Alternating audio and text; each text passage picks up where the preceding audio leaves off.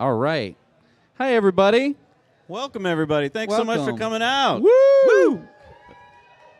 All right, welcome so much to the Cyber After Party. The Cyber Pre-After Party. Yes, this is the pre-after party.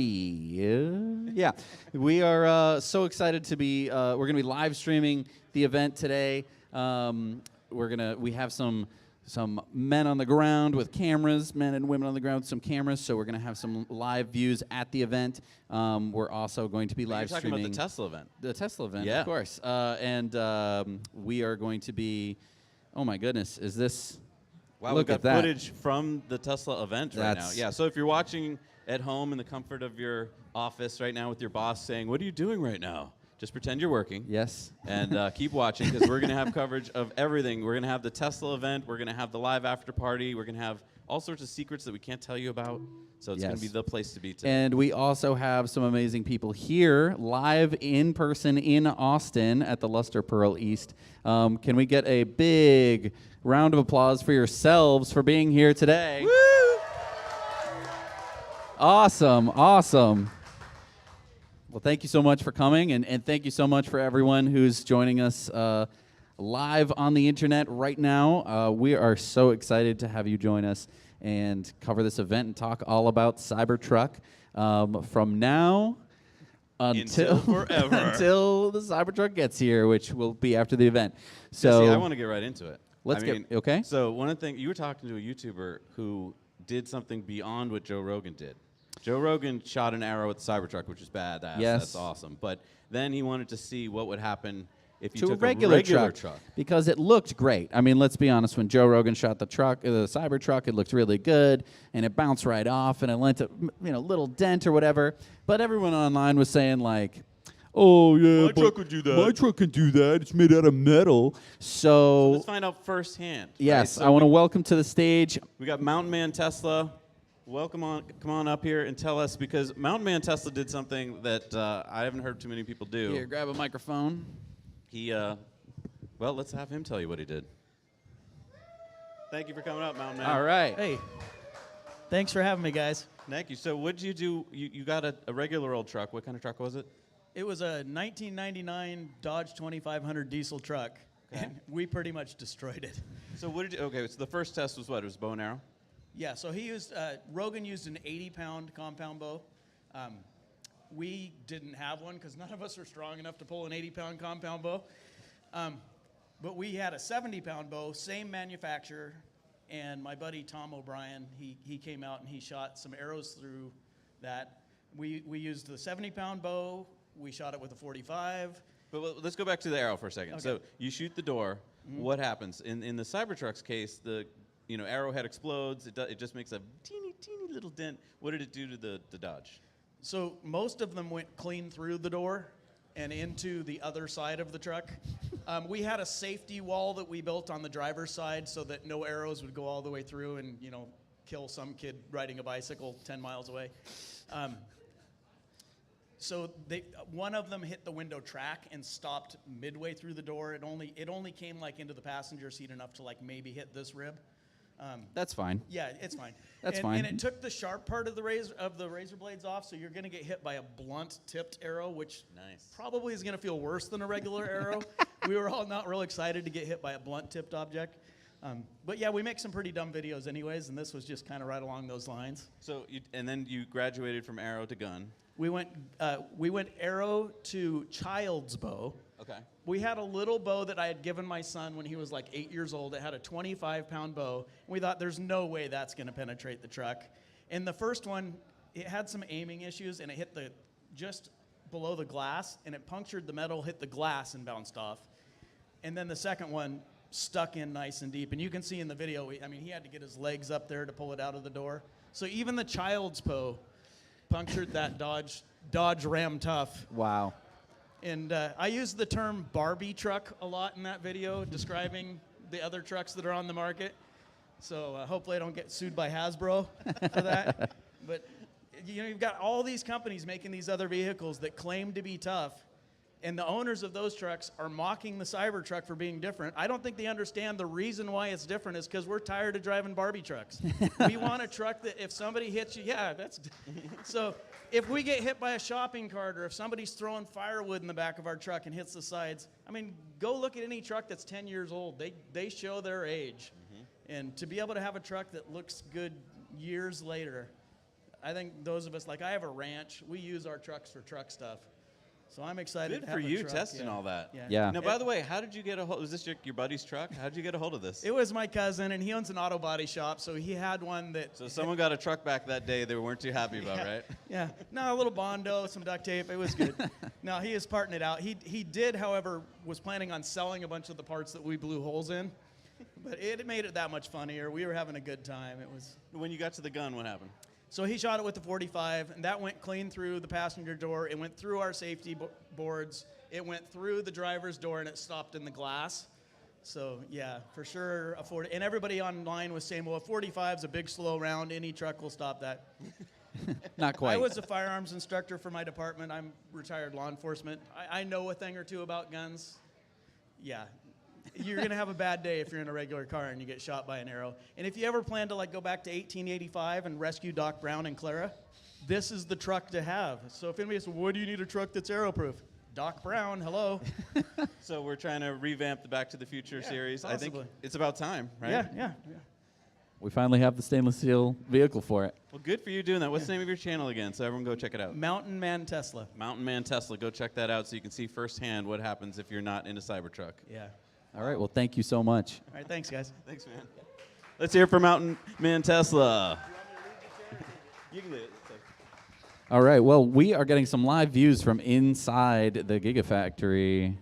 Yeah, we were so lucky to have our, Brian, who's on our crew, got a +1 ticket, so that's great. He's in there filming for us, so we get to see what's going on there. Look at this. It's like we're in the factory, too. I know. This is great. Look, I'm in the factory. We're getting a tour. Oh. This is so exciting. I'm so pleased to be here with all of you today. And Jesse, what do you think the big news is going to be for the Cybertruck? I guess to preface that, do you think this is even going to be a big event like Elon has been saying? I mean, he said this is going to be the biggest product event of 2023. Do you think that is kind of just hyperbolic, or do you think he's actually going to talk about some stuff that we're not ready for? this is the biggest unveiling in a while, especially for Tesla, and so therefore for the world.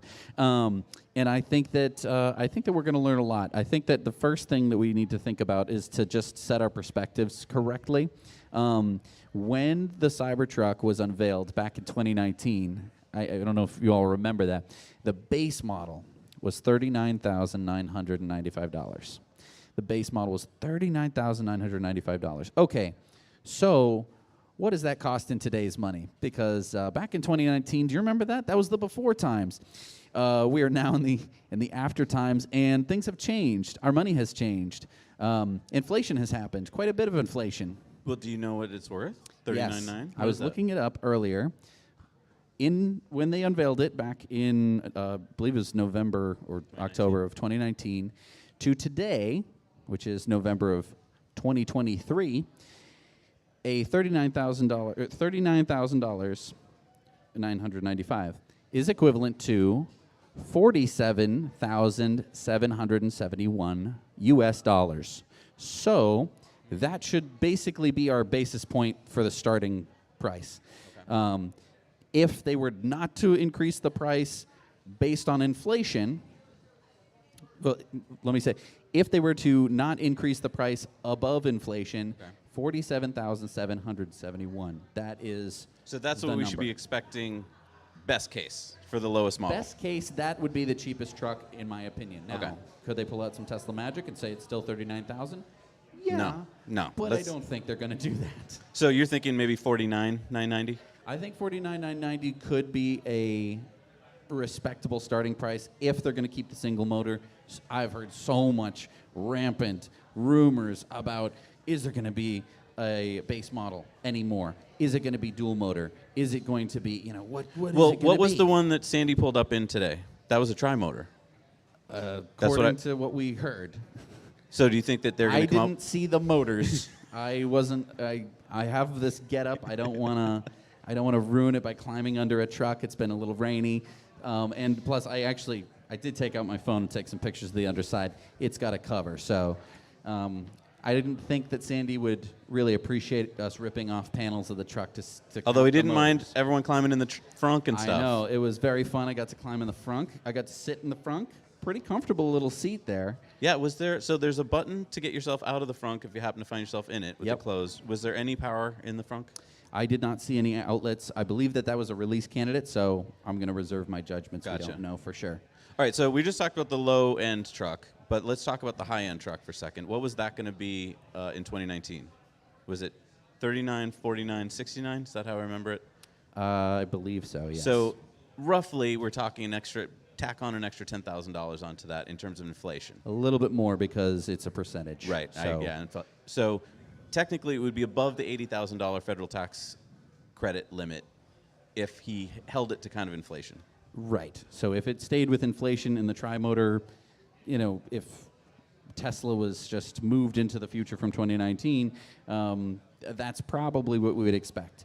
Are they going to stick to that? Of course, we don't know for sure. I but feel like let's there's talk two about it. camps on that right now. I'm going to do show of hands here. So there's the camp that thinks that no way they're going to keep to $80,000, that the high end will be around $100,000 because why not? And then there's the camp that I think I'm in, which is just a hopeful camp, which is like, please keep it under $80,000. So show of hands, who here thinks that it's going to be above $100,000 for the high end Cybertruck? So Okay, I'm getting just a couple, really, not 3, many. 4, 5, 6. Okay. A few more. I wouldn't say a majority. Okay, Okay. now who thinks that it's going to be, what did you say? Yeah, below that, so $80,000. $80,000? Or sub Oh, 80. we're seeing a lot more Okay, hands. so you're on the wishful thinking. Or it's probably with me. somewhere in between. Okay. So That's what we're hoping We got for. a lot of hopeful folks here today. I'm excited. So Elon, if you're listening, that's what too. we would like. Okay, we have spoken. We would like it under 80,000, please. That's what I'm hoping for. Me too. Let's talk about snowplows for a second. I know. So I know we're here in Austin, Texas. Sometimes you get snow, and the reason your whole city falls apart, no offense, is because you don't need snowplows most of the time. We're up from up north where it snows all the time, and we get tons and tons of snow. We just checked out the Cybertruck, and we think we have a hack that we could get a snowplow on there day one. So I want to preface this. I want to give credit where credit's due, but I am bad with names, which is always hard to do credit. We are going to definitely come out with a video where we're going to give him good credit. We met a guy who has put a front plow on his Ford F-150 Lightning, and the way that he did that is very creative, and we have been able to put a snowplow on our Ford F-150 Lightning using the tow hooks. So if you don't know, if you've never seen a pickup truck before, although we're in Austin, Texas, so I imagine you have. Usually you have some nice beefy hooks or loops on the front of the truck, nice down low. And that's for either towing the truck out of mud or being able to tow another vehicle out of mud or whatever. Those hooks are bolted onto the frame of the truck. And if you know anything about a plow, you need to get to the frame of the truck. You can't mount a plow to the front fascia of your truck. It will destroy it. So what we found was, if you take off those hooks on the front of your truck, they have 2 bolts. You then go to Harbor Freight. You go to Harbor Freight. You get 2-inch hitch receiver. You drill 2 holes that will accept those 2 bolts. You put those 2 bolts back in with the hitch receiver. Now you have 2-inch hitch receiver tusks on the front of your truck. Already looks badass. You don't have to do anything more than that. Way It already better looks than good. the tow hooks. You can even, because it's a hitch receiver, you can put hooks back, whatever hooks you want. And what we did was we took a big old heavy steel square tube bar, welded on to things that would be accepted into a hitch receiver, and then we have this huge steel bumper on the front of our truck. And I think that we could do that on the Cybertruck, and then onto that steel bar, you could attach a snowplow. Yes. Or whatever you like. Because I think the Cybertruck has the same problem that the F-150 Lightning has, which is that they had to move the radiator down, and when you move it down, you then block where you normally put the plow. But this kind of hack going through the tow hooks, I think, could be the way. Yep. Because I think it'd be great on day one if you could actually plow with the Cybertruck. Now let's talk about towing. Okay, towing. 11,000 pounds. 11,000 pounds? That's what they said in the showrooms. Okay. So I don't know if that's one particular variant, or if that's all across all variants, because we were told there would be 3 different tow mounts, right? 14,000, I think 10,900, and 7,500. So I don't know if this is across all of them or just one of them. So let's talk about what that means, what 11,000 pounds means for a truck and towing, because I think that a lot of people, they don't get to lift trailers very often with their hands and be like, yep, that's 11,000 pounds. It's hard to look at something and know how much that thing is going to weigh. Are you going to do that now? You're just going to point to trailers and say I'm what they going to point weigh? to that trailer over there. Maybe we can get Let's get a our scale. Steadicam to kind of go walk over to that trailer.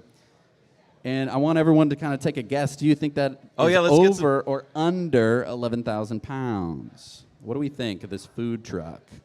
Over or under 11,000 pounds? Okay, we got some unders. I'm getting a lot of unders. We got now, keep in mind there's stuff in the trailer. There's stuff in the trailer. We don't know what's in the trailer. I'm going to think that I'm going to say that I think everyone here is correct. That is going to be under 11,000. I just want to say both the people from Space Campers are saying under, and they know what they're talking about. So I'm going to go with them on this. Yes. So small-ish trailers like that are going to be way under 11,000 pounds. Right. 11,000 pounds is a lot. Well, so to give you some idea, we towed with the Rivian and the Ford. We towed a mini excavator, big diesel mini excavator with a big heavy trailer, and that was 14,000 pounds. Right. So yeah, I think that's way under 11. So in terms of trailers, by the way, are usually full of air because you're supposed to be living in there. And so that air is not typically very heavy. And you don't have to, you can get a pretty decent sized trailer that's going to be under 11,000 pounds. So are you like a Tesla salesman here? You're saying 11,000 is good enough? I think 11,000 is pretty happy? darn good. Once you start getting above that, that's when you start to see like the more beefier trucks, the Ford F-250s and stuff like that are going to be But towing. I do want to push back a little bit here. On the event day in 2019, behind Elon was a screen that showed some stats, and the stat went up to 14,000. It also said the payload would be 3,500. Now we know that the payload, at least on one of the variants, is 2,500. Are you surprised? Is that because they had to add extra batteries, or what? Right. So one possibility is that the extra batteries that they'd have to add to get a range that you'd like would impede with the payload of the truck. That would probably, I mean, it could have to do with the gross vehicle weight. You can't exceed a certain limit without requiring special licensing and stuff like that.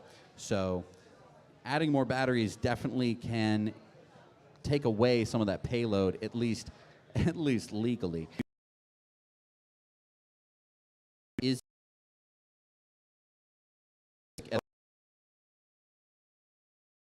That stands for something. Basically, it's the plastic bed. It's something compound. Yeah. Yeah. It's a glass-filled plastic. Yes. And so glass reinforced plastic is typically very strong, but the question is that bed liner simply sitting in a steel bed, or is it kind of picking up some of the weight? That guy could use a Cybertruck right now. Yes, with the rear wheel steering. So you think that this plastic is somehow limiting the payload weight? It's potentially, it could. Maybe they will. Why is it not a stainless steel? It could be bed? that they have a stainless steel variant, which could allow you to have a higher payload. So that kind of leads me to the question about options. Okay. Tesla typically doesn't like options, right? Because the fewer paint colors, the fewer options, the cheaper they can make it. Do you think they're going to have options on this truck? So back in the old days of Tesla, back when you could buy a Model S or Model X and that was it, the Model X, when you configured your Model X, there were something like how many configurations? I think there's like 1,100 possible configurations. Right, and so there were so many different options that you could put on this vehicle to make it really your own, and the colors and all sorts of different little things, one thing or another. Tesla has totally moved away from that, especially with the Model 3 and Model Y. It's like, what do you want the interior color, what do you want the exterior, and what do you want to be kind of the tires. Those are your only real options, or the wheels. And so I feel like Tesla's going to kind of stick to that. It's going to be like, we have certain variants of our vehicles, and maybe you can't change the paint color. True. Maybe you can get the wrap, but that's a completely separate product. I think that. But speaking of options, what about the ramp to get into the back of the bed? Let's talk about. I have the not ramp. seen, and I was looking closely at this release candidate that we saw today, and I didn't see any indication that there was a ramp. Let's just do show of hands. Who thinks we saw a ramp in 2019? We all want a ramp. I know that. How many think there's gonna be a ramp to get into the bed of the Cybertruck? Hands if you think there's gonna be a ramp. I saw 2, 3, Oh no. 4. Oh no. The crowd's usually right. 5, And, 6. All right. it's not a very hopeful crowd. How we're many not. don't think there's gonna be a ramp? Uh-oh. Ooh. I really want the ramp, Jesse. I really wanted the ramp too, and I mean, remember that squat mode where it kind of squatted down, helped you get stuff on and off the trailer. I mean the tailgate. I just don't. Do you think that's going to be an option though? Because it would just be a separate tailgate that they would make, right? It could be. I could see a third-party ramp potentially. Third-party ramp. You never know. If you can pop off the tailgate, which you can do on most trucks, and you do see some fancy third-party tailgates on trucks. It usually just has an American flag stripe or something going down the back of it, but it's not impossible for it to be a ramp. Interesting. If Jehu Garcia is around, I would love to have you come on up because Jehu's got a really cool perspective. He's been driving the Rivian, and I don't know, I was talking to him today when we were looking at the Cybertruck itself, and he wasn't, like all of us, I think, our mouths were open and we were just like, oh, this is the Cybertruck. But he wasn't, and I would love to get his perspective on it because right. he's a big EV guy. So Jehu, if you're around, come on up to the stage. I would love to talk to you about this. Oh, and by the way, I want to thank our sponsors today. Everyone, a big shout out to Lex Art. So awesome that they're here today. We're going to talk about more about what they're doing and why they're here. XPEL. If you look on the street, you're going to see nothing but Teslas, and so many of them are covered with XPEL, so that is so cool. Lighthorse is here, and Henson Shaving is here, and Jesse has some stuff he's going to talk about, although he hasn't shaved lately. Yeah, I haven't shaved. No shave November. November's almost over, dude. Kind of wishing I could, but So thank you to our sponsors. They made this whole thing possible, and the big shout out to Corporate Streams. Everything you see here today is because Noah and his team at Corporate Streams have been working overnight, crazy hours to get this all looking great for us. So thank you so much, Noah. And thank you to the weather, because, I mean, it is still a little overcast, but I was expecting, like, way worse weather. So, I mean, we're from New England. It's I think, 22 degrees where we just came from, and so we're just in T-shirts right now. Yeah. This feels great. yeah. Knock on wood. There's Jehu. Come on up. Hey.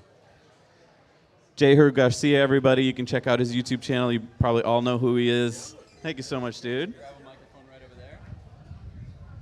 Grabbing the. So, Jehu, we have a fence, so don't worry. You can say whatever you feel. Yes. I feel like you're not the biggest Cybertruck fan. Okay, well, aesthetically, I'm not the biggest fan of the Cybertruck. Oh, wait, by the way, I look like a schmuck with this. What, you don't like the sweeping curves and the... Okay, so when I saw it, I wasn't initially a fan, right? I think things grow on people, and so I think pretty soon it's going to be the norm, and people are going to accept it, right? But I'm talking about you, though. Has Me? it grown on you yet? it's taken a while. I still not 100% on board with that. But of course, I haven't seen the production other than the one that was here earlier. And as you saw, I didn't go up close to it and was like looking at it and Okay, stuff. but so to you, is it like the little intricate things that makes you love it or hate it, or is it just the overall aesthetic? I think it was the overall aesthetic. But like as I was talking to you earlier, it's changed. The original Cybertruck was not the same shape as this one, the production, right? It feels like the original was more of a pyramid, like more pointy, Yes, it was a bit grotesque, I would say. right? You use the word grotesque, folks. Sorry, Jehu man. Garcia, everybody. I know. There's a lot of fans here, but that was just my opinion. Yeah. But it's, there are other renders that I saw on the internet about cyberfying other cars, and I was like, oh my God, like that's amazing. So it's not, I think it was just the dimensions. I think that's what I was, Is I this didn't just like. because you're a Rivian truck owner now? Ooh. And you've fallen in love with that oval No, well, light in the front? Well, The I Baymax. did like the Rivian truck as soon as I saw it. And by the way, I didn't like the Rivian truck. I liked the Rivian SUV. Oh, you like the R1S? Yes, that's what I signed up for. But because they made us buy the truck first, so then we were all got to be the stupid truck, But I'm not really a truck fan, so I think that might be another reason why I'm not a huge fan of the Cybertruck, right? And so, because I have a truck, and then I have the SUV, and like I was telling you before, I'm a bigger fan of the SUV. And I think most people on the street are a fan of the SUV. Well, let me stop you there. So you're not a fan of trucks in general. Like In you're general. more of a van guy, right? Yes. I can say. Minivan. Classic minivans. Classic That's what I do. minivans. Yeah. When we started driving trucks, I found so much use for them. Did you do the same thing? Did you start throwing stuff in the back that you hadn't thought of before? I want to say traditionally I would. I started in the trades. I'm a carpenter by trade. Nice. You know. Oh, really? Carpenters. Oh, okay, yes. So I'm a carpenter by trade. And so, yeah, for many years in my life and a previous life, and this one, I towed around boxes of tools, and I would throw them in like a mini truck and stuff, you know? And so, yeah, I think now I have a company, and we carry big, heavy stuff, and I have thrown big stuff on there in my fancy truck, you know? Yes. You mean you put it in very carefully? Well, yes. No, I have dented, like I've scratched the thing, you know what I mean? Like, so now it looks like there's stuff that's been back Oh, there. so you've dented up your truck? Not dented it, but scratched the liner, you know what I mean? Which, by the way, is not that very hard. That liner's, you know, the truck's not really for work. No, it's for adventures. It's for adventurous people. It's like it's a fancy car that looks like a truck. That's how I would explain it. Because trucks With a don't very do, small bed. with a very small bed. You know, trucks don't do 0 to 60 in 3 seconds, so it's not really a Yeah, truck. can we talk about bed size for a second? So, Okay. I don't want to get too personal, but but bed size on the Rivian, I think, is what, 54 inches, if I remember correctly? Whereas on the Cybertruck, we just learned it's going to be 72, 72. right? So I feel like, yeah, there's a whole bunch of things I tried to put in the Rivian, and then we were like, oh, this doesn't fit without the tailgate down. Well, I or- want to talk about that for a second. The 72 inches, where is that measured to? Is that the biggest dimension or is that the smallest dimension? Because in the back of the Cybertruck, if you've seen it, right at the bed level, goes all the way back. Then it comes to the cab section. There's no mid-gate, sad face. Comes up, but then it kind of angles in, it looks like. So my question is, is the 72 inches just along the bed, which is helpful because if you're moving flat goods like plywood and stuff like that, that's good. But you know, if I want to store like a bike or something tall, is it going to be able to be 72 inches from the bottom to the top? So what dimension is it? Because maybe the bed's even longer. Maybe the bed at the bottom is even longer than it is towards the top. That would be great. I mean, and by the way, why 72 inches? Because if you're trying to put a sheet of plywood, well, that's not 72 inches. It's more like 84 or something like that. right. I mean, you're going to have to put the tailgate down. Right. Yeah. It's mainly because I think if you go for a full 8-foot bed and the crew cab, you're just talking very hard to park. Yes. Well, let's talk about parking. Rivian's Yeah. pretty easy to park. Okay, well, no, I find that, okay, the camera is a God-given, like it's a godsend, right? Like without that camera, I'm terrible at parking. My wife is a lot better than me parking. Like she's just pulls up in there. And obviously she's driven the Rivians more than me. I got the truck only as a, hand-me-down kind of thing. But I find it hard to park that truck, especially in LA. The parking spots are small everywhere you go. And so I think it's borderline. It's not as big as like a F-250 or something. Like those are really hard to park. So yeah, it's doable, but it's not the easiest thing in the world. Going from a smaller Model 3, that's what we used to drive before the Rivians. It's a difference. Like there's quite a bit of difference. What about the rear steering? So on the Cybertruck, there's going to be rear steering. I don't know if that's going to be in all the variants or not, but rear steering seems like it could be a game changer in terms of not only towing, but just, tight turns and all that. Yeah, I have found it.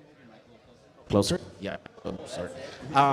Get that bass in there. I have found on the truck that it doesn't turn very tight, and I have had to do this Austin Powers thing back and forth.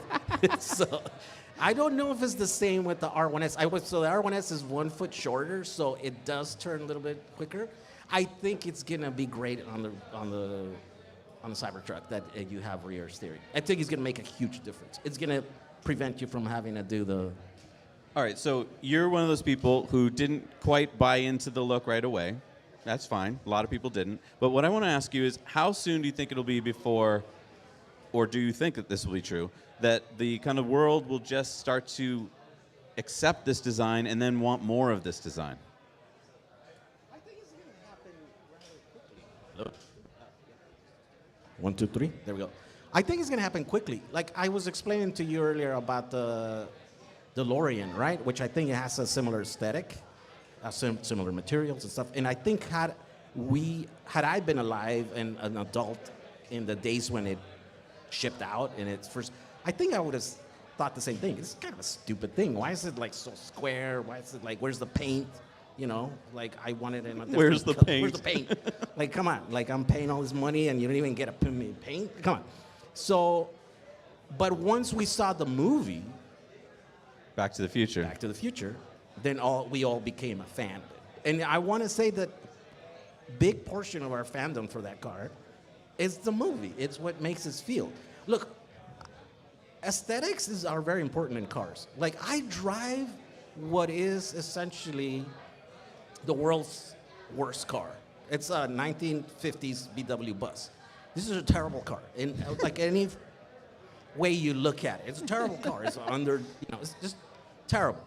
But people love it. But we all love it because it's iconic, because we grew up with it, because aesthetically, it looks like this little round little. Was it in any kind of movies that made that way, or is it There's just all- that it's all just so kinds of beautiful movies. looking? It's just in culture. Yeah, in culture. But I want to push back on the DeLorean, because if the DeLorean wasn't in Back to the Future, and let's say it was I don't know, a Corvette that Marty goes Back to the Future in, do you think everyone's going to remember, oh, that's the Back to the Future car? Or was it really smart of the filmmaker to choose the DeLorean? Because the DeLorean really encapsulated what a time machine car should look like.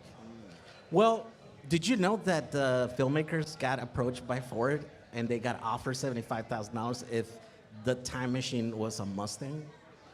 And he said, Oh.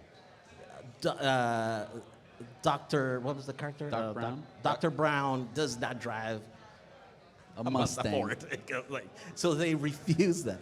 So I want to say that because of the aesthetics, that's why we all agree. Because it's weird. It's supposed to Yeah. be weird. It's supposed to be not a normal car. So do you think if the Cybertruck was in some big movies coming up or something, that would do the trick? Yeah, that would do the trick, I think, for the mass market. Although I don't think it needed. Look, I'm obviously wrong because there's a million reservations. 2.1 million. Oh, two. Now, of course, I will have to say that it's $100, and I mean that's how much we spend on a fancy dinner, you know. And so it's, the commitment is. Are you saying that there's people out there who aren't going to want their truck? You're saying that there's people out there who reserved more than one Cybertruck that they might not buy? I mean, for the same amount of money that it took me to reserve my Rivian, I could have reserved 10 Cybertrucks. So, yes, I want to say that there's going to be quite a bit of few people that are... Okay, because there's a lot of things that have changed, right, since then. The price has gone up. We don't know. Oh, we don't know. We don't know. But the price has increased. Because I don't think... Did we have a price way back in the day? Oh, we didn't. No. Okay, so you're just signing up to just a truck without knowing the price. So Well, now that I mean, it becomes- Elon gave us some prices, but we don't know if they're going to be true. No, we know they're not going to be true, right? Come on. Who are we kidding here? Like, All right, what do you think the prices are going to be? I want to say they're gonna be like similar to Rivian. They're gonna be 80, and then top trims are gonna be 90, 100, Oh, you think starting price 80? 75. Maybe. 75? That's where to I get would in put- under the federal tax credit? Yes. But you think that's the starting, like, rear-wheel drive? Yeah, I would say. Interesting. Is that different than what other people are saying, or I don't know because I don't. We don't know. Okay. I mean, we really don't know. That's what today is all about. I guess I want to ask you in the audience, do you think we're going to actually find out the price today, or is that somehow going to be kept under wraps? Do you think the early delivery people are going to sign an NDA and we're not going to know? No, I thought that's what today is about. I mean, we're hope so. supposed Right, to I mean, find what's out. what's the point of having the event? It's a Yes. secret truck. Although I am surprised, I thought actual customers were going to get trucks today. I thought you were going to get a truck. I would love that. Yes. If you're watching, Tesla. Come on. But as I'm hearing from people, it's just XX, right? So it's just Tesla people? So this is like We don't know. I mean, we heard there's going to be 10 trucks 10 delivered, trucks. right? But again, this could be a big secret, big surprise from Elon. I don't know. Okay, How, so how many of you out there think it's just going to be 10 trucks delivered today? So show of hands if you think it's just going to be 10 trucks delivered. Okay, so Seeing a some few pretty hands. good hands here. Okay, and then how many think it's going to be more than 10 trucks delivered today? Let's do this again and be a little bit more specific. Who thinks that there will be 10 trucks delivered at the event today? It's probably going to be the same number of hands because how could they deliver, All right, now, who thinks that they're going to deliver more than 10 Cybertrucks not at the event? Oh, So you mean at- just across the country? Let's at just a regular old delivery center somewhere in America. Anybody? Not I see many, a couple. just a couple hopefuls like us. So Okay. just the delivery event. Let's talk about tomorrow. What about tomorrow? How many Cybertrucks do you think that we're going to sell more than 10 tomorrow? Or I'm seeing some hands. Yeah, but what would be the advantage from a press point of view if he does it tomorrow? Because tomorrow, the press has already reported on what happened today. It seems No, like... of course. Yeah, no, I'm saying are they going to start actual deliveries to actual people who don't get to go to the event? That's the question that I want to ask. They do have many around the country in showrooms, right? Yes. Right. Okay, and that just started. I mean, Very last recently, week, yeah. Very something like recently. that. And so people are getting their first-hand sight on a truck. That's going to be very powerful. I want to say the only truck I've ever seen before the one this morning, which I didn't inspect very closely, was the one at the Peterson Museum, and that one's rough. Oh, yeah, so talk about the Peterson Museum. So you were saying that you saw something pretty cool there in terms of the evolution of Tesla. Yeah. So the Peterson Museum is in LA and is this, great museum that has automotive history, right? And so they have the bottom floor, which was reserved for the best, displays. Now it's all Tesla, like the entire bottom floor. Isn't it? Yes. The entire bottom floor is Tesla. And it goes all the way from the beginning, from the cars that they started converting they started as gas cars and then, they converted them in-house, all the way now to the latest ones, right? And so you see the whole iteration, you see all the steps. For someone like me who has been a fan of Tesla since the very beginning, it's very powerful because the stuff that was folklore, like stuff that was like, you'd hear the stories of that car when they built it. They went and bought, power tools to take out the batteries, and like it's there. Like the all those stories, like you're like, oh, this is the thing that for years, now it's a decade, right? That you've been listening. If you were a crazy fan, like some of us are, you get to see them right there. And so they also have the Tesla Cybertruck in there, which was a pre-production, as far as I understand, was just a prototype. No, it wasn't a prototype. What do they call Real it? early model, yeah. And it was kind of rough. You can. You mean rough, like body panels and fitment and stuff like that? Yeah, that, and it was. I think it's bigger than the ones that we have today. The corners weren't like 100% together. It was weird. It looked a little prototypey? Yeah, Okay. prototyping. I would say that's what it. And then these ones look a little bit more refined. They do have kind of like round Oh, I see. So when you're shapes. talking refined, you're meaning in some of the design features, like more of the small things that you have an eye the small for. things and the big things, because also, they, like I say, that rooftop thing was the pitches were different. What do you think about the windshield wiper? We saw that today going pretty fast, and first time I've seen it up close actually working. What were your thoughts?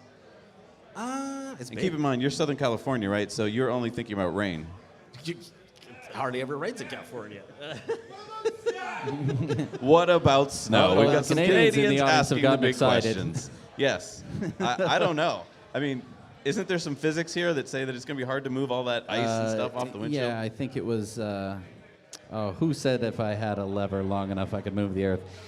This is a pretty long lever, but Yes, it's Archimedes. in the worst way here. It's going to need to be pretty strong in order to move that that ice and snow off of the windshield. But there's one other thing I want to talk about is that normally your windshield wiper starts like this, and it needs to go move all that snow out of the way. And mine usually makes it to about there, and then it goes back down because I should have cleaned my windshield. The Cybertruck windshield's like this, and the glass goes.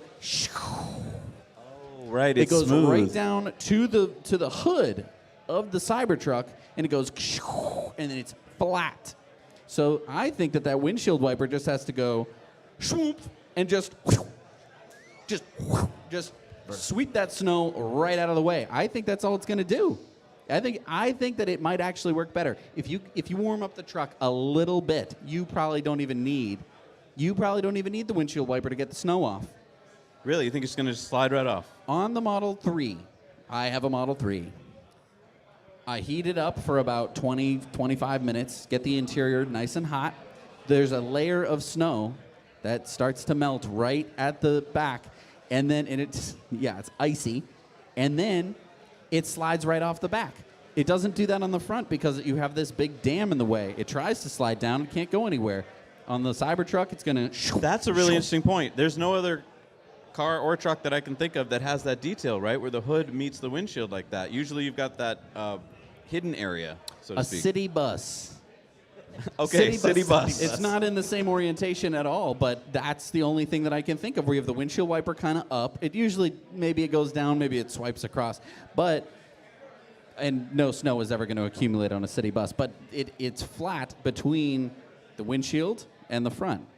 It's just in this case, we're tilting it back. Well, and it's going to have to be really strong motor because it's a giant windshield wiper. And it was has moving dual fast. blades, right? We know that it has dual blades. I read that somewhere. It's one blade. Yeah, dual. Oh, it's dual blade in the single track? Yeah. Oh, interesting. Yeah, I don't know. I think I read that online somewhere last week or something. So someone confirmed. I guess they went and picked it up and they're like, oh, this. It would. Did you learn that on the internet? On the internet, yes. Which apparently not everything on the internet is true. I learned the hard way. But yeah, I think it's going to have to be a really strong motor because it's a giant one and it has to cover that whole thing. And I guess, we're from California. We forget that there's actually like cold weather. Look at me. I'm with my jacket over here. You're like in your come on. Like, So I It's want to 70 take degrees just out. a quick second to take a look behind us, and I think on the live stream we're going to just play this video all by itself. We're getting some live views from inside the Gigafactory. We're seeing a Cybertruck up on a lift, which is pretty cool. Lots of cyber lighting and everything. Couple of them. So what is that telling us? Look at the wheel on that thing. Man, let me get out of the way. Look at the wheel. Look at that distance. Now, of course, this is up on a jack, so there's no suspension.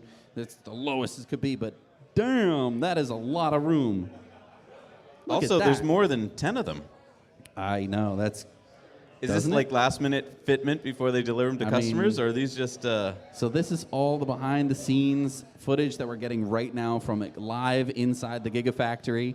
And it's a little choppy because it has to go through the building and then somehow And get through to some us. Cybertrucks. Yeah, and some Cybertrucks probably getting in the way, interfering. That's great. I love getting footage from live at the event. That's really awesome. Yeah, so that's by really the way, exciting. earlier we saw Sandy Monroe show up in one, right? Yeah, Is that Sandy Monroe was here with the Cybertruck. Yep. Which is crazy. And we got to see like a Neo version, like what we have in our Rivians. Yeah, I think it was. I think when you get out, right, it was doing a kneel, wasn't it? Well, no, he got out and it was really high, like really, really high. And then we lowered it. As he jumped in to leave, then it lowered, and it was like, oh. Yep. Of course, I like lower cars. I like the look of lower cars, and so it went, and it was like, oh my God, this is gonna be amazing. Like, That is a really good point. I mean, having the air suspension like we do on the Rivians is just a nice feeture because you can put it into so many different modes. Though, on the Rivian? What's wrong with that? I'll tell you what's wrong with it. It goes. it does do that. It does it in steps, and does do that, and yeah. the brakes go. Oh, not mine. Not ours. That might be a thing that. Is that an early model? Uh-oh. I have an model early review. model. I have a less than 1,000, and then I have a 5,000, almost 6,000. Oh, okay, yeah. Yeah. So But yours I doesn't don't. do that, It huh? doesn't go up and down. It's. it does do that sometimes, and the Cybertruck seemed to be going down straight. Now we've only seen one single instance of that, and I was paying attention. And I I've was seen a couple videos where it's gone, like, yeah, which is cool. that's what we want.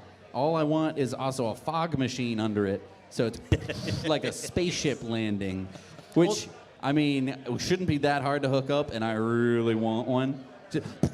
Yeah. You know, and then I get out with my green suit on, and I'm bing, bing, bing. You know. Well, I'm I a do want to alien. mention that Sandy Monroe was here earlier in a Cybertruck, and he will be here later, I believe. Yes. So stay tuned because Sandy should be coming back from the event with the Cybertruck, and we should be able to get a close look at that. And thank you so much to Sandy for joining us tonight. We're gonna have a commercial break pretty soon, so I just want to have everyone aware of that. I'm gonna be able to go get a drink and refresh myself. But it's so lovely to see everybody here. I want to say hi.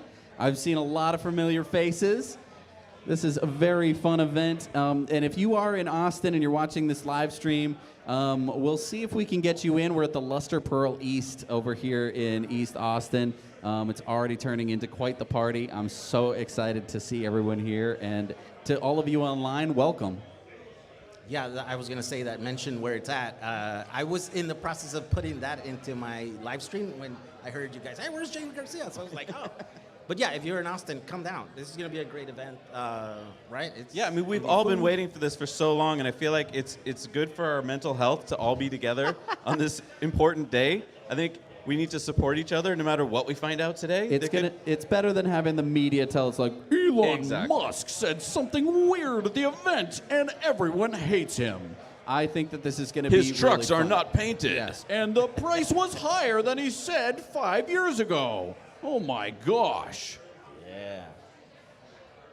Yeah, so thank you everybody who's joining us online. We're going to be here all night. We're going to be live streaming Tesla's live stream, so you're not going to miss anything. And we have behind the scenes footage. I mean, we've got people at the event sending us cool stuff that you're probably not going to see on their live stream. So. And if you're wondering, hey, this isn't my YouTuber. What are they doing on my YouTuber's YouTube page live streaming? We are all live streaming together at this big event. So we're going to be kind of emceeing. You will definitely see your YouTuber that you follow and are subscribed to here. So don't worry. We're Zac and Jesse from the Now You Know channel. If you haven't seen us before, and we're going to be covering the whole channel. event. Yeah, so all your favorite YouTubers are going to be here today. Sandy Monroe's going to be here, and a bunch of people we can't even talk about are going to be here. Ooh. Yeah. All right. I've been told I cannot tell anyone that. Ooh. Okay. Okay. Some surprises coming up. Yeah. All right. Well, as soon as I get confirmation that we're going to go to commercial, we're going to go to commercial, and I'm going to get a water. But it is so great to be here and talking about Cybertruck and everything Tesla. Yeah, and you can see I'm wearing boots today. It's the first time I've Whoa. gotten my cowboy boots on. Fancy, fancy. I figured this was if there was ever going to be a time for a Yankee to wear cowboy boots, Yeah. today was the day. I didn't want to do any cultural appropriation, so I went with a more Yankee boot. But I did go for the cowboy hat. Why The not? cowboy hat. When And in while we Rome. were picking this out, Jesse found this hat for me. It says Beast Mode it says on it. beast mode on it. How 'Cause about that? I don't know if you've heard this, but Cybertruck is supposed to have a Beast Mode. I've heard that. Yes. What does that mean, though? Elon said, 0 to 60 in under 3 seconds? For a pickup truck. For a pickup. Yeah. I mean, You're used to now- the Rivian now, right? Yes. I mean, we can go 0 to 60 in 3.2, I believe it is. We have at the moment we have the fastest production pickup Yeah. trucks, right? Oh, I mean, I want to say I could do it 3 seconds because I have the. Do you guys have the street tires or do you have the? No, we have we've the got the big. off-road. So you can do 3 seconds. Yes. So that does make a difference because because we have both now in the bigger tires, smaller wheels. That's going to be It's one of the not as first things fast. we need to do, right? Is pit a Cybertruck against the Rivian to see which is the fastest production pickup truck. But the Beast Mode should be the one that has 3 motors. No, tri-motor. Well, Tri-motor, yeah. So I mean, track mode is only for plaid, right? Yeah. So are we going and for Model 3 Performance? You can't do it with the dual motor Model 3 or Y. You can only get track mode for special cars. So will beast mode be similar? I don't know. Maybe only on the tri-motor. Although I want to say that if it's a tri-motor, well, but it's a bigger chassis, so that's why. So you were talking about the same thing that's on a, what's top of the line Model S? Plaid, right? Sure. But it's bigger battery, so that means they can push more power, because I think the limiting factor there is the battery, because, you know, you're talking about thousands Oh, that's of amps. interesting. Okay. I mean, I think so, right? I'm not an expert in the Plaids, but... You are an expert at batteries, my friend. Well, I do know quite a bit about batteries, but that means that they probably could squeeze more than 1,000 horsepower off of a tri-motor, and so that would mean, but of course, the bigger chassis, so maybe that's why we're getting 3 seconds instead of right, it might be heavier, right. 2.9 or what is whatever the Plaid is. Yeah, He just said sub 3, so I don't know. sub 3. Sub 3 is good. Sub 3 is good. Sub and it 3 is might take good that for a much. truck, for a pickup truck. Yes. So Make let's sure you tie down everything in the back really well before you launch. Yeah. You close the vault. Close the vault. Yes. Yeah, Oh, yeah, speaking of which, did your Rivian tonneau cover break? Not yet. Do you use it a lot? I don't use it a lot. It does tends to get a little bit stuck.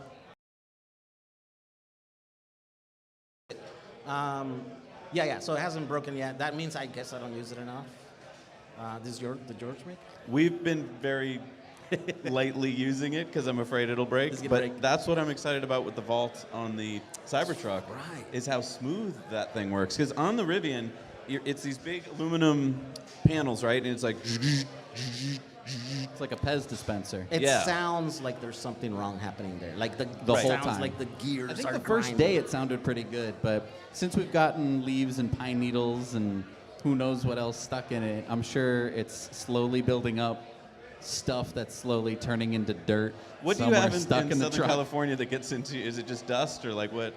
Dust and leaves, right? Like I know that like in our cars, like if we leave it park outside in my office, for example, there's trees outside and you get them in there. And so you get to see them in the seals of your doors and your hood and on the trunk. And I had to pull some off of that before. It's like, oh, don't let that go in there because it's going to mess it up, right?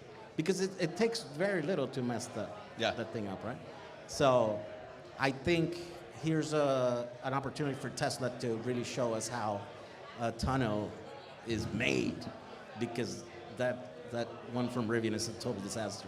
The other thing is the side bed rails on the Rivian are so low. I think it's like 18 inches or something, 16 inches. So when you put stuff in there, it's got to be very small, or else you can't close the tonneau cover. With the Cybertruck having this kind of triangular bed, I wonder if you'll be able to fit cooler stuff in the back, like more stuff. More stuff. More stuff. The only thing is it's in an angle though, so it's like you can fit stuff on the very end, but maybe not at the back end. Right, because is the tunnel an angle? Yeah. It's at an angle. I can't believe nobody jumped on top of that thing. It was here If for a you had good. been here an extra minute, I think people would have. Yes. It was good. It was We here did for 20 see minutes. the Prime Minister of Thailand hop up on there. That's right. He's a What spry a chicken. badass I know. dude. He just jumped right up on top of the tonneau cover, along with Lars from the Tesla team. Yeah, so I mean, 2 grown men on the back of the truck. That's serious. I wonder, I mean, we haven't really even talked about this, storing stuff on top of the vault, right? Because you have this truck, and what is it going to look like if you not only have stuff in the bed, but then you start strapping stuff to the top of the vault? You need somewhere to tie it down, which I agree we don't have, but a little welding, and you have something to tie it down with. Yeah. Are we gonna have, like in the Rivians, have a way to put bars across? Is this going to be the new version of a dude, driving down the road with the 1 2x4 in the back of the pickup truck, just rattling around? Yeah. Mm-hmm. Yeah, what about third-party stuff for the bed? Well, so I want to talk about maybe just third-party stuff in general. Most trucks that you buy come with several layers of paint on them, and it is highly encouraged that you do not remove the paint. It's not encouraged, it's just your truck suddenly doesn't look like blue or green. The Cybertruck is going to be stainless steel. which means that you can weld directly to it, which kind of opens the door for a lot of stuff. But it's not typical stainless steel. It's not typical stainless Okay. steel. It's 3 millimeter thick, hardened stainless steel. Very hard. Bulletproof stainless steel. So there's another thing that you can do, which is that you could drill a hole through it. No. And you could mount stuff to it, because on a normal truck, the only stuff that you could mount to the actual skin of the truck is just, little stuff. Like and flares and stuff. Normally it's just stuff that you'd glue on. On the Cybertruck, you put a couple of holes, you can mount a plate to it with bolts. Now, I don't know what's behind the skin. Well, you can do rivet nuts. You can So do rivets. Stick it in That's there, true. And then, yeah. So you could actually rivet stuff to the truck, because the skin is now strong enough to where it's not going to bend or buckle or punch out. You're going to be able to, I think, customize your truck in that way, where it's going to have that strength. So not only could you weld it, but you could also rivet to it. I'm not going to name names, but there was someone in the crowd who tried to bend the metal on the Cybertruck, and it would not bend. Yes, I heard that conversation. I was like, you trying to bend it? I was Right. thinking in my head, come on. This is a very serious thing, and no trucks have been built like this, I think, ever. But kind of back in the day, right? If you think about the old, I'm thinking of the Waltons. Has anyone seen the Waltons before? Waltons? Yeah. I'm going to We're get all a young copyright here. strike. You'd have this truck with this big wooden thing on the back, right? Because you could customize trucks to make them however you wanted them. Unlike today, where you go to the dealership and you say, I want the blue one, right? You could just make something and put it on the back. I think the Cybertruck is going to open the door to people welding and riveting stuff onto their trucks, whereas normally you'd have to have steel bar that's attached somewhere else to the truck. It's attached rigidly somewhere.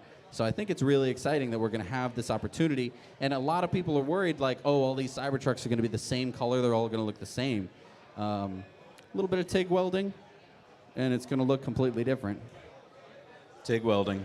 I think a lot of people are going to want to learn how to TIG weld so they can do that. Yeah. Yes. And I I think you wanna should. learn. You guys took some classes welding, right? But it wasn't TIG welding. We learned from YouTube. Yeah. No, You- didn't you can Mr. learn. G teach you? Mr. G did teach us, Okay. yes. He helped us out. Yeah. I would say learn wait, TIG welding. shout out to That's the Mr. G? thing. Yeah, hell Yeah, shout out to Mr. G. Wish you If could you be want to here, learn how dude. to convert a car to Yes. electric, Mr. Yes. G is the guy to go to. Also, check out Jehu, because your channel walks through a lot of conversions. Mostly better. Oh, yeah. Some conversions in there, yeah. But Mr. G is Some. the teacher. Come on. We've You're done so one and modest. we're proud, okay? Yes. Well, several, right? You guys did also the smaller one, the Ride on lawnmower. lawnmower, yeah. We've done a lawnmower, yes. Okay, hey, I haven't done a lawnmower. You guys got that on me. But you're right. I think there is going to be a whole market where you might just drill a few holes, put some rivet nuts, and now you have a mount to put racks, Yeah. to put a camera, so you can do Because, right now with a pickup truck, there's lots of racks and stuff that you can get, and usually you're attaching something to the bed of the truck. And there's spots to do it, and that's great. Well, and don't forget rust. When you do drill through the paint, you're always worried that now that's gonna rust in a few years. Yes. And now that's not going to happen, and hopefully many of these products are going to be stainless steel as Yeah. well, so you're not going to have to worry about that.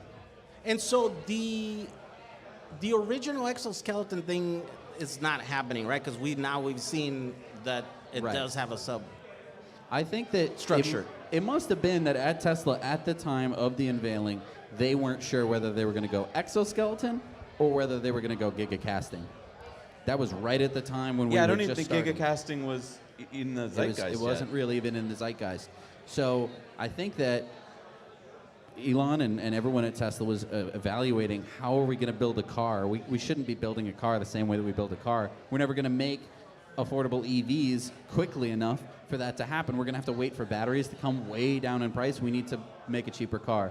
And so I think that's why they went gigacasting as opposed to exoskeleton. I think that exoskeleton could have kind of achieved the similar thing, but it's got to be vastly harder, right? Because it's a brand new way to build a vehicle.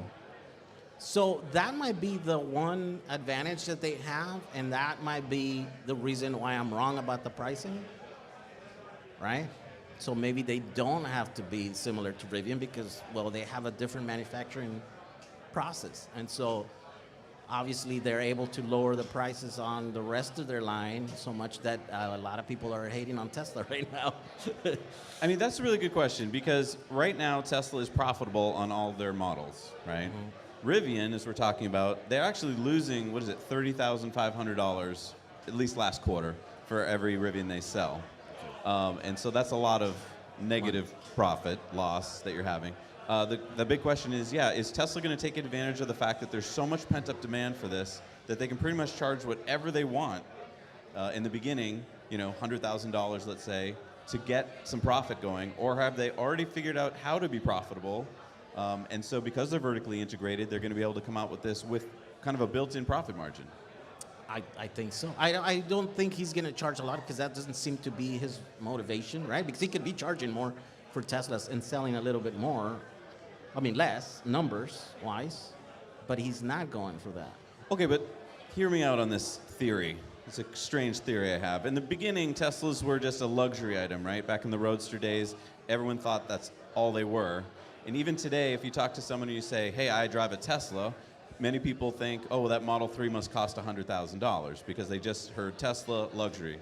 What if Elon's going to keep the price high to start for the Cybertruck so that everyone thinks of it as a luxury truck, and then as he releases the lowest version, the rear-wheel drive version, it shocks everyone how cheap it is. So they think they're getting more. They think they're getting this luxury for less. I'm going to push back. I'm going to say that for this event today, it's getting all the attention. So this is the one time that Tesla has to set the expectation for what their brand is.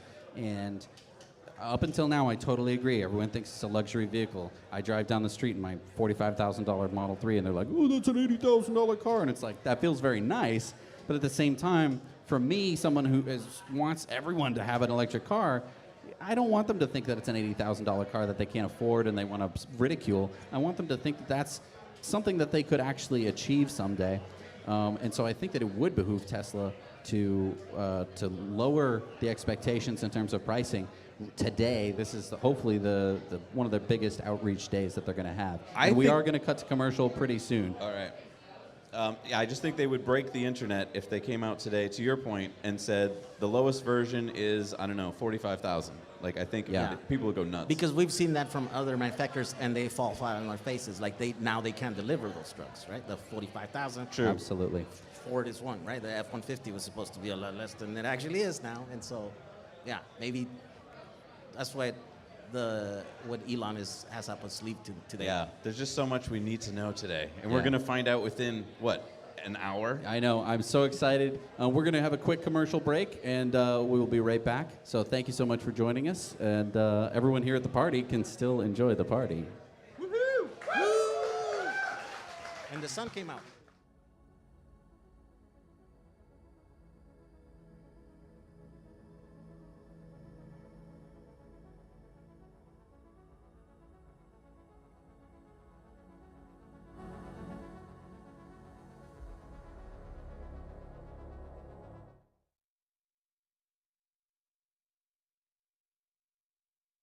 Regardless of their location, you can create an immersive, inclusive experience for participants no matter their circumstance. Say goodbye to the burdensome costs of traveling in venues. Our clients have reported savings of up to 86% compared to traditional events. Extend the lifetime of your event with on-demand content. Whether watching a missed session or revisiting key moments, no longer will your audience have to choose. It's time to elevate your communication with corporate streams, revolutionizing the way you connect, engage, and make an impact.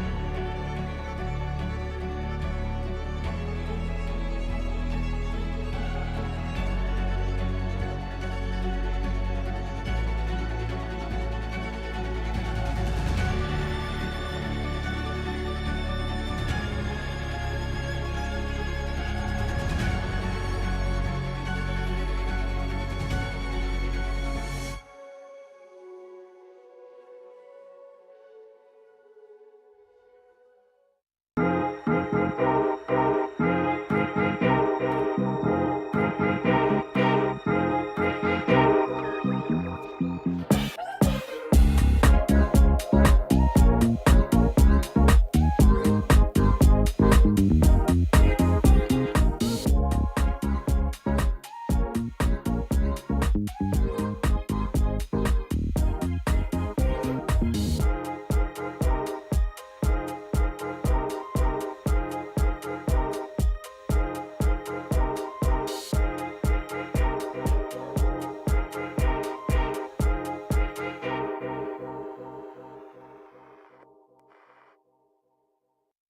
yeah, I think we'll keep it to. All right, we are back from our commercial break, and we're here with Ryan from Lex.art.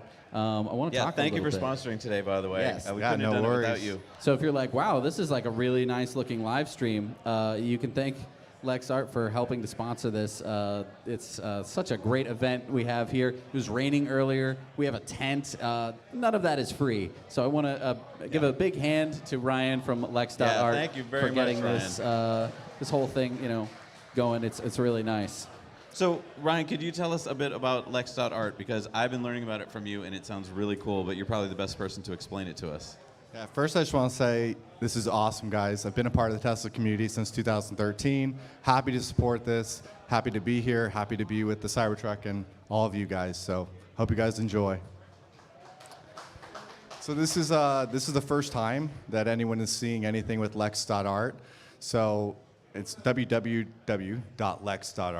But basically, we are changing the art market. And what we're doing is taking the art and doing, instead of an indirect investment in the artist, we're doing a direct investment into the artist. So everyone here knows Tesla stock, right? We get in early, and we have an actual investment into Tesla and everything they do, right? In the art market right now, you buy one piece of art, and you hope to God that that's the right piece to go up.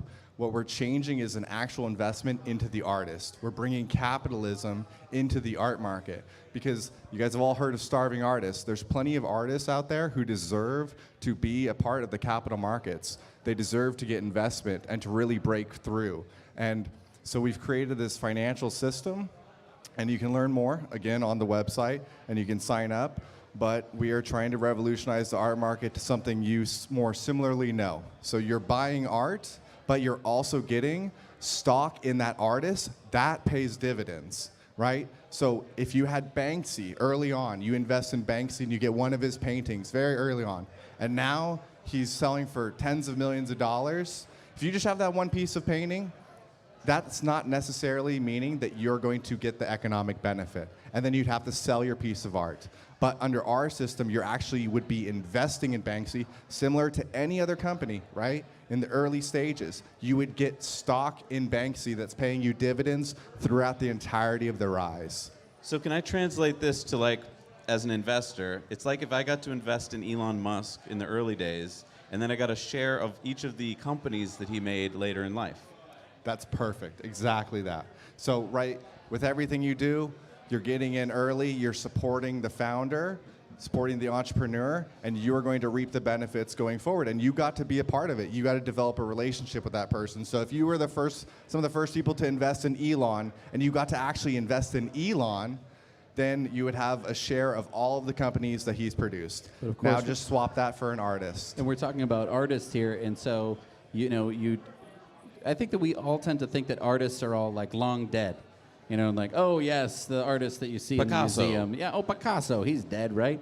But of course, there's new artists coming up and stuff like that, and it's not easy to be an artist. I think that your guidance counselor at school probably dissuaded you from getting into art and probably more into accounting or something like that. And one of the big reasons for that is it's hard to kind of make it as an artist, and it's also kind of hard to make money as an artist because there are paintings that are worth millions and millions and millions of dollars, but it's only for the top 1% of artists. There isn't necessarily kind of a middle ground or a middle class artist. Yeah, exactly. It's definitely hard being an artist. We like to think that, okay, you can just make it in a studio alone. But like with anything, every company, it requires capital, it requires resources to really elevate. So our mission at Lex.art is to elevate these living artists and get them the funding that they need and the support that they need to really break through. Now, we saw Sandy pull up in the Cybertruck earlier. I feel like that is a piece of art. I feel like it's something that's making this profound impact on all of us in terms of design right now. And I feel like it's actually going to change the way we think. How do you feel about that? Like, do you think we're going to actually start to accept that, or is this just an anomaly and we're just going to go back to the way, you know, trucks have looked in the past? Yeah, 100%. I think the Cybertruck is a work of art. I think what Franz has done and what the team has done, absolutely amazing. Everything that Tesla's put out are just works of art. And yeah. Yeah, I mean, when you see the Model S and you realize it's been around since 2012, and yet it still looks beautiful today. It's just a classic design. And I feel like it's hard to picture this with the Cybertruck, but I feel like we're going to still feel the same way about it in 10 years. Yeah, I mean, and that's why our mission is to elevate artists, right? We need to elevate art. We all want art, more art, proliferate the artists, and a lot of cool things are going to come from that. I mean, we definitely don't want to go the opposite direction. So if we want more art in the world, we have to support it, and that's what our mission is, to elevate these artists. So if people want more information, I guess you haven't brand launched yet, but so should people go to your website and sign up? Yeah, so right now the landing page is live. You can go sign up if you want to chat more. There's some complexities that we'd love to talk you through and really just show you what we're building. We'll probably launch in the next 3 to 4 months. So this is just our first, you guys are hearing about it first here, part of the Tesla community, and happy to be telling you all about it.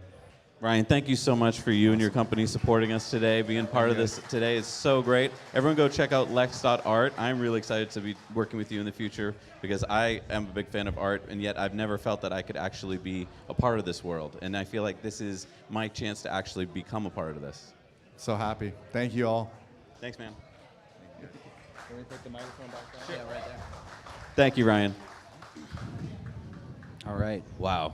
All right, so we're just minutes away from hopefully learning what's going to happen at the Tesla Cyber event today. Yes. Again, I feel like it could go in a bunch of different ways. It could be kind of a letdown for us Tesla folks who are expecting like tons of data and information, and maybe he's just designing it for the rest of the world and keeping it simple. Or it could be exactly what we want today. We could hear about ranges, we could hear about prices, we could hear about everything. What do you think is going to happen? Oh, I think it's going to be a boat. I think Did it's gonna you just float. say it's going to be a boat? I think, look, why do you have a stainless steel truck? It's to avoid rust. Okay. What causes rust? Water. Yeah. I'm just trying to piece this together here. When we were at the unveiling back in 2019, they had Elon's Lotus Esprit. Lotus Esprit from James Bond, where he drives it off a cliff or whatever, and then dives under the water and it turns into a submarine. And I think, let's see. So wait, you think he told Franz during the design meetings, oh, and one more thing, Franz, I'd like it to be a boat? I don't know. Maybe that was the idea from the beginning. All right, let's see a show of hands here. Who agrees with Jesse that the Cybertruck is going to be a boat? And by boat, let's get our definitions right here, folks, okay? I don't mean that it can drive through a puddle. I mean that it can drive into a lake, do a few, 5 minutes in a lake and come back on shore and not be damaged. Okay, so how many people think that's going to happen? Okay. Okay, we're getting some 5 minutes, people. Okay. Okay. All right. And who thinks that Jesse has just had sunstroke?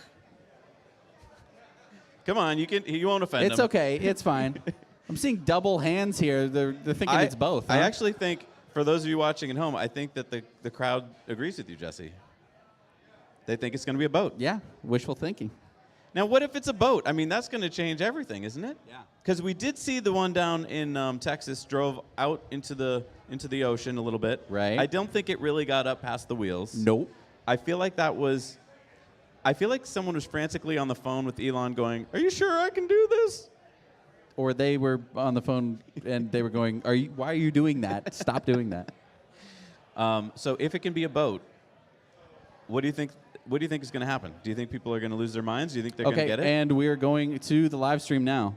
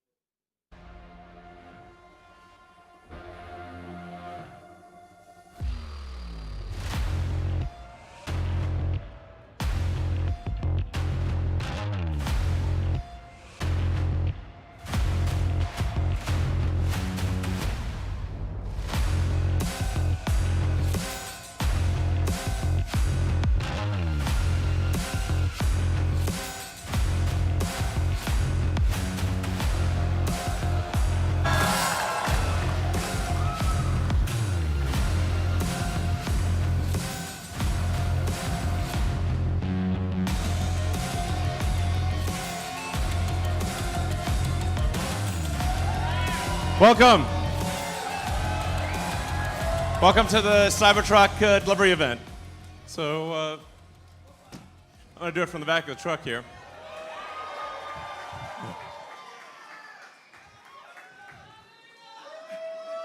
Hey.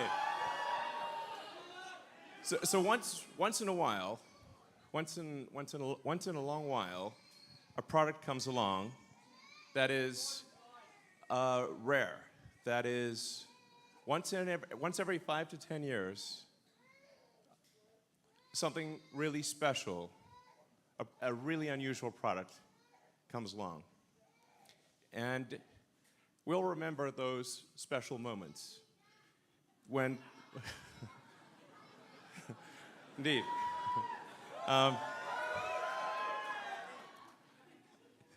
special moments.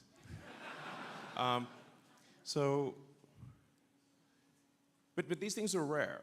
It's very rare that a product comes along that is seemingly impossible, that people said was impossible, that experts said was impossible. And this is one of those times. We have a car here that experts said was impossible, that experts said would never be made, that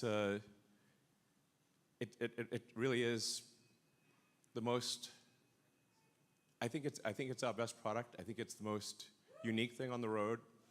And finally, the future will look like the future.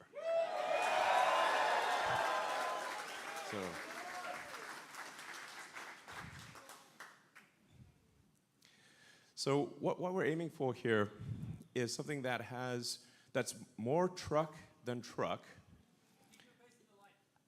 Okay. Thanks, bro. That's literally my brother there.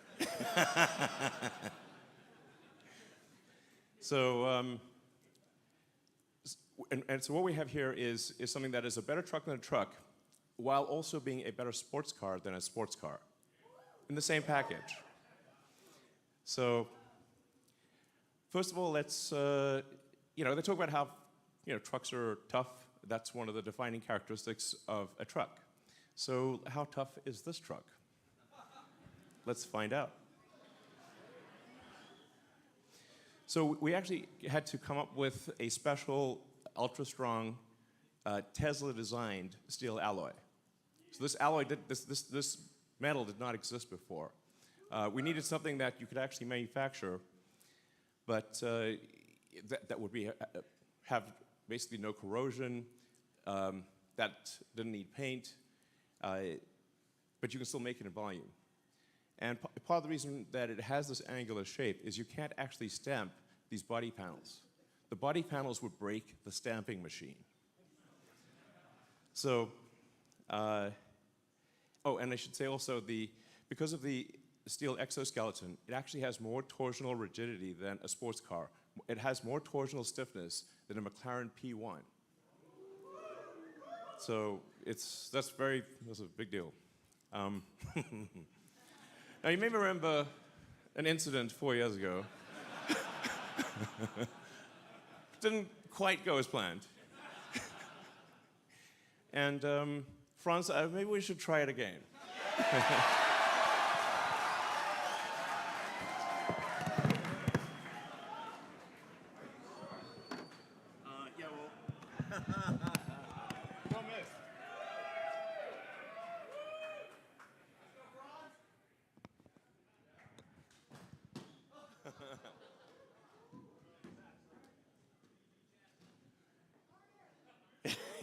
Yeah. Yeah. Great. I mean, I think we could probably have a pro pitcher love it if it still work. So anyway, it's the glass is tough, basically. That's what we're saying. So you don't have to worry about like rocks hitting the glass and cracking the glass. This glass is basically rock proof. It also makes the car very quiet. So it's the thing that you'll appreciate when you drive the car is how smooth and quiet it is. It doesn't feel like a normal truck. It's smooth as silk and silent. when you drive it. Yeah, so in terms of toughness. And then things like rollover, because the center of gravity is so low, it doesn't roll over. And if you're ever in an argument with another car, you will win.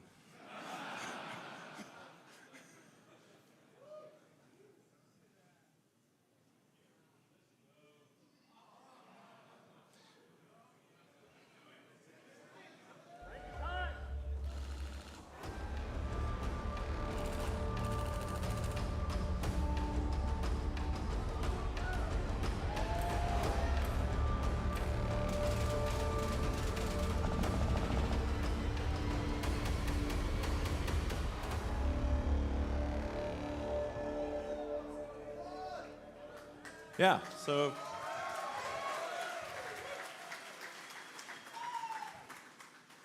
in movies, you sometimes see the hero or heroine hiding behind the car door while being shot with bullets. That doesn't actually work unless you're driving a Cybertruck. So if Al Capone showed up with a Tommy gun and emptied the entire magazine into the car door, you would still be alive. So, and so people say like, well, why'd you make it bulletproof? I'm like, why not? Do you want to, how tough is your truck? Because the other trucks, the bullets go through both sides. So you shoot a bullet, it goes through both sides of the car. You just never know. I mean, sometimes you get these like late civilization vibes. You never know when the apocalypse could come along at any moment. And here at Tesla, we have the finest in apocalypse technology. I was on the Joe Rogan show, and Joe bet me $1 that his armor-piercing steel-head arrow would go through the car. Now he owes me $1. So.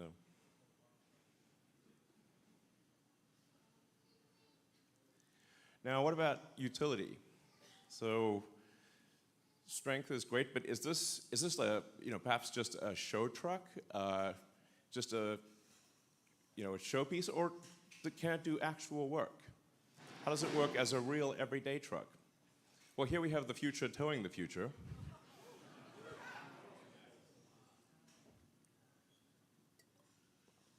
So, if you can fit any cargo in the trunk or in the bed, you can basically move it around. So it's got over a ton of payload capability, but you could really put more than that in it. You can tow over 11,000 pounds, and it's got a super tough composite bed, no liner needed. The bed is 6 foot long, 4 foot wide, and you can fit 4 by 8 pieces of plywood in with the back down. So, for those who are really into the truck world, there's something in the truck world called a truck pull. This is really the key test of how much power does your truck actually have. So you have to pull this 40,000 pound sled. And when we went to the track, we said, well, what's the best that you've seen? I said, well, it'd be the Ford F-350 diesel. It was like, well, let's put our truck up against that. The guy who runs the truck pool said, there's no way. There's no way. It's like, well, let's try it. Let's see what happens.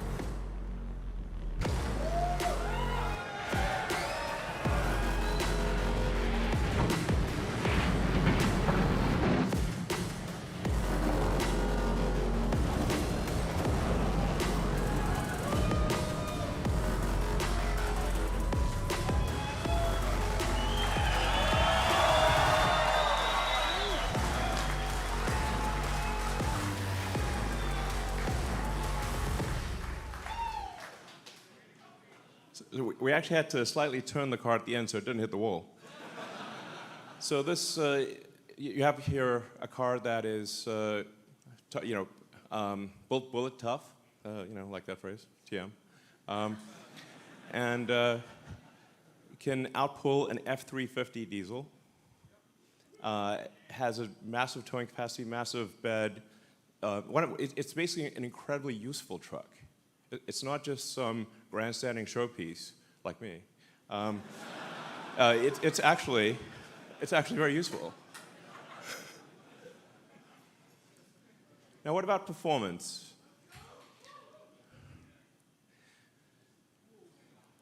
So this, I should say, it has an adaptive air suspension. So no matter what the load is, you can always have it can set the ride height at low, high, anything. It'll automatically adjust the damping according to how much load it's carrying and the road conditions.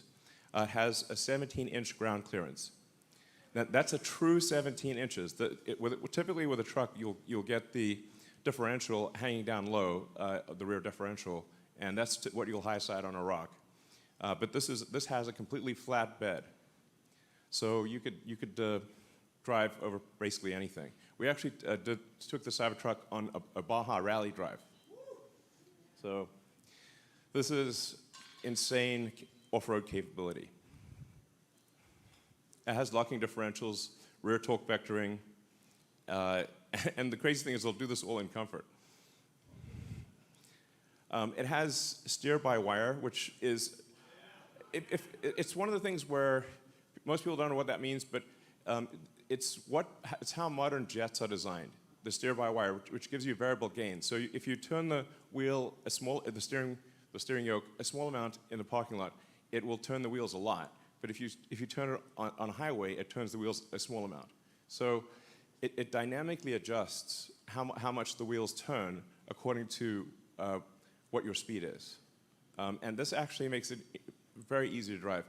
And it has a turning circle less than a Model S. So this thing can practically turn it, rotate on a dime basically. It has incredible low-speed maneuverability. And then there's a lot of advanced details under the skin. It's the first time that a car is moving to a 48-volt low-voltage architecture from 12 volts, which has been around for 100 years. We have Ethernet comms, distributed controllers, allows for 70% less wire in the car. And it's really, the internals are as advanced as the externals. It's a whole new step change in the technology. So let's take it to the racetrack and see how does the Cybertruck perform against a Porsche 911. And I should say this is an actual Porsche. We literally just got it from the dealer, 2023 Porsche 911.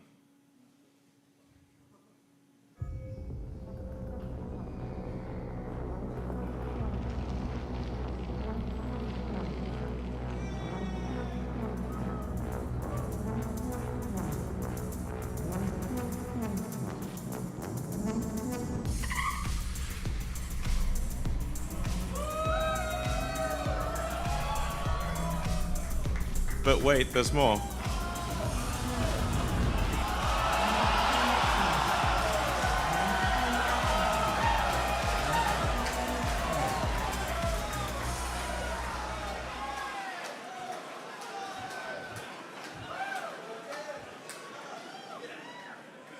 So the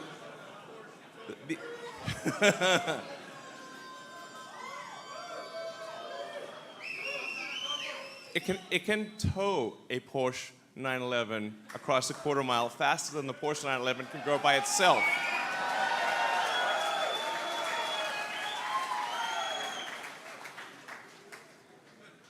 I should say tougher than bullets. Tow pretty much anything. Faster than a 911 while towing a 911. So, and deliveries begin now. Thank you.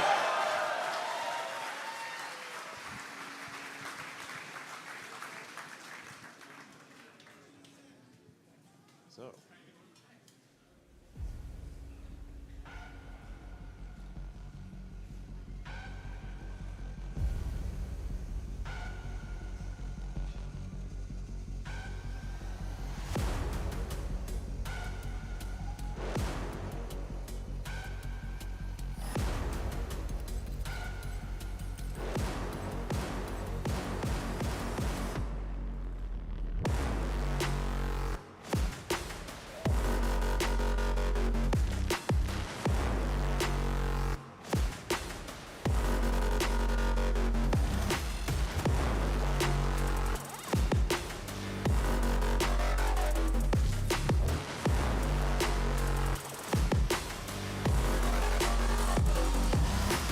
Next owner's gonna come up.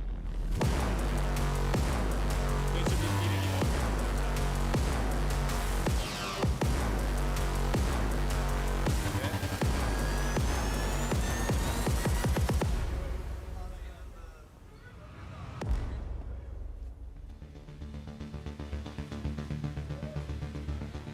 So we're just, these are the actual owners. We're handing over production Cybertrucks to their actual owners. Thank you for buying Cybertruck.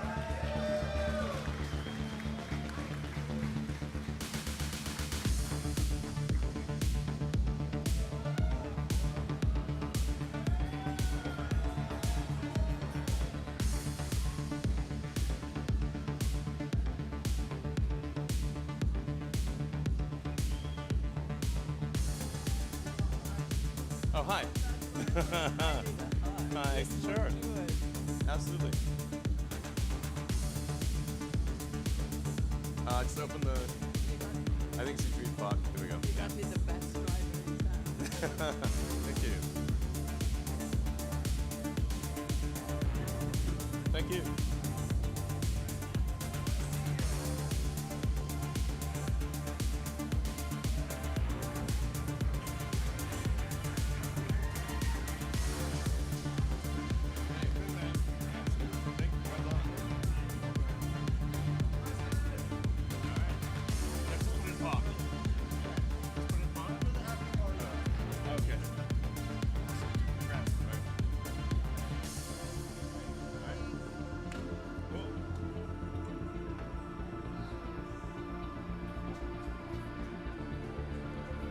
Well, as you can see, we've got quite a few to deliver here. So, hi. Thank you. Haven't slept in 3 days. Oh, wow, okay. Welcome. Hope you enjoy your car. One right here.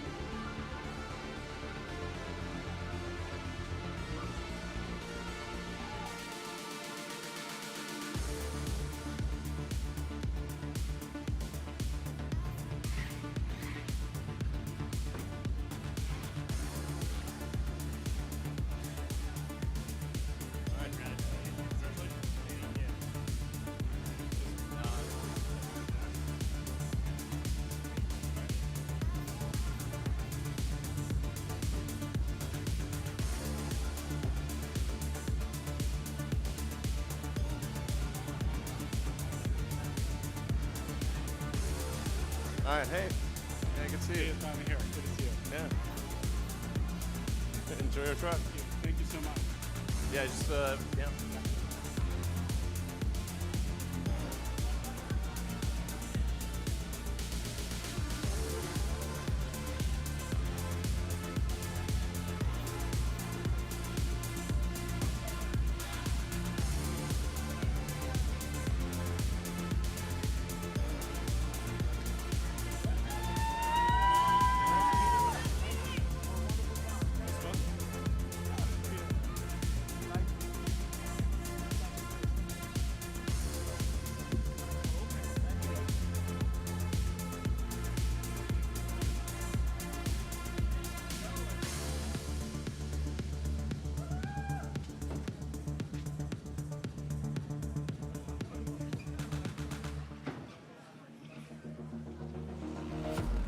Well, this is a delivery event, you know. Thank you. Nice to meet you. Great. Is this the button for open it? And that's it?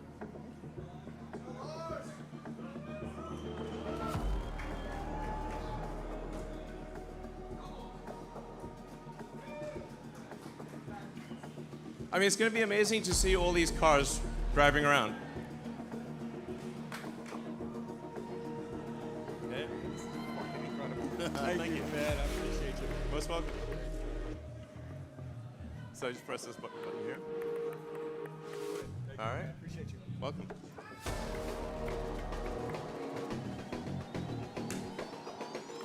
So, I mean, this is really going to change the look of the roads. I mean, in a parking lot, one of them does not look like the other. So, hey. Good to see you. I love your shirt. Hey, how's it going? Fun? Hey, yeah, welcome.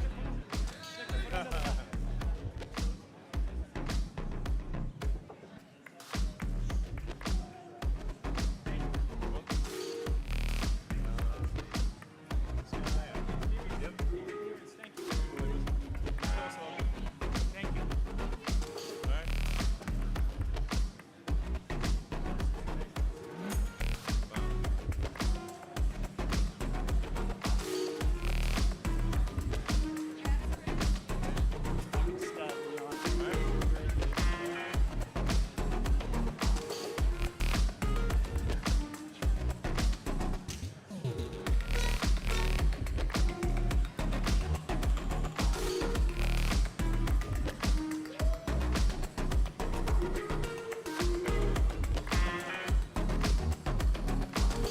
Is that it?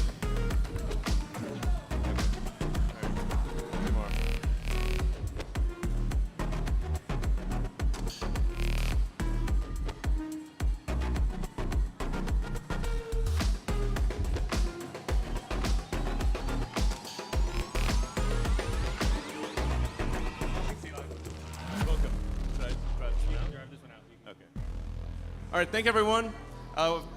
Thanks for coming to the Cybertruck delivery event. You're witness to what? Oh, one more. Okay, sorry. Okay. Go ahead and drive it out, actually.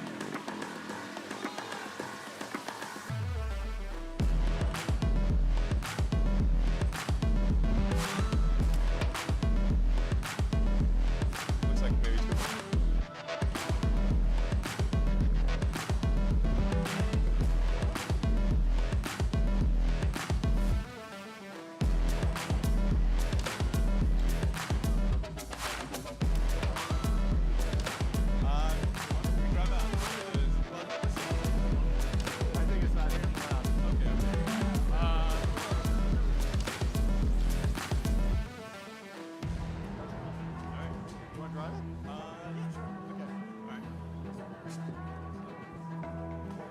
All right, thanks everyone for coming to this delivery event, and appreciate your support. This is really gonna, like I said, change the look of the roads, and finally the future will look like the future, and it's really gonna be something special. Thank you.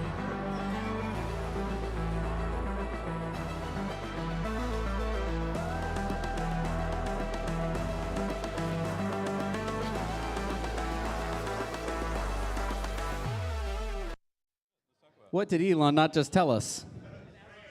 We The have price pricing, and the though. range. We have pricing. But we have pricing. Yeah, come on up. Mountain Man Let's see what we Tesla is got. quick to the draw Who's here. ready? He's got the Who's pricing. ready? So everything he didn't tell us is on the website. It all came out on the Tesla. And we're going to tell you it right now. So the rear-wheel drive, so that's The lowest version. maybe a single motor, maybe a dual, I don't know. We don't know. 60,990. 60,990. All right, well, let's just get a reaction here from everybody. One is 250 miles of range, 0 to 60 in 6.5, so a little better than Grandma's Buick. Then the all-wheel drive. Oh, and just does it give anything about payload or anything for those? It does not say anything on the rear-wheel drive motor other than available in 2025. Oh. So that one's You're going to wait a while. Okay. to be continued. Then the all-wheel drive, delivery in 2024, 340 miles range, Wow. 0 to 60 in 4.1. Nice. So that's better than like a Model Y long Yep. range. Yep. And the price? 112 mile an hour top speed, 600 horsepower, 7,435 pounds of torque, 11,000 pound tow capacity, 79,990. Right under the $80,000 Right under the 80. price limit. Okay. The federal tax credit Then limit. the Cyber Beast, Cyber which I believe is Beast. what we saw Mr. Monroe show up earlier in. Okay. Delivery in 2024, 320 miles range, 2.6 seconds 0 to 60, And what was the range again? 320? 320. Okay. So it's probably using the same battery pack as Yep. the other one. 2.6 seconds 0 to 60, 130 mile an hour top speed, 845 horse, 10,296 foot-pounds of torque, which is like a jet engine. 11,000 pound towing capacity, $99,990. $100,000. And I think I'm going to start a GoFundMe account right Yeah, now if you right. guys would like to donate. Woo! Wow. All right, so we have our pricing and we have our ranges. Yes. Well, And thank you. I am excited Mountain to Man Tesla with see that. the Thank you. reaction. I feel like this is a little bit higher. It's a little bit higher than I was hoping for. We were all kind of hoping for a little bit lower than that. Yeah, there's a lot to process, isn't it, people? I'm really glad that the mid version, which I think a lot of us are going to get or hope to get, is under 80,000. So let's, factor in hopefully the federal tax credit. And if you guys don't know, starting January 1st, the IRS rules have changed a bit. It's going to make it a lot easier to get that tax credit. You're not going to have to wait and file for it on your taxes. From what I've been reading, you're going to get that off from the dealer. Of course, Teslas don't have dealers, but that means that Tesla's basically, I think, going to just take that off the sticker price. And then the other question is often, well, I don't qualify, either I earn too much or too little. From what I'm reading, I'm no accountant, ask your CPAs, but I believe the IRS is going to allow that to come from the dealer, and so they're not going to really means test you. So I think, again, don't hold me to this, but I believe many of us can get that $7,500 tax credit. So that would mean $72,500 for the middle variant of the Cybertruck. This just in, Oh yeah? there is another page that has range extenders. Oh, like bigger batteries? Bigger battery packs, apparently. Okay, what do we got? It says 440 plus miles. Doesn't show a price. And So that is on the Learn More page. So if you don't go to Order Now, if you go to Learn More, it says 440 miles, which makes a guy like me that needs to tow happy to see ya. Ooh, okay. So a range extender. Now, this is not your typical, electric car range extender, which is usually like a motorcycle engine hooked up to a generator somewhere in the back of the It has the car. This vehicle is going to weight. be batteries because this is, of course, Tesla. yeah, so let's go to the vehicle weight here with the range extender. I don't know if this weight is with or without. Oh, we don't know if Yeah, okay. obviously. Yeah, so what's the vehicle weight? 6,843 pounds. Interesting. It has the cargo space listed at 120.9 cubic feet. So anybody better at math than me that might understand that. So for the weight, that puts it right around the Rivian R1T level, because Yes. Rivian R1T is right at 7,000 pounds. The Ford F-150 Lightning is at 6,015 pounds. Yep. So heavier than a Ford. It has the center display size is 18.5 inches. Ooh, that's big. That's a nice big screen. And I also want to mention that weight puts it into the Hummer tax credit range. So Right, that so you can means depreciate it. That means for businesses, you can buy this truck. You can then deduct the entire cost of the truck in the first year if you were a business because it weighs Over 6,000 over pounds. 6,000 Again, we are not pounds. CPAs. Go talk to your tax So advisors. that is an exciting piece of news. I mean, I think we were all kind of expecting it. The Model X qualified for this as well. Right. So thank you, GM, trying to push through your gas guzzlers years ago. It hopefully is going to come back to bite you. This is pretty exciting. But Mountain Man, I'm still not getting, like, if you want to get the range extender, does it have any language on there what this costs? It's just telling you that's going to be an option down the road? I don't know. I mean, if we're starting at 100,000 and then we have to add the range extender, Right. we're Could- talking. Okay, so 320, and then it's 440 with the range extender That's for the Beast truck. for the Beast truck. Okay. It was 340 for the 349. What was the mid-range truck? Oh, the mileage? Yeah. I don't know. I thought they were the same. I thought it was 320 Okay. for mileage. Good. the rear-wheel drive one, I don't think said much. It was Correct. pretty vague.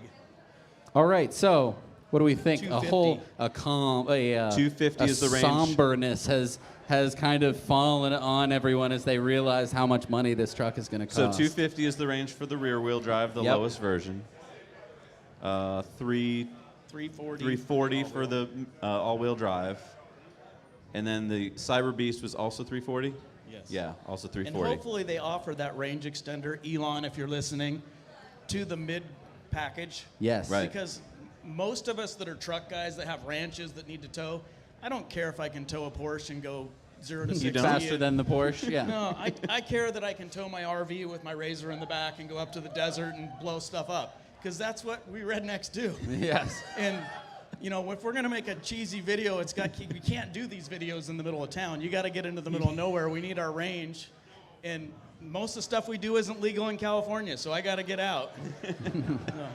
Now, what was the speed on the Beast again, the 0 to 60? Because in that video, weren't we at 0 to 60 in 2.6? Yes. 2.6 seconds. 0 Wow. to 60. I mean, that's just insane. It is cool.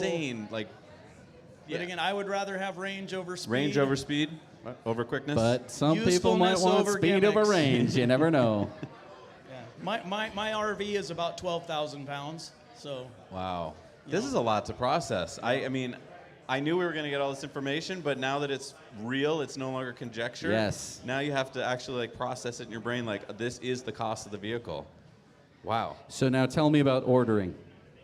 Yeah, so 2024. Are we ordering right now, or what is it just telling us the specs? What are we doing? It says order with card, due today, $250.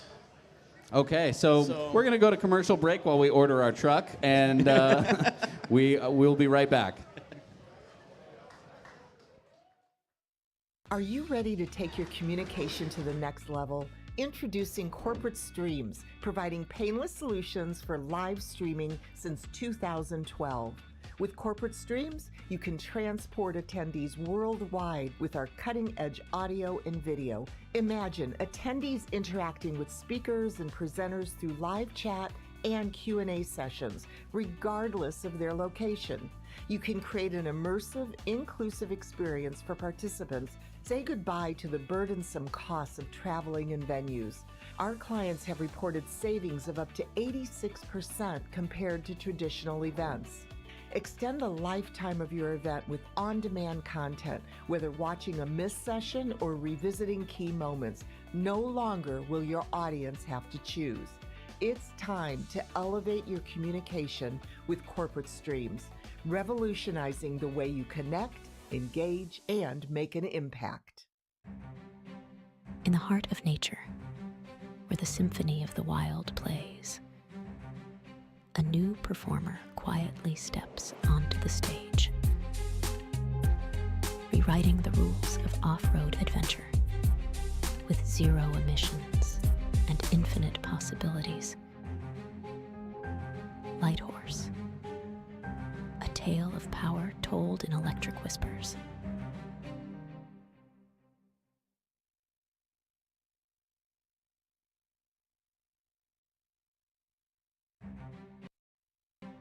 In the heart of nature.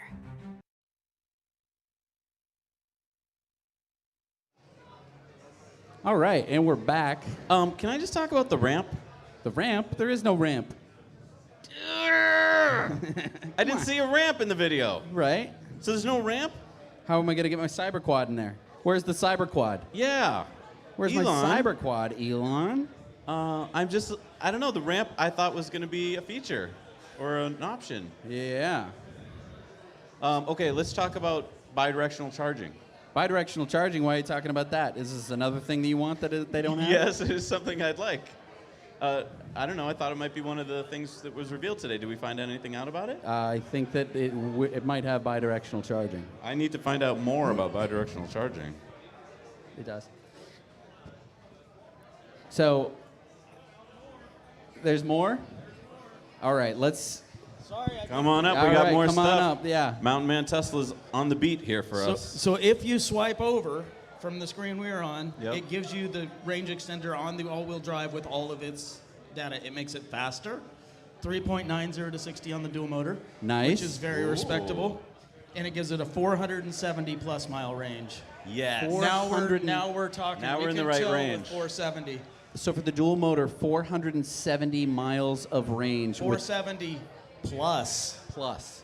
I think that's based on my personal body weight. Like I'm going to go a mile further than maybe you. Yeah. But still no price. On the range extender. Okay. So how much of the value is in the battery pack is going to be the question. Right. I mean, that's going to require a third larger battery probably. Yeah. Now let's talk about bidirectional charging. So it says it has it. It says that it has bidirectional charging. Why didn't he talk about it then? This is an interesting question. So markets have not closed yet. Right. I think they're just about closing now. I haven't checked my time. They just closed. Just closed 2 minutes ago. we But wanna during the know? entire delivery event, the markets were open, which meant that they couldn't say too much. Yeah, so according to NASDAQ rules, if you're going to talk about anything that could materially move the stock, you're supposed to give them warning. I didn't see any filing that gave that warning, so that's why I was surprised that they could talk about practically any of this stuff. But then again, the video didn't really show anything that we didn't already know, did it? I mean, we didn't know that it could pull a Porsche faster than a Porsche. What else didn't we know? We didn't know the range, Right. the final ranges. But I mean, all this information we're finding out has pretty much been after the markets closed, Right. Especially price, which Right. he didn't give during the video. So why didn't he talk about bidirectional charging? That's a huge feature. Is that something he's going to talk about in the days to come? I would hope so. Did he think that the average person doesn't care about that? So like, why talk about it? Well, so let's talk about bidirectional charging, what it means, what it doesn't mean. It can mean a number of different things. First and foremost, we knew that this truck had some form of outlet in the back. We've seen a 240 or 220 volt outlet in the rear of the Cybertruck, and that means that you can power some pretty hefty things. We don't know yet what that amperage rating is going to be for that plug. It is a It's a 1450 plug. 1450, So- which could be 50 amps 220, which is a heck of a lot of power. That's more than the Ford, by the way. The Ford has, what, 30 amps? 30 amps. That would be fantastic if it could provide that much. I think if they're going to put a 1450 on there, it's going to have to be able to provide 40 amps. I would certainly at hope least, so. At least a peak. Yep. I don't know if it would be able to be a constant 40 Right. amps. So that's fantastic. But then the next question is, you have something that can basically generate AC current, and it's probably going to be going, if it's true bidirectional charging, that should mean that it should be able to power your house. Now, Ford has this feature in their truck, right? Kind of. Because you have to spend about $11,000 on a system, on basically an inverter system for your house. It's going to use the DC plugs, the DC ports from the CCS connector of the Ford, and it's going to go out to the charger. The charger's going to be connected to basically $11,000 worth of inverters and whatnot, and that is going to be able to power your house in the event of a power outage. And that's great because a Ford has like 130 kilowatt hours of electricity, so you're going to be able to back up your house for about a week. So if Tesla's going to be able to do this and do it in the same way that Ford does, they're probably either going to rely on an inverter that is in the truck, which could be very interesting, or you're going to have It to has to be buy external. an external system that's going to live in your house and power your house. Or could it plug into the power walls somehow? Right. Could it be because the power walls have inverters built into them? Because essentially all they are is a battery, Right. an inverter, and a way to basically turn on and off the power between the two, charge it up, and do I the mean, opposite. wouldn't this have been the perfect event to show that, like Ford did, where they showed, a blackout, Ford pulls into the driveway, plugs in, and the house lights up? Like, Well, that and would have been... Many of us that live in the sticks, we already have generator backups, so we have a plug hanging right out of our box that's a 1450. Right. So we can just plug it right into the back of the truck. And we wouldn't want to run our wells and air conditioners and stuff, probably, depending upon the size motor on your well. But, like, for me, it would run everything but my air conditioner. I was just really surprised that he didn't really play up. He talked about how this is such a utility truck, right? But then he didn't really go into the power aspect of plugging it in for tools and, like you said, your house and so forth. And I feel like that's what most of the country needs to be taught about, because most trucks can't do that. I'm hoping he was just in a hurry to get here and party with us. That could be That's a it. good And point. That could be he's it. just He- like, hey, let's wrap this up. There's a He- party going on at he the heard Luster us Pearl. calling him, and he was like, okay, I got to get going, guys. How many? By the way, how many trucks did you count him delivering? I thought it was 10. Is that Looked like 10 to me. So he's kept to his word about delivering 10 today, and I got the feeling those were kind of normal people.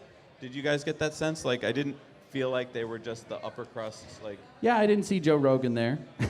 I was expecting Jay Leno. Right. So I mean, I think that was cool that he got kind of regular people getting their trucks. I was a little concerned that it looked like people weren't going to abuse it. It was a Right. lot of like suburban-looking moms with their kids.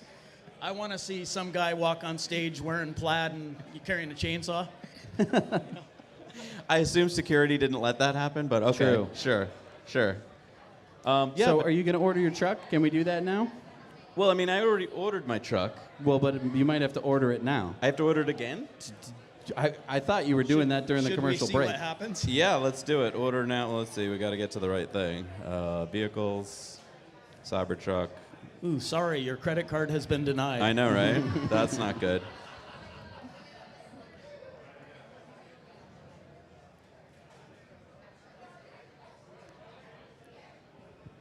Just a quick announcement. For people who are live with us, there is a Model X that has a license plate, power you up. Your tailgate is up. Which one do you want to get? Cyber Beast? I'm wearing the hat for Cyber Beast, sure, so let's do okay. that. All right. Can we? Is there an order now? I just want to see if we can order with card. Has anybody checked their accounts yet to see if their like RN numbers have changed? Yes. To This is for people who are here. Has anyone seen any changes? Has anyone ordered their truck who's here? Raise your hand. Oh, crap. You guys better not beat us in line. Come on. How's it going? Almost there. We're on the zip code. Yeah. Let's zoom in on the credit card here. Huh? Just kidding. So people are saying that their accounts haven't changed yet for the RNs. It doesn't say. Okay. I So can't yeah, not find too it. much has changed in terms of your, account. So I guess if you want to order a Cybertruck, you should do it right after Zach orders his. Well, I would hope that our original $100 deposit locks our Confirmed. spot in line. Confirmed. All right, we're confirmed. We got a Cyber Hedgehog. We got a Cyber Hedgehog. Nice. Doing the nice. I'm going to take a screenshot of that. Nice. All right, now you can all order. Okay, thank you for everyone for waiting. We really appreciate it. But wait a minute. That brings up a good question, though.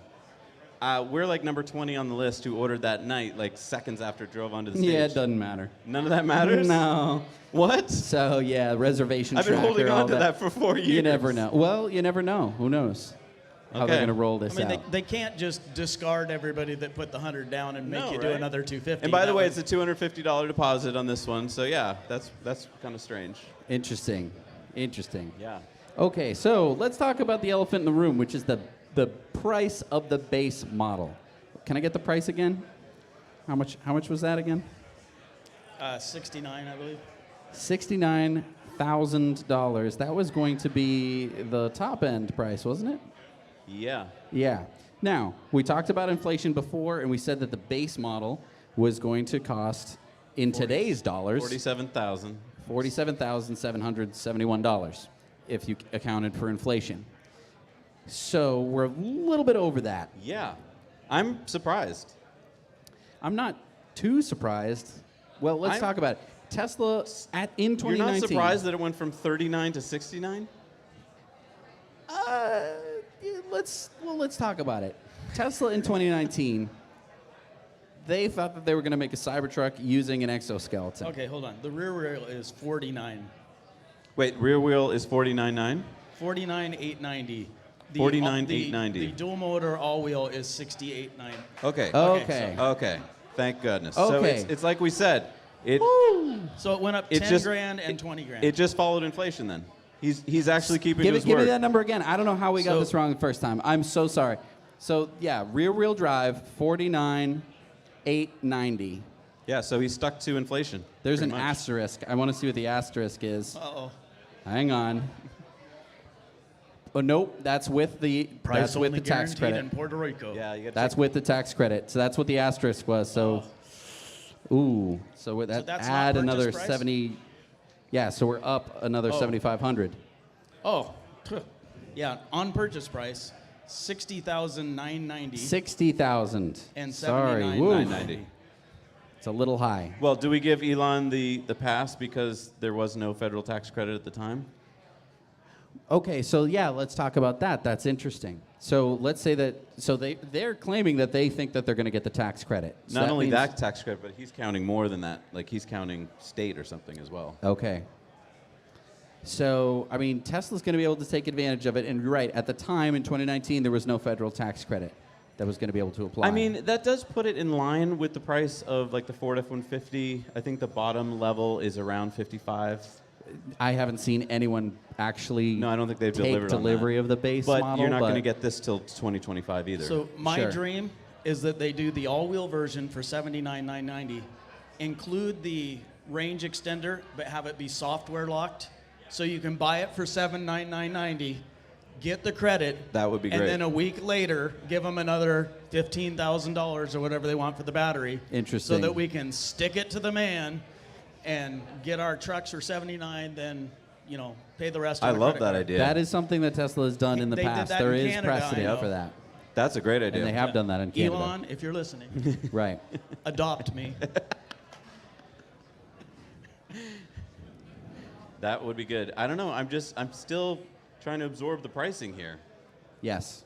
61,000 for the bottom model is just.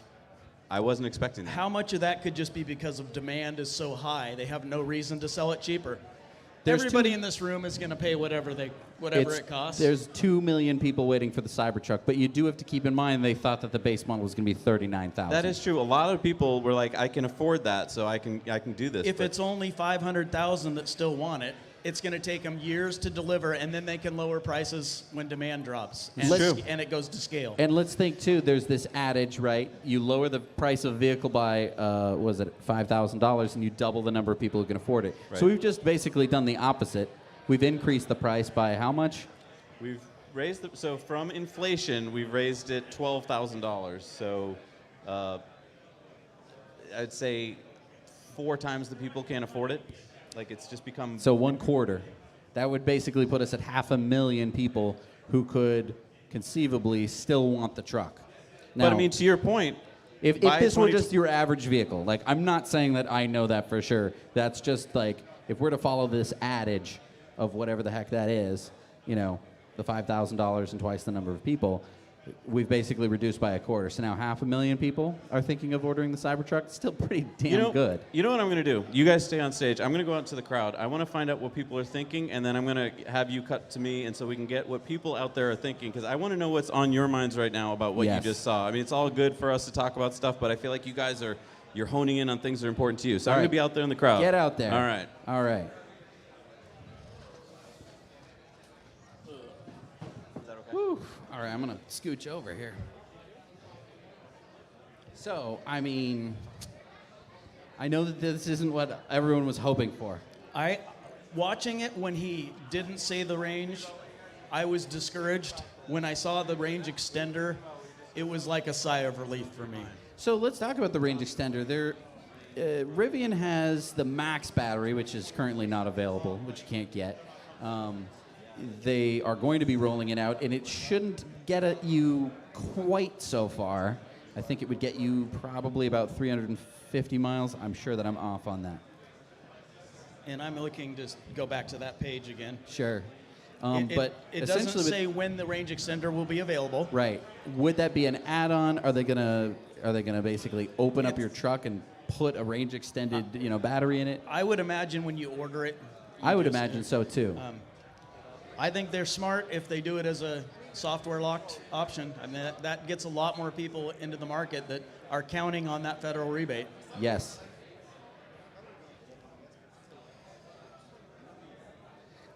And tell me again, what was the range of the range extended dual motor?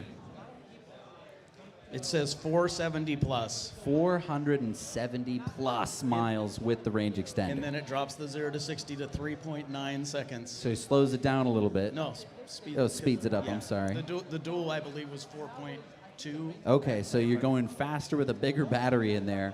And let's talk about towing for a little bit. Towing with electric vehicles has been the thing that everyone goes, well, see, you can't do that because the towing, you can't tow it. How about now with 470 miles? Because I think typically we think you take whatever the range of the truck is, you divide it by 2, that gets you the towing range. I tow all of the time with my Model Y. We tow 30 bales of alfalfa, Polaris Razor. We use it typically for mostly local stuff.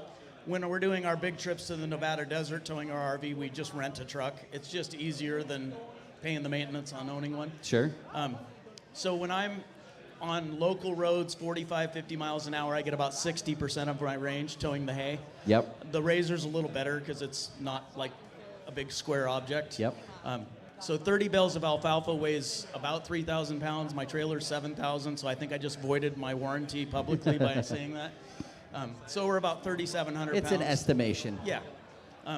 So about 3,700 pounds of hay, and I get about 55% around town probably. All right, so now, for those of us who aren't good at math, I'm going to break out the calculator to make sure I don't get my numbers wrong. Do the mental math here on stage. It's not so great. Here we go. Calculator app, 470 divided by, let's just call it 2.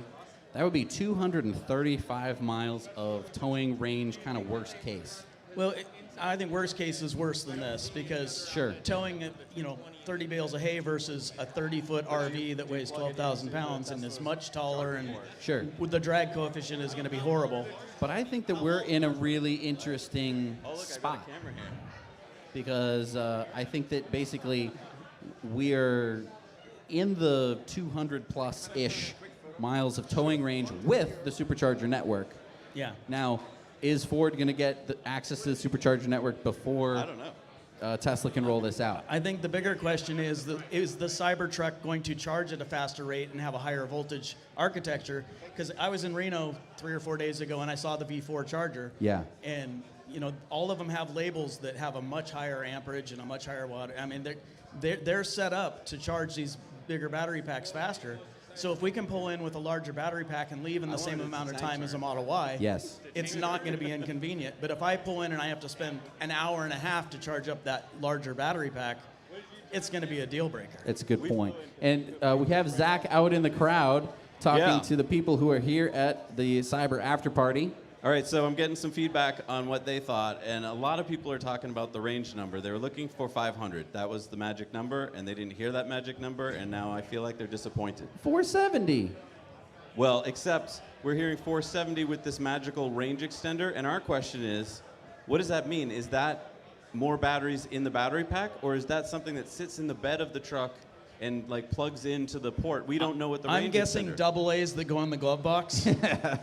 Glove box double A's. Okay. But that's our question is, what is this range extender? I don't think we've ever heard Tesla call it that before. So is this a special box with batteries in it? Well, so it's definitely not a generator, right? No. Because that would give it a nearly limitless range. So my dream Cybertruck would allow me to swing by a dealership, pick up a battery pack that goes into the bed and use it for towing, rent it for a week, and then at the end of the trip, send it back, and then have my 300 miles for the regular. And we have seen that sub-trunk so in if the it was Cybertruck. something that would slide in and plug into the 1450 outlet, figure it out, Tesla. You're relanding rockets. Figure Those that guys out. are smart.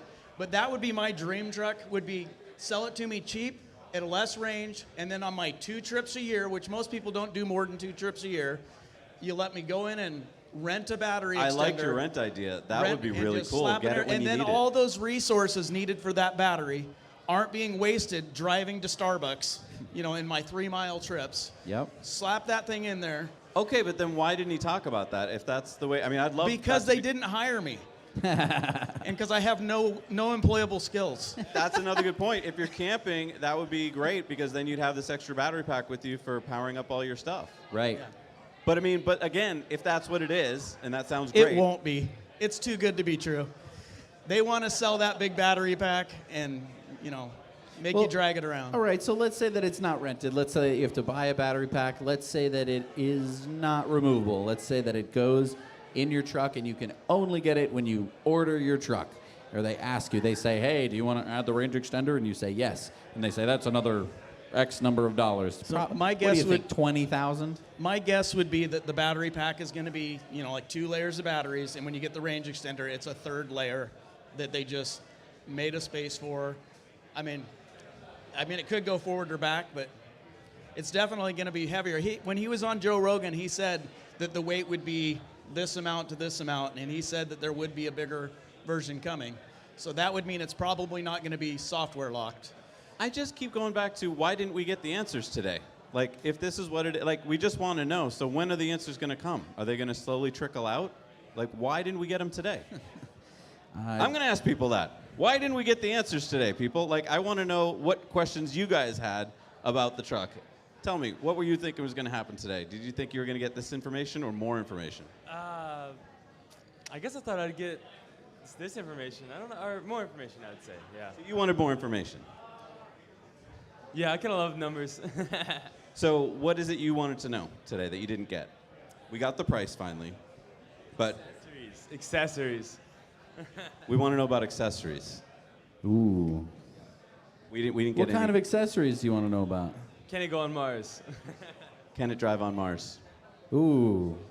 Well, I think if it can't float, I don't think it's going to be driving on Mars. Yeah, you can didn't it? get your answer about the boat. No, there's a lot of unanswered questions because they just delivered the trucks. Man, if only there were some trucks that we're going to be visiting today. I know that we could to really our look at event closely. here in Austin. Should we start digging that ditch right now so we can put the truck in some water? Yeah, is anybody like kiddie pools or anything like that? Do we got anything? Thank you, man. What did you hear today that you wanted to hear? What is it you didn't hear that you wanted to hear? Like what? About the accessories, I know they were talking about accessories coming with the Cybertruck. They were going to unveil that. You even saw that whenever they did an unveiling of the lithium plant. You could see the accessories on the back of the. Yes, remember the lithium plant? We got to see this really cool tool rack on the back, and I was expecting to see that today too. Yeah, and we didn't hear anything about that today. It felt like that was just kind of skipped over. Like it was just a delivery event. Maybe they're going to have something later on, but it'd be nice to hear more. Hopefully. And again, I go back to the question of why. Like, here was his opportunity to tell the world all this cool stuff. Do you think he was afraid he was going to overwhelm us? Yeah, I mean, it is a delivery event, so I imagine it was more geared towards here's the first 10, here's the pricing, and it unveils it to the world. But I think they have a lot more probably to work on, I imagine, if they're not going to talk about the accessories today, or even in the bed of the truck. Like, I wonder why they didn't cover that either, because I want to know more about the utility aspect of it. So you think it's one of those things where this is enough information to keep us kind of satiated for now, and then as the weeks go on, we're just going to keep getting nice little nuggets of like, oh, here's an accessory, and here's an answer about the range extender and stuff like that? Yeah, I think for like the average normal consumer, like the Ford truck guy or the Chevy truck guy, this is kind of what they want to know about. What is it that it can do? Okay, it can pull, further than F-350. It's faster than a Porsche 911, and it has this range and towing capacity. And that's probably what your average consumer needs to know. But people like us that are fans, we want to know everything about it because we've been focused on this for the last 4 years. And that's kind of where we feel like, yeah, this is kind of like left out on that. Could have been covered today. It would have been nice, but I expect another event to happen, and I think that's when they might even talk about the next model. Might be just the whole package at that time, hopefully in the next few months. Cool, thank you. All right, I'm going to be circling around some more, and I'm going to be asking people if they, now that we know the price, now that we know the range and stuff like that, I'm going to be asking them if they're going to change their mind about their order, or whether they're more excited than ever about their order. So I'll be coming around. Please let me know if you'd like to talk to me. If you have some thoughts, I'm going to go find you. And before we get to you, Zach, I just want to talk a little bit about this event. I feel like this event was a little rushed, wasn't it? I feel like they might not have been necessarily 100% ready for this. It did kind of feel like they promised this date, so they had to do it whether they were ready or not. Yes. I mean, I appreciate that because we all probably had plane tickets or plans to get down here, and so staying to that date was important. And the media pressure and Sure. the investors that wanted it to happen. So I think that they're going to be under some pressure to see real production numbers in the next quarter. If Q1? Q1 2024 comes out and they ship 100, how are investors going to react to that? Sure. So. I think that this is a positive. I think that so many times Tesla does something and it's not executed to the level that I have in my head. I always have this idea in my head that he's going to pull out on the stage and he's going to pull out a Tommy gun and he's going to smoke the Cybertruck and it's going to be so awesome and wow, unbelievable. And that he's going to tell us all sorts of amazing things, that the range is going to be 500 miles and it's going to cost $20,000. This is my dream. I'm constantly dreaming about that kind of thing. And when it doesn't happen and there's real numbers, it can just be really discouraging, and I think that so many people get disheartened very quickly. But my concern was the dollar value. I'm not one of the wealthy Tesla guys that are kind of stereotypical. I'm retired on a fixed income. I can't go drop $100,000 on a vehicle, and if I'm going to spend $80,000 or $90,000 on it, it had better do it all for me. It's Sure. going to have to take the place of something in my life, and it's going to have to meet those needs. And when he first came out and he avoided the price and he avoided the range, I was like, I was really down. And then I saw that range extender, and I'm feeling pretty good about it with that. I would like to see the price on the range extender. Sure. But the range extender makes it useful for me having a farm, vacationing, traveling. So, yeah, that was a big plus for me. Yeah.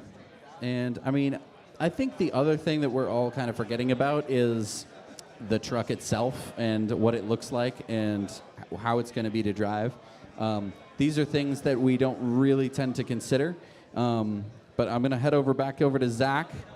And All right, Zac, why don't you move over this way just a little Sure, bit so let's the come in camera this can way a see bit. you. So what I'm hearing Right here there, is we got good. an early Cybertruck reservation. We don't know where in the line he is. He's reserving the middle layer, right, the medium one. But now that was going to be $49,900, and today we learned that it's going to be what did we learn? $79,890, so like right almost at $80,000. Are you bummed about that? Are you still on board? Oh yeah, I'm super excited. I'm ready to trade in. He's ready. So he's driving a Model Y, and he's going to trade that in. But did you hear everything you wanted to hear today, or is there something else you wanted to hear about? Honestly, I wanted to know more about the lights, the interior, the exterior, that light beam right on the top. I know you guys in your podcast talked about maybe certain countries can't have it, and I'm curious about North America. Hopefully we get to have that light bar in the top. Better visibility. Honestly, I love my Tesla. They have great visibility with their lights.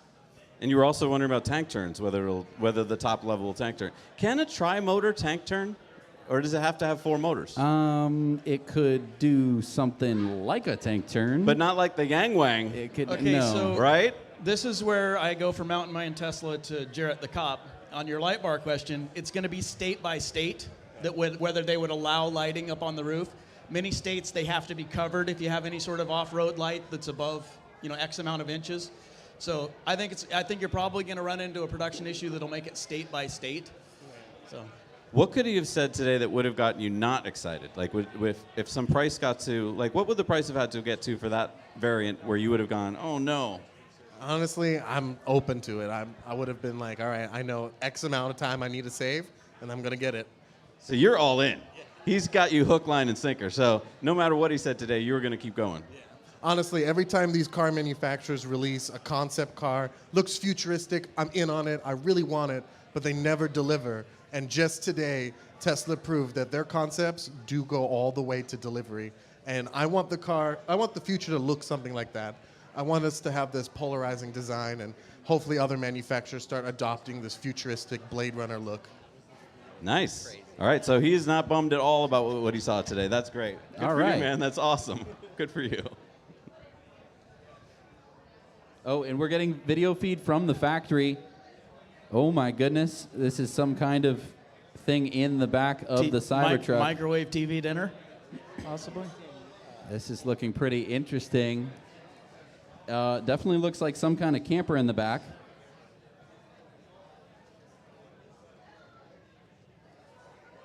Now, do we think that this is a Tesla camper, or is this somebody else's? Because how would they have access to a Cybertruck unless they're Tesla? Unless they got a hold of some people that were getting them and said, hey, hook me up with one of those and I'll let you show it off in the parking lot. I know quite a few people who would be interested in having earlier access to the Cybertruck.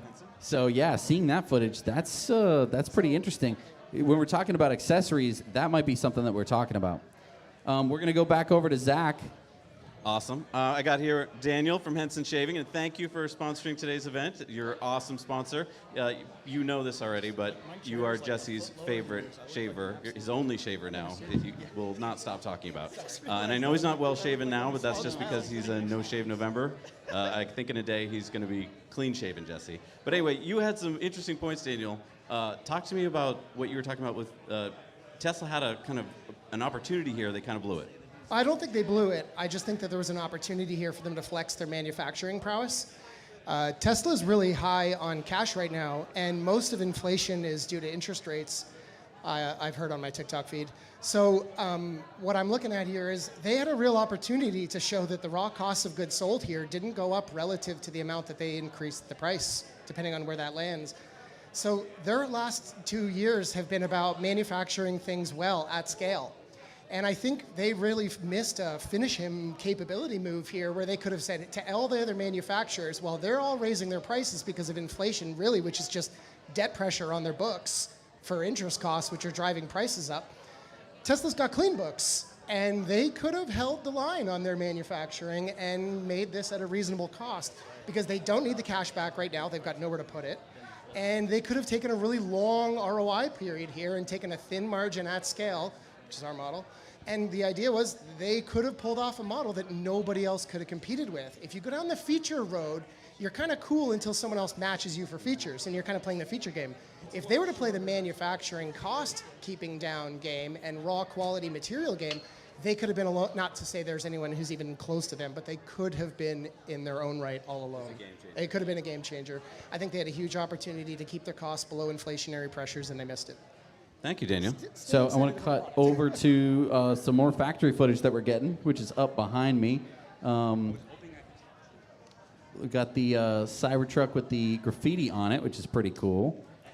And this looks like it's right out front of the Gigafactory. I wouldn't know I was thrown out when I tried to get in. And looks like there's also the matte black one over there. So, yeah, that's the Baja truck. It drove 1,280 miles all the way across the Baja Peninsula. So that's part of the, I think it's Baja 1000. And there's that light bar on the roof. So there definitely exists in the world one light bar at least. Well, probably two. Another big reason why I want the range is because I have a lot of friends who race the Baja, and we've already got a race team together to enter a Cybertruck in the Baja 500. All right. So we need, it's 500 kilometers, but we figure in off-road conditions, we're going to need close to 500 miles of range to complete that course on one charge. So we want to enter the Baja. We've got, race team, and we're going to get sponsorships together and stuff. So when we eventually get it, we're going to enter in the Baja. Nice. So that'll be coming to my YouTube channel. That's exciting.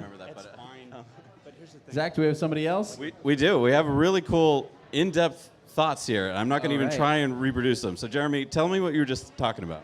Okay, so it seems to me that Tesla has done a very tactful thing by making the price a little bit high, okay? Now, personally, I'd like to just make a big shout out to Richard Dawkins. I think you're insanely awesome, and I want to build on your work. But here it is. So the memetics of this, the optics of this are extremely important, okay? If you put a truck out that's too cheap, you create a mimetic concept in the mind of the consumer that would have a zipper effect. It would destroy the economy, and that is contrary to Tesla's mission. You cannot succeed by creating a truck so low that no one else can create or compete, because that would be basically causing your own failure. The mission is not Tesla. The mission is adoption. And to have large-scale adoption throughout the entire culture, you have to function within an appropriate price range of the culture. Otherwise, you're basically just being a despot, and you're gonna fail. That's interesting. I think that is interesting. So you're basically saying instead of pricing it as low as possible and everyone thinking that it's a crappy cheap truck, now it's a thing of desire for everyone. Everyone is thinking like, I do want that, but it is not cheap. Cost? Yeah. Yeah, it's about so the memetics of it of how much does a truck cost? Yep. Okay, and this is a keystone event. It's making it valuable. Exactly. So here's the thing. Yes, it's making it valuable, but it's also recognizing the struggles of economic change. Okay, so if you think about memetics in terms of biological change, so think of a meme like an animal. If you've got a stable economy, a stable ecosystem, and you bring in a feral idea, a feral meme into that ecosystem, what you're going to do is cause disruption to the ecosystem. A good example is the cane toad in Australia. They're like, we'll solve this problem. This will take care of that problem right away. But the truth is they destroyed their ecological balance. The same thing goes for economies, and the same thing goes for memetics. So what I'm suggesting is, although there is a demand, there's a lot of interest in having the truck be affordable, because that's within our American bubble or our individual bubble. It doesn't always behoove the company to do the thing that the individual or the small group or whatever wants. You have to think large scale, and that's sort of the first principles angle. So does this mean that basically if they did this, they undercut Ford and Rivian and GM, that basically they would be wiping them off the map, and they don't want to do that yet? And you have to have compassion for your competition. If you lose compassion for your competition, you have done a great disservice. You have to have competition for the people and respect for your adversaries. And in doing so, you can create something that doesn't actually nurture conflict, you nurture resolution. So you're saying basically that Tesla kept a high price for the truck to not put Ford and Rivian out of business? I would like to go out on a limb and say that I think that is the most noble of paths. And even they just if so they happen don't to see it. also get great margins if that's the case. I think it could be to protect margins at a time when they're scaling up as well, because you see Ford and Rivian and everybody struggling to make $1. I mean, Ford's at what, a negative 60 or something? It's bad. Margin. Sorry, I it's keep giving back. bad.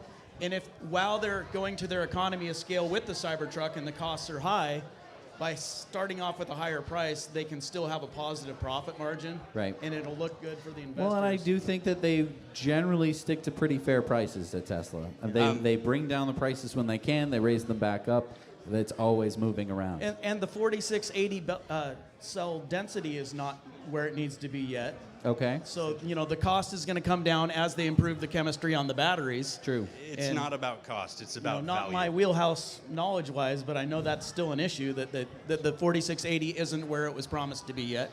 So as that gets better, price is going to come down, range is going to get better. It's not about dollar value, it's about value. And here's the thing. So values are shaped by the memetics of the culture and the body. So I'm developing a system. It's called the Welton Framework. It's on X. I'm embedding it. But basically, there are three aspects to our views. There's the technological. I call it the tech Welt, the Umwelt, which is the body, and then the memetic Membelt. And if you only focus on the Membelt, you don't focus on the thing operating. I'm going to cut you off just because we're getting more info. This comes from Adrenaline Junkie. Guys, the Cybertruck webpage has more details about the light bar. It can illuminate up to 525 yards, and base camp fits 2 adults and pumps up in minutes, spare tire, and more. All right, so we're getting more information on the Cybertruck webpage. A 525-yard light bar is ridiculous. It's not how long it is. No, I mean... That's how far the light well, reaches. never mind. Yes. No, that is a very for LED lighting to throw 500 yards is. I off-road in the desert. Yes. And it is, you can't get lights that shine that bright that far. That's remarkable. So let's talk about that for a second. So we're getting some questions here from people saying, like, why didn't Elon talk about this during the video? And we just had some interesting point, which was maybe, I don't know if we all know this yet. We might have been following on X, but Elon had a meeting with New York Times yesterday where he said a few things that we can't repeat here. We was pretty upset with advertisers, right? And maybe the fallout of that is that his head is not in the Cybertruck space right now. Maybe he's in X space, X.com space, and I don't know. Is that why he didn't talk about all these really cool things that he should have been talking about? This is the using his words, the biggest product announcement of the last few years. So. And I doubt Elon is the guy that put the thing together. They probably handed him a clicker and said, "Get on stage and talk." I mean, I'm sure somebody organized that event, wouldn't you think? But why are these things coming out piecemeal afterwards? Why aren't we getting all of this in a really well-produced it's video all on the presentation? website to keep us talking about it? Sure. Okay. Yeah, maybe he's just I passing. would have been thrown off stage an hour ago had this not happened. That's memetics. Yeah, he is the meme lord. That is true. Yeah. I wanted to hear more about Beast Mode. Selling the high-end Cybertruck, kicks butt in Baja, all the cool accessories it has. There's Hopefully so that's many gonna come things out. that they've been working on, and we barely got to see anything. Right. I mean, what was it about? This was Cybertruck. This was Cybertruck release. That's what this is about. So all those other pieces, again, Elon's a meme lord. He's one of the best I've ever seen. And so he's compartmentalizing things, and he's killing it. He's doing a great job. So you're saying we're going to keep getting these memes in the days to come? Why would you burn out all of your? Why?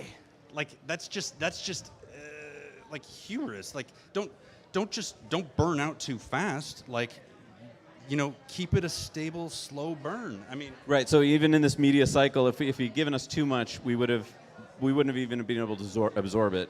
And then tomorrow we would just be on for what else is there? We would have just lost it in the news cycle. The truth is he knows what he has. He's not going to give it away. Really good point. Yeah. No, I mean, I think that we're all super Tesla nerds and we want to get every last drip of information, but I think you're absolutely right. I think that Elon knows that he didn't need to give us much at all today. I appreciate you guys so much, and I appreciate the opportunity to talk. Thank you. All right. Pretty soon I'm going to have another guest up on stage here. But, I mean, so far this has been, pretty exciting. I think that a lot of people, we're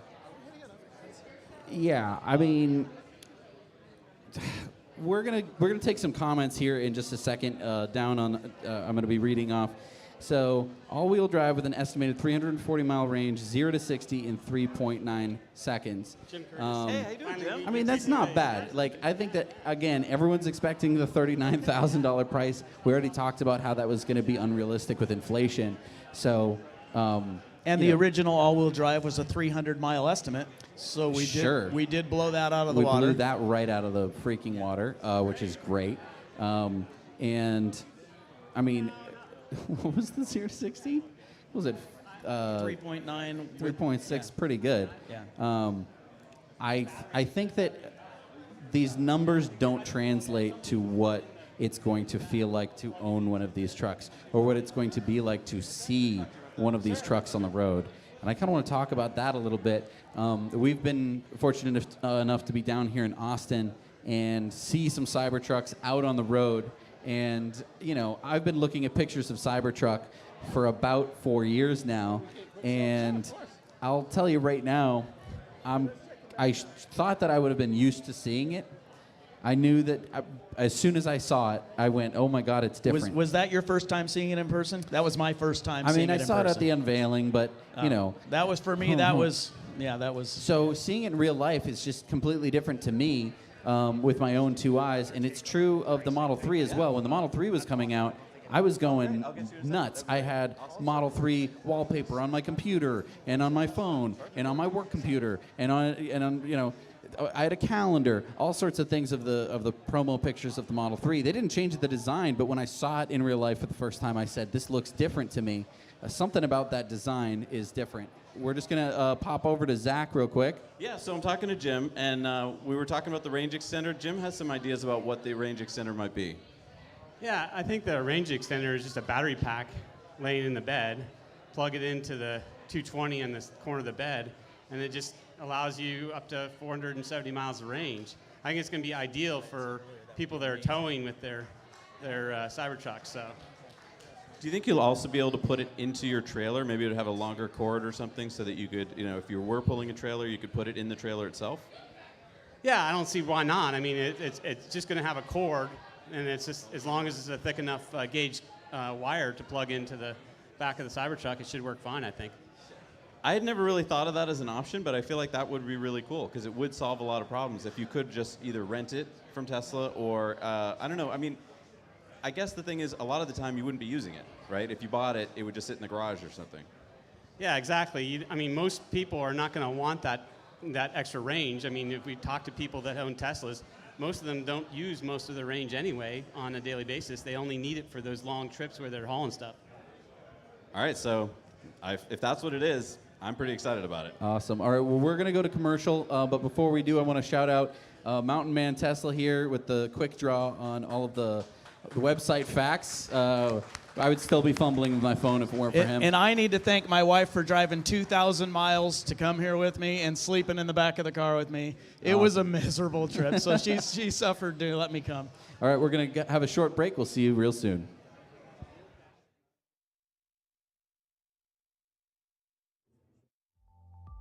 When we were initially experimenting with different blade gaps and blade exposures, we were surprised at the difference that microscopic changes made. For context, a piece of paper is about 4/1000th of an inch thick. Turns out, that's enormous compared to the scale of shaving. Currently, our blade is extended past the shave plane by about 1/3 of the thickness of a piece of paper. We realized this amount of blade support was necessary to minimize skin irritation and discomfort for most people. At Henson, we build our razors to aerospace standards, holding microscopic tolerances. Why? Because as it turns out, it makes all the difference.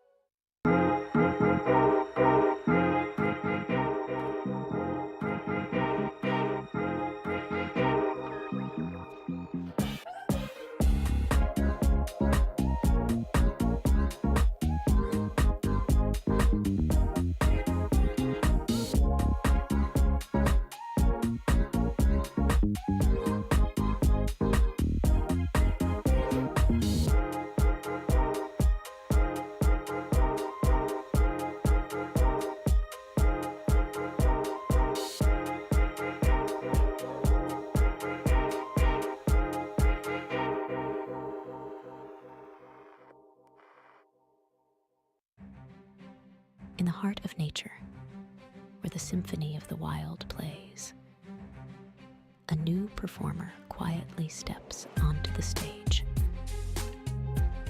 rewriting the rules of off-road adventure with zero emissions and infinite possibilities. Light Horse, a tale of power told in electric whispers. All right, we're back. And for those of you who are like, oh my gosh, you're coming home from the Cybertruck event and you want to go to the after party, we are here at the Luster Pearl East in Austin. That's Luster Pearl East, not there's West. 2 Luster Pearls. Make sure you go to the east one. Yes, the eastern one is where we are currently on Linden located. Street in Austin. Right down Cesar Chavez So, yeah. Can I just talk about that ad that just ran from our buddies over at Lighthorse? Yes. Doesn't that look badass? Yeah, if only we had a couple of them We over do at our have event. some of them here, Yes. so come on down and check them out in person. I think this is one of the first times you've been able to check them out live. It's so cool. There's so much cool stuff going on right here. The weather is great tonight, so come on down, party. Let's talk about Cybertruck. Yeah. Let's talk about everything Tesla. The rain has completely cleared away, and there's some stuff that we have. Yeah, sitting so there's over a there. special camera to our right, which is a special like 360 camera that's all set up. Gonna And I orbit wonder what's going to something? go under it. I don't know what could possibly go under it. Something that we would want to take a really good look at. Yeah, there's so many things I want to take a closer look at now. Yeah, so I don't know. I don't know what could possibly. And also, there's people I want to talk to who might have been over at the cyber event who would know this stuff. People like Sandy Munro. I would like to talk to him. Be good to get these people on the stage and start talking to them. But of course, they have to come from the Gigafactory. So we're just waiting. We're just waiting for stuff to be coming. You know, so this happens to me a lot with Tesla events where you get this just rush and excitement. You got to hear Elon speak. You get to kind of feel like we all have felt for so long that this has actually just been said by him in real life, so it's now real. It's not just living in my head. And so then, I don't know, there's a little bit of a letdown from it where you're like, right? And now I think it is a really good point that Elon didn't really have to do much today at all. He just needed 10 Cybertrucks. He needed to deliver them, show the world that they're real, get real people in real trucks. And again, the Tesla nerd in me wanted more, right? I wanted to see every last bit of footage, but he doesn't have to do that today. He just has to trickle out the information to keep this news for the rest of time. Sure. And I guess it just leaves us all sitting here wondering and conjecturing, is this Cybertruck, release going to be the same as the Model 3, where it felt like no Model 3s were coming out and there was such production issues? And are there going to be those same production issues for the Cybertruck? I don't think so. I mean, I've been watching Joe Tegmeyer, and by the way, I think Joe's going to be here tonight as Nice. well. I think he was over at the event, and he's coming back, so I Can't can't wait wait to to see him. talk to Yep. him. Joe has an amazing channel, by the way. Go check out Joe Tegmeyer on YouTube, where you get to see drone footage of Giga Texas practically, I don't know, twice a week.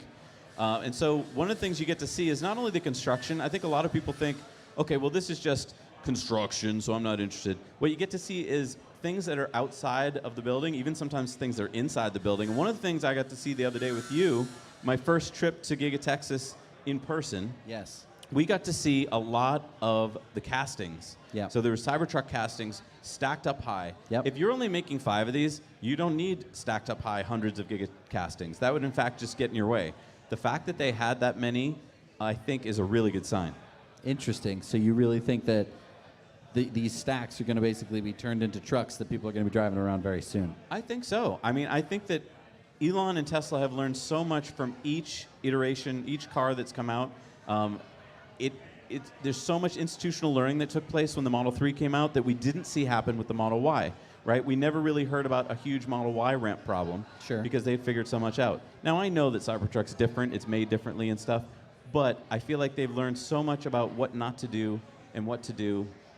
And the fact that we're seeing so many of these beautiful looking trucks now, like without any issues, without any gap issues, that I feel like they figured it out. I'm not saying they can make them at a super fast rate, but I feel like they aren't going to have the same problem of ramping that we've seen before. Another point is the release candidates. I think that a lot of people draw the line at release candidates and then the final production units, and they want to say that, the release candidates don't really tell us anything about the final production units. Well, I totally agree in terms of the features and what it's going to look like and the fit and finish and all that kind of stuff. That doesn't tell us very much because it might change in the production unit. I think that the production speed of the pre-production units is kind of indicative of where we're going to be right now. Right. If not, we're probably a little bit ahead of where that's going to be. But by which I mean they're probably going to be able to pump out way more than the number of release candidates that we've seen. We've seen a lot of release candidates for this truck. We saw way more than I think we ever did for the Model 3. Nobody knew what the Model 3 was going to look like until basically the delivery event. We had no clue what it was going to look like. How could that possibly have been? Because they kept it a secret. Right. And they probably actually didn't make all that many. we've seen a lot of release candidates out on the roads driving around. So I think that tells you something about their production. It could be a lot better than everyone's kind of making it out to be. I got some questions from the crowd, which were about crash testing. And the cool thing is at Giga Texas, they have a crash testing facility right there. Yep. So I'm pretty sure they've crash tested these. In fact, we've seen some discarded, models that look like they've been crash tested. I can't wait to see what the safety rating is. Again, to that point of that Elon doesn't need to give us all the information today. He can meme out at any point on X that like, hey, maybe he's got the safest truck. Like that would be amazing. Sure. And so I feel like, yeah, we're going to just keep getting really cool bits of information that come out, and he really just didn't want to give us too much today. Right. No, I think that you're probably right. Also, Elon really tamped down our expectations in Q3 on the Q3 earnings call. And I think the expectation that he was giving us was that he's not going to be able to ramp this as fast as we all hope, right? Because if we're at number 2 million on the list, we want him to be able to make 2 million this year. And we just saw you're probably not getting your truck until 2025 in many cases, right? Oh, by the way, if you guys are getting hungry, there are food trucks. They are right around the corner over to our right here, to your left. So go check them out. Plenty of food for everybody. And it's right over by the interesting camera rig that we have. Yeah, go set check up out the for interesting no 360 camera. particular reason at all. Who knows why we set up that big orbiting camera rig? I wonder what fits under there. I don't know. And I wonder why it's so tall. This event, by the way, of course, I want to thank our sponsors, Lex.art and XPEL, Henson Shaving, and Light Horse. This event would not be possible without them, so a They big are the shout out to coolest them. folks, by the way. If you get a chance to go up to them, they're all here tonight. Go up to them, say thank you and hello, and find out more. Ask them about their products. They'll tell you, which is really nice. Because, I mean, this event was put together in less than a month, and Yep. it's amazing. Yep. Less than a month ago, we were just talking, and we were like, oh, wouldn't it be nice if we could have an event where everybody could come meet, talk about the Cybertruck, drink and enjoy, and here we are. And whoever ordered the great weather, thank you. Yes. Okay, so we got some comments here. Mike Jones says I lost the comment. It's a cool truck that's bulletproof. That's enough to justify a price premium, I think. Not too complicated. That is a really good point. You know what? Let's take a step back and talk about that. The bulletproofness of the truck, everyone's acting like it's a gimmick. It could take a 45 caliber handgun round and also SMG round. That's not nothing.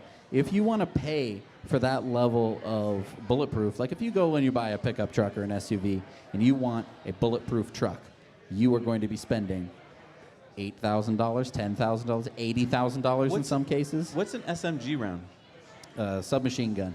Oh, okay. So this is like the level that you would get if you were paying for like a security vehicle. Yes. Now, they didn't show it stopping a rifle round because it probably can't, but it's probably going to help. I think this is a really good point. Everyone in the Tesla community already knew about the bulletproof stuff, but I think if you were the average person watching this and you didn't know about that, that was a game changer right there. Sure. It's a bulletproof truck. It's also, the windows were baseball proof. Yeah, so talk to me about that, because I was expecting to get like a metal ball thrown by Franz. He backed off and did a baseball, and he didn't throw it very hard. I mean, I just want to be fair. So, check X, Elon just confirmed the range extender bat. Is it a bat? Battery? Oh, battery. Okay. Okay, so Elon's confirmed it. It was on the website. I don't think we needed his confirmation, but let's talk about the range extender for a minute. So 470 miles on the dual motor range. So that brings vehicle. you up from 340 to 470, so 130 miles more range. It's not anything to shake a stick at. That's a fantastic range. It blows all of their competition out of the water in terms of pure range, and that is going to make a huge difference for towing. Do you think they would rent it? Like you go to a Tesla service center and rent it for a week? It really depends. I mean, they call it a range extender, right? They didn't call it a bigger battery. So if we're thinking about language here, a range extender is something that you can extend the range with. A bigger battery is a bigger battery. Right. So could it be something that you can pull out of the truck? And maybe that's why we don't see a price. I'm already onto that. I'm already assuming it's that. That it's a I don't- rental. No, I'm not assuming it's a rental, but I'm assuming that it's a block of battery that you can move. If it's a block of battery that you can move, I don't know. Let's go to this comment. Beck990 says, Elon posted about range extender. It's an optional pack that fits in There it about is. 1/3 of the truck bed. Still room for plenty of cargo. It's meant for very long trips or towing heavy things up mountains. Okay, so there we have it. Optional pack fits in the 1/3 of the bed, so it takes up 1/3 of the bed space. So going back to the rental question. So now we know. Now Yes. you know that Now this you know. this is a battery that's going to be in the bed. That's the range extender. Can we talk about the weight of it? Okay, it's going to be a lot. 130 miles of range. Yeah, it's going to weigh more than you can. I don't think even 2 people could probably easily lift it because we're probably talking like 600 pounds. Right. So is this going to be in the front of the bed or the back of the bed? I'm going to guess the front of the bed. But is it the kind of thing you put in there, you mount it, and it doesn't really get taken out very often? Yeah. Because won't you need to take it out before you need to return your truck back to a normal work truck, like daily driver truck? It's a good question. So they're putting the battery in the bed of the truck. So I mean, this, I don't know, I'm just conjecturing here, conjecture time, but I'm just conjecturing this would be a really good thing to have at a Tesla service station. Sure. Where they have the equipment to put it in, you rent it for a week. Because, like, why would you want to own it if you don't need the range all the time? Right, so it would be taking up space in your bed. It would make your truck heavier, which is going to somehow, wear your tires a little bit faster, all sorts of stuff that you don't want. And plus, it's a whole bunch of batteries that you're going to have to, pay for? Right. So what if you could rent it? I love that Jim has a great idea. What if the mobile ranger can just drive it to your house and bring it and put it in your bed? I don't know how they lift it. You need, well, it would have to be on a some crane. Tesla bots. Tesla bots. It'd have to be on a crane. But I could definitely see that happening. Yeah, come on Jehu, up. come on up. Jehu's got some ideas about the battery. All right, so I don't know what I'm talking about here, but I just did some quick calculations. And in order to get 130 miles, it would have to be a battery about... Yeah, how much would it weigh? Well, about 26 kilowatt hours. If that's, of course, considering that the Cybertruck has an efficiency of about 200 watt hours per mile. Now, I don't know how off I'm there, but... You think it's going to have that good an efficiency? 200? Yeah. A Model 3 is like 230. Is that too low?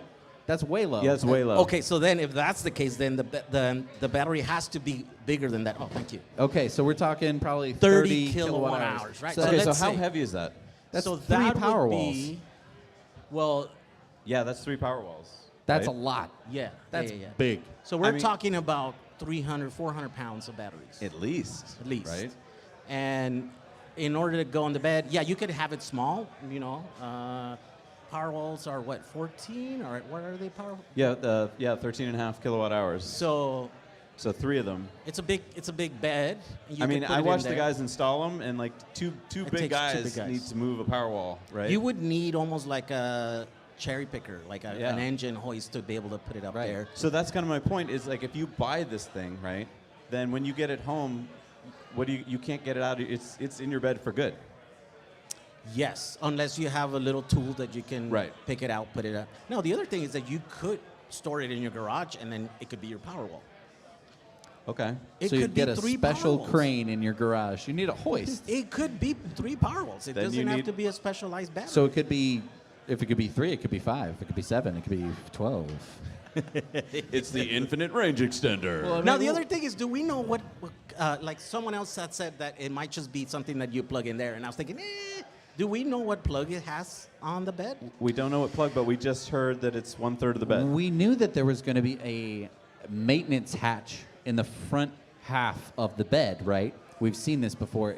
We didn't know what it was. We're like, is that storage? And they're like, no, it's a maintenance hatch. Oh, okay. And it's like, well, I think we know what the maintenance hatch is for. So if it's just like a NEMA 1450, then it would be capable of 11 kilowatt power, It's right? got to be DC. It's got to be direct. good, yeah. You're just plugging it onto the battery. Well, not necessarily. You could do back, right? Because here's the thing. It doesn't have to, 11 kilowatts is nothing. You can't push a car, right? But it would be enough to supplement the like usage. trickle charge the battery? Yes. Yeah. Because it doesn't have to power the truck. It just has to put back in 11 kilowatt. Okay, except, as you're using and it. here's the only hole in your argument. It increases the 0 to 60, it decreases the 0 to 60 time, makes Oh, the truck faster. Then that would tell me that it is a high power because connection. adding more instead of- weight to a truck and it somehow gets faster, the only way that happens is if it's pumping more amps. Unless the factor there, like it's traction, right? Like, so adding more weight would. Adding more traction? I don't 'Cause know maybe if it's not that's how power. physics works. Well, we don't know why. What's the limiting factor there? It might not be power. It might be traction. You think it's just the track? It's too light. All right, maybe. But I think that there's enough factors. There's the maintenance hatch, which I think is going to be the range extender battery hatch, where you're going to stick the range extender on, and then the fact that it gets faster. Those two things to me sound like you're going to take it to Tesla service. They're going to have a hoist. They're going to lower this battery in. Some guy's going to plug it in with some Anderson connector, some beefy DC connection to the battery pack, and it's just going to be parallel. Can I just conjecture something that popped into my head? Okay. What if certain superchargers have the extender available, and it's some kind of robot thing that lowers it into the bed of your truck? So it's kind of like the original idea of Tesla, of swapping batteries. where they would do the battery swap. Yeah, it's almost like a Neo battery swap, but it's a more limited battery swap. And it's a little bit. Do you think that it's easier if you're taking something out of the bed of a truck as opposed to having to take the battery pack out of the bottom of a car? Yeah, especially if it's like 2,000 It's got to be, pounds. right? Yeah, 'cause you don't have to now dig underground, drive the car over something and align stuff. You're like, I mean, it could just be two dudes with a hoist and like some bolts, you know? Yeah. Well, and by the way, I'm sorry to say this, but like again, he did this already, right? Like where they engineered They a did. replaceable battery. Yes. They even had a station that would do it, and then It just wasn't a battery extender. That was the only difference. But it never made it to market, right? True. I mean, every single Tesla Model S had the technology. Yes. It was never refined. They didn't need was it never because used, the supercharger never network. deployed. So this could be one of those things. Yes. And right? it does answer the question for towing that a lot of people have, which is, how am I supposed to tow with this truck? Now, that would get you, so we were saying maybe a range of like 230 miles. Towing. Towing? Yeah. Towing. Yeah. Because that's like, if you took 470 and divided by 2, so you could conceivably get a range that was something like that. But It's usable. It's not as annoying as 150. Right. Now, Yeah. 230 is getting into the range where that's totally doable. It's not I think that that's like kind of standard supercharger travel that we're all getting kind of used to, where you're like in the 200-ish mile range, and it's like, that's a nice bathroom range, right? Where you go for a drive, and if you're staying hydrated during your trip, every 2 hours you're going to probably need to make a pit stop anyway. Not such a big deal to have to do that. Now, let me ask you another question. Yeah. All right. What if this is a variable voltage pack? What if the voltage of I don't think this works, but I'm gonna go for it anyway. What if the voltage of the pack is normally 400 volts? Uh-huh. So you could supercharge normally. Then you go to the special place, they add this on, and instead of it being in parallel, it's in series. And it makes your pack 800? It makes your pack 800, so therefore... Okay, so it's... Sure. It's totally doable. Yeah, I mean... You think so? Especially, it would Because work then, right now that we're in this transitional period. Because it would then be what an you easy could way to do it. would be head to the version 4 supercharger, charge up at a 800 volt charging speed, which is going to be faster. And because the battery is actually larger and is now 800 volts, it could actually accept it. And so then you could, that would allow you to charge faster. I mean, of course, the battery pack could just be 800 volts, and then you add in parallel another battery. But that would require, well, in order to charge in like the current chargers, 400 architecture, right? Right. You would require to have like a DC to DC, like the Porsche or whatever, Right. and that's really an efficient way of doing that. So you would think that the Tesla 'Cause this- engineers would be smarter than that and just do that. Because That's this really is a big easy. question, though, because like you're saying, so the Porsche Taycan right now has a 400 volt battery pack. It can pull into certain DC fast chargers, 800 volt fast chargers, and charge at high rates of speed. I thought it was the other way around. I thought it has an 800 volt pack. And That's then, what I said. No? Oh, no, you said 400. I'm sorry. Yeah, yeah, I okay. meant it has an 800 volt pack. It can pull into some 800-volt chargers and get that full speed. Yeah. But if it pulls into a 400-volt charger, it has to go through a DC-DC converter, which is way slower. Yeah, so now we're talking about the Cybertruck. Most of the superchargers, the version 3 and version 2 superchargers that we see out in the world normally, they are 400 volts. Yeah. And so the Cybertruck would have to pull into that. Yeah. And it would need a DC to DC converter in order to get the full DC, like to get as much power as it could. But normally a DC-DC converter isn't going to be rated for the hundreds of amps that So it the thing with the normally is gonna DC to DC, it's basically a charger. It's basically with the thing that we plug Yeah. in there. So it's a giant box. And in order to be 400 kilowatt, I mean, it has to be that big. That's why Yes. those things are that big. So that's why you can't have just an onboard piece of equipment that you only use just when you're going to charge in certain chargers. It just doesn't make sense, right? Now let me ask you this other question. So let's say that we have our supercharger pack and it's 800 volts. If I take a samurai sword and I slice that pack in half in just the right spot, don't I have two 400-volt packs? Yeah. Okay. So it's usually just the series count of batteries. So Yeah. right now the standard was 96. Now I think Tesla's with the Plaid is like 108 or something like that. So you just have two of those and it'll be 200 cells, 220. Now, if I had a big old clunky switch and I could go clonk, and now all of a sudden they're separate packs. Contactors. I could charge it either at two supercharging stations or just split the power from one. Yeah, you would just disconnect and reconnect. And now I don't need the DC The to DC Teslas have converter. this already. They have contactors. So Right. when you plug in your charger at home, it's And you an hear AC. it go clunk, that's the it contactor. disconnects that Yeah. battery from the plug, and it Yeah. connects it through a DC to DC, which is the onboard charger. That's interesting. And then when you plug it into a supercharger, it just reroutes it. So we all that technology is existing in the vehicles already. Right.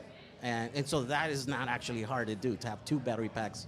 and Okay, then- so going back to the range extender, we're just thinking of it in terms of extending the range of the truck, but what about when we power our homes, which he didn't talk about today? Yes, but is a feature that they said they're going to do. Exactly. So now this range extender is also a home range extender in the sense that you would be able to have more days, True. with power outage. Yeah. And so that could be another whole piece of this that he doesn't want to get into right now. Now I'm starting to understand. This Cybertruck is bigger than I even thought. And let's talk about the bidirectional charging. I mean, we talked about it just a little bit. So he it's, was against it because it said it wasn't feasible. It wasn't. people wouldn't want to do it Don't because wanna it do would it would Use up a cycle of your battery, right? Also, like, what happens if you're like, oh, I need to power my house, but I also have to go to the store. And then it becomes. Well, let me ask you this. So we've got 3 versions of the Cybertruck, right? If I want the beast mode, I probably have to have a lot of nickel in those batteries, right? It's probably a different architecture than if I want the lowest variant. Maybe those are LFP, and if those are LFP, I can cycle them more, right? Yes, traditionally those have way more. So if life I can cycles. cycle them more, maybe that's the choice for people who don't really want a performance truck but want to be able to, power their house. So the dual motor. So you're saying there'd be a difference between the dual and beasts mode, Yeah. and the single motor. Yeah. It's possible. I mean, the batteries would weight around the same, but Yeah. they would have less capacity, but it would have a longer lifespan. And you could definitely plug in. Although, didn't they say that the two-way bidirectional thing is only on the top models? I don't know. Maybe, I don't know. Yeah. There's still I that don't know. There's so enough many info. questions there. There's so Too many questions. unanswered questions. By the way, I was only off by $15,000 in the price, right? All right. Hey, good for you. So I was closer, but not right on. Yeah. What so number did you say? Yeah, what was your I prediction? said they would start at around 75 and then would go all the way to 120 or 115 or something. Okay, so it's even better than what you thought. Right. Yeah. I was That's $15 less, so Yeah. they're more expensive than they announced, but not as expensive as I thought it was going to be. Nice. And maybe, see, that's the thing. Like, he does have a card up his sleeve, right? Because maybe manufacturing is not as expensive as everyone else, Rivian and Ford have to deal with. And so now he's like, yeah, but it doesn't make sense to just slash the prices. We'll leave that as we can create more. Yeah. It doesn't help that tell all these people that you can buy a truck when we can deliver, right? It's also, I mean, you don't want to piss off a bunch of people because they can't get it. I mean, you've been waiting how long for that truck? I know, 4 years. Yeah. 4 years. Yeah. And that's a long time to wait. That's a long time to wait. That's a long time to wait. Ask her. She waited 4 years for her I know. car. It gets to the point where you almost don't want to think about it, because like it's not fun to wait that long. Yeah. Yes. Yeah. And also, yeah. Well, thank you, Jehu. This Okay. is great. So Thank I you. just wanted to We'll probably have you up here again when the next battery question comes up. Thank you so much, Jehu Garcia, everybody. Thank you. So I hear that XPEL is here Yep. in the house. I'd love to talk to them. Yes. Yeah. So wherever XPEL is, come on up. We'd love to talk to you. They're one of the sponsors for tonight. And if you want to see an XPEL car and you're here tonight, they are out front on Tesla Row, as I'm calling it. All of those beautiful cars, many of them are wrapped by XPEL. So while we're waiting for XPEL, I want to get back to your ideas about the bidirectional and about the range extender. Because I do think that the range extender was only available on the upper models. So maybe that puts my idea about the LFP batteries. Yeah, well.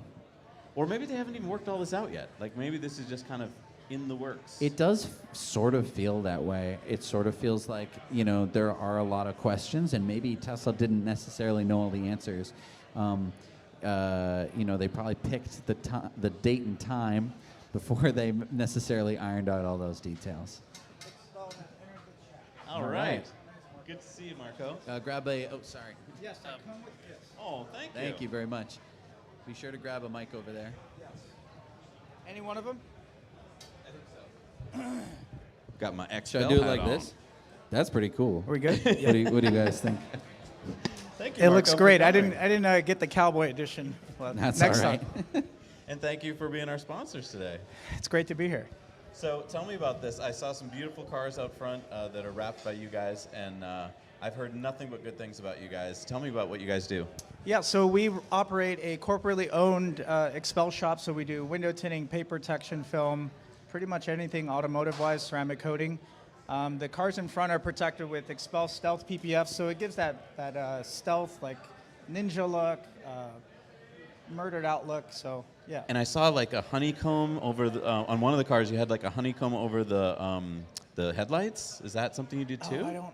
Is that on? That I don't know. Okay. I didn't take a look at that at all. Okay. But so, how long does it take to do stuff like this to cars? Is it like So drop it off for a day or week? So a complete PPF wrap takes, I would say, 4 to 5 days. Okay. Because some of the jobs require dismantling of different panels because you want to have every edge wrapped and you want every panel completely covered. So it definitely takes time. So.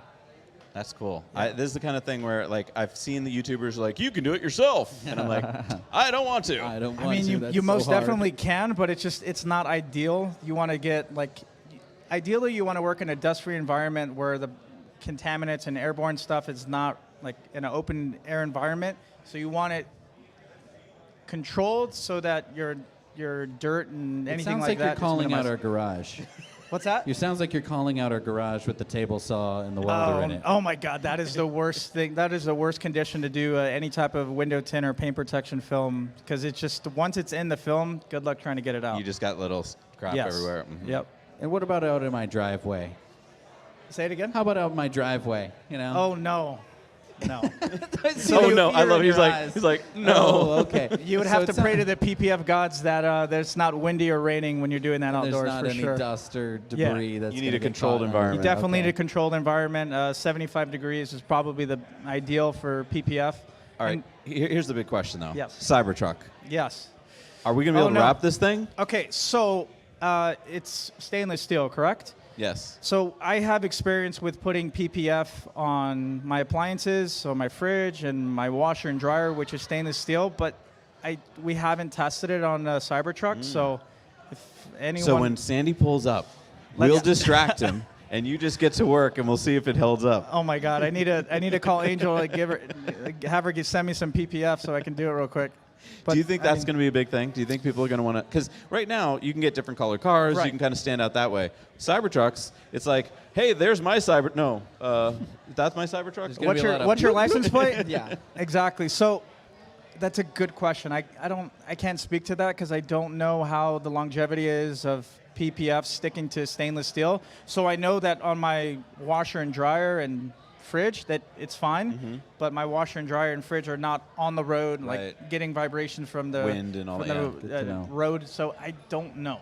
This will be cool to find out. Yes, Yeah. definitely. And then we also have black PPF too. So I I can't answer. I don't know. So, I mean, we saw a black matte Yes. Cybertruck. What do you think that was? Do you think it was painted? Like, do you have any idea? Did Elon show that? Yeah. Oh, I must have missed it. We saw, I think Franz was driving around Malibu with a blacked out Cybertruck.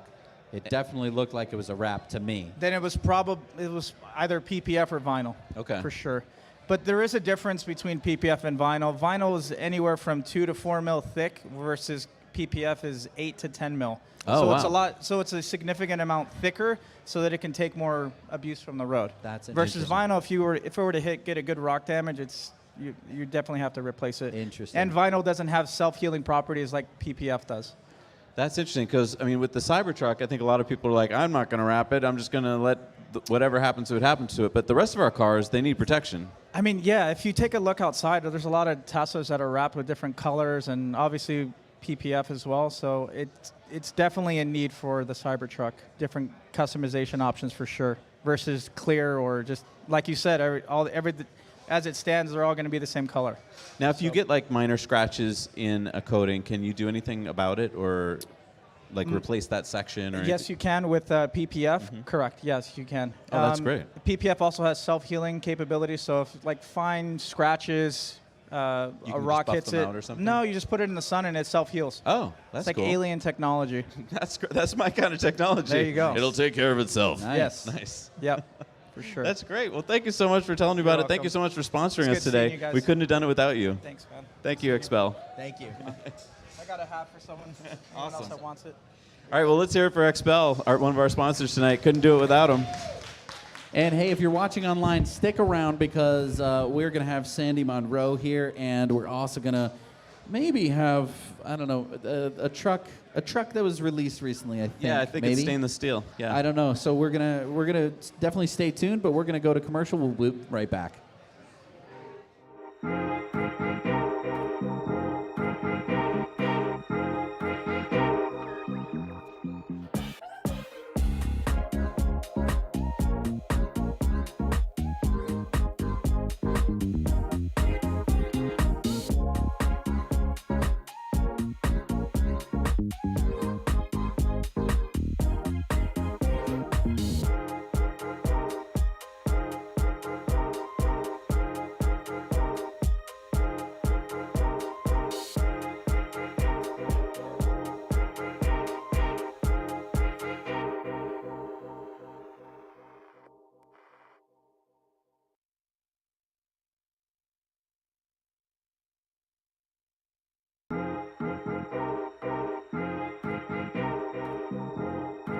A good shave is a precise shave.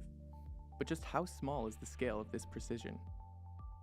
When we were initially experimenting with different blade gaps and blade exposures, we were surprised at the difference that microscopic changes made. For context, a piece of paper is about 4/1000th of an inch thick. Turns out, that's enormous compared to the scale of shaving. Currently, our blade is extended past the shave plane by about 1/3 of the thickness of a piece of paper. We realized this amount of blade support was necessary to minimize skin irritation and discomfort for most people. At Henson, we build our razors to aerospace standards, holding microscopic tolerances. Why? Because as it turns out, it makes all the difference.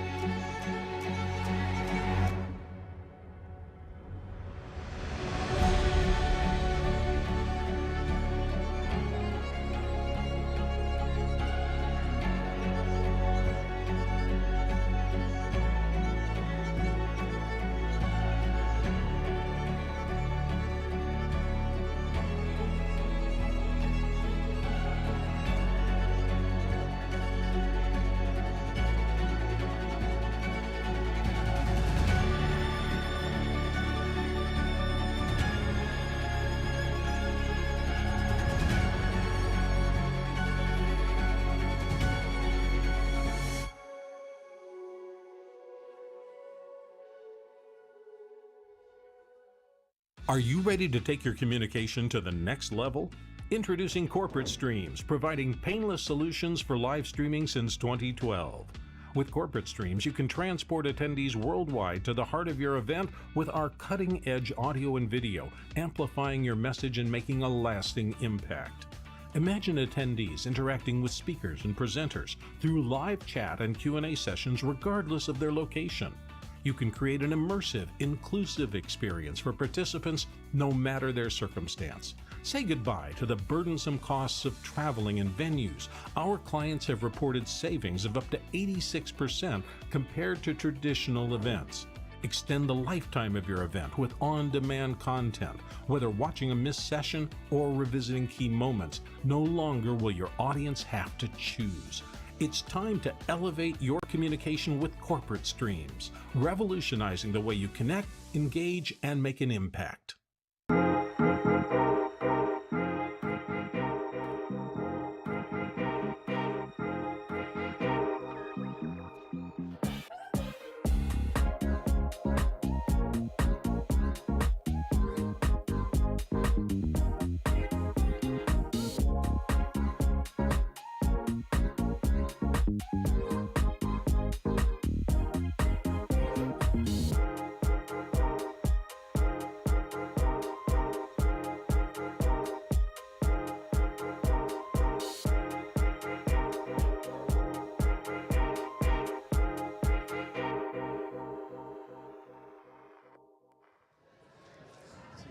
Awesome, All right, and we're back, and we're joined by Joe Barletta from Smart Charge America. I hope it's on. Everybody Nice. hear me? Yeah. It's good to see you guys. Good to have you, man. Thanks for having me. Yeah, so Joe, why don't you tell everybody what you do, because it's pretty darn interesting. Well, I install electric car charging stations all over the nation, so it's basically what we do. So I'm the charging guy. That's awesome. Awesome. So now we're going to pick your brain about charging. here, Yep. Okay, you ready? And before we do, I just want to say that we're getting kind of all the Tesla VIPs in now. So some of your favorite YouTubers that you're probably watching on their channels wondering who the heck Zac and Jesse are from the Now You Know channel. Yeah, don't worry. There's more people coming. We're going to probably have Sandy talking to us in just a little bit. But yeah, we're talking to Joe Barletta from Smart Charge America. Yeah, so Jesse and I were just conjecturing a whole lot about Cybertruck, and if there is this new range extender battery, which we now think is a third of the bed, and it goes in the back. And bi-directional charging. Right. So talk to us about bi-directional charging. Is this, I mean, we hear that the Cybertruck can do it. Yes. I guess Elon's pushback in the past had been, well, people aren't going to want to do it because it means you have to cycle your battery. But am I right that LFP batteries probably means that we don't worry about that as much? A lot more with the chemistry, but yeah, I guess the cat's out of the bag, so now I can talk about it. But yeah, we're doing bi-directional charging, capabilities for those homes who currently have power walls because of the gateway setup, but you can only do the bi-directional charger with the universal charger, the newly one that they released about 3 months ago. Oh, the Gen 3? Is that yes, the Gen 3? Gen 3 universal charger. Okay. Yep, that's it. So how much juice can you get? Like, is this just going to feed maybe one circuit? Or so the max on that is 48 amps continuous. So yeah, it's 11.5 is the max that you'll be able to do it. So that's why you saw the Powerwall 3 come out with they moved it up from 7 to 11.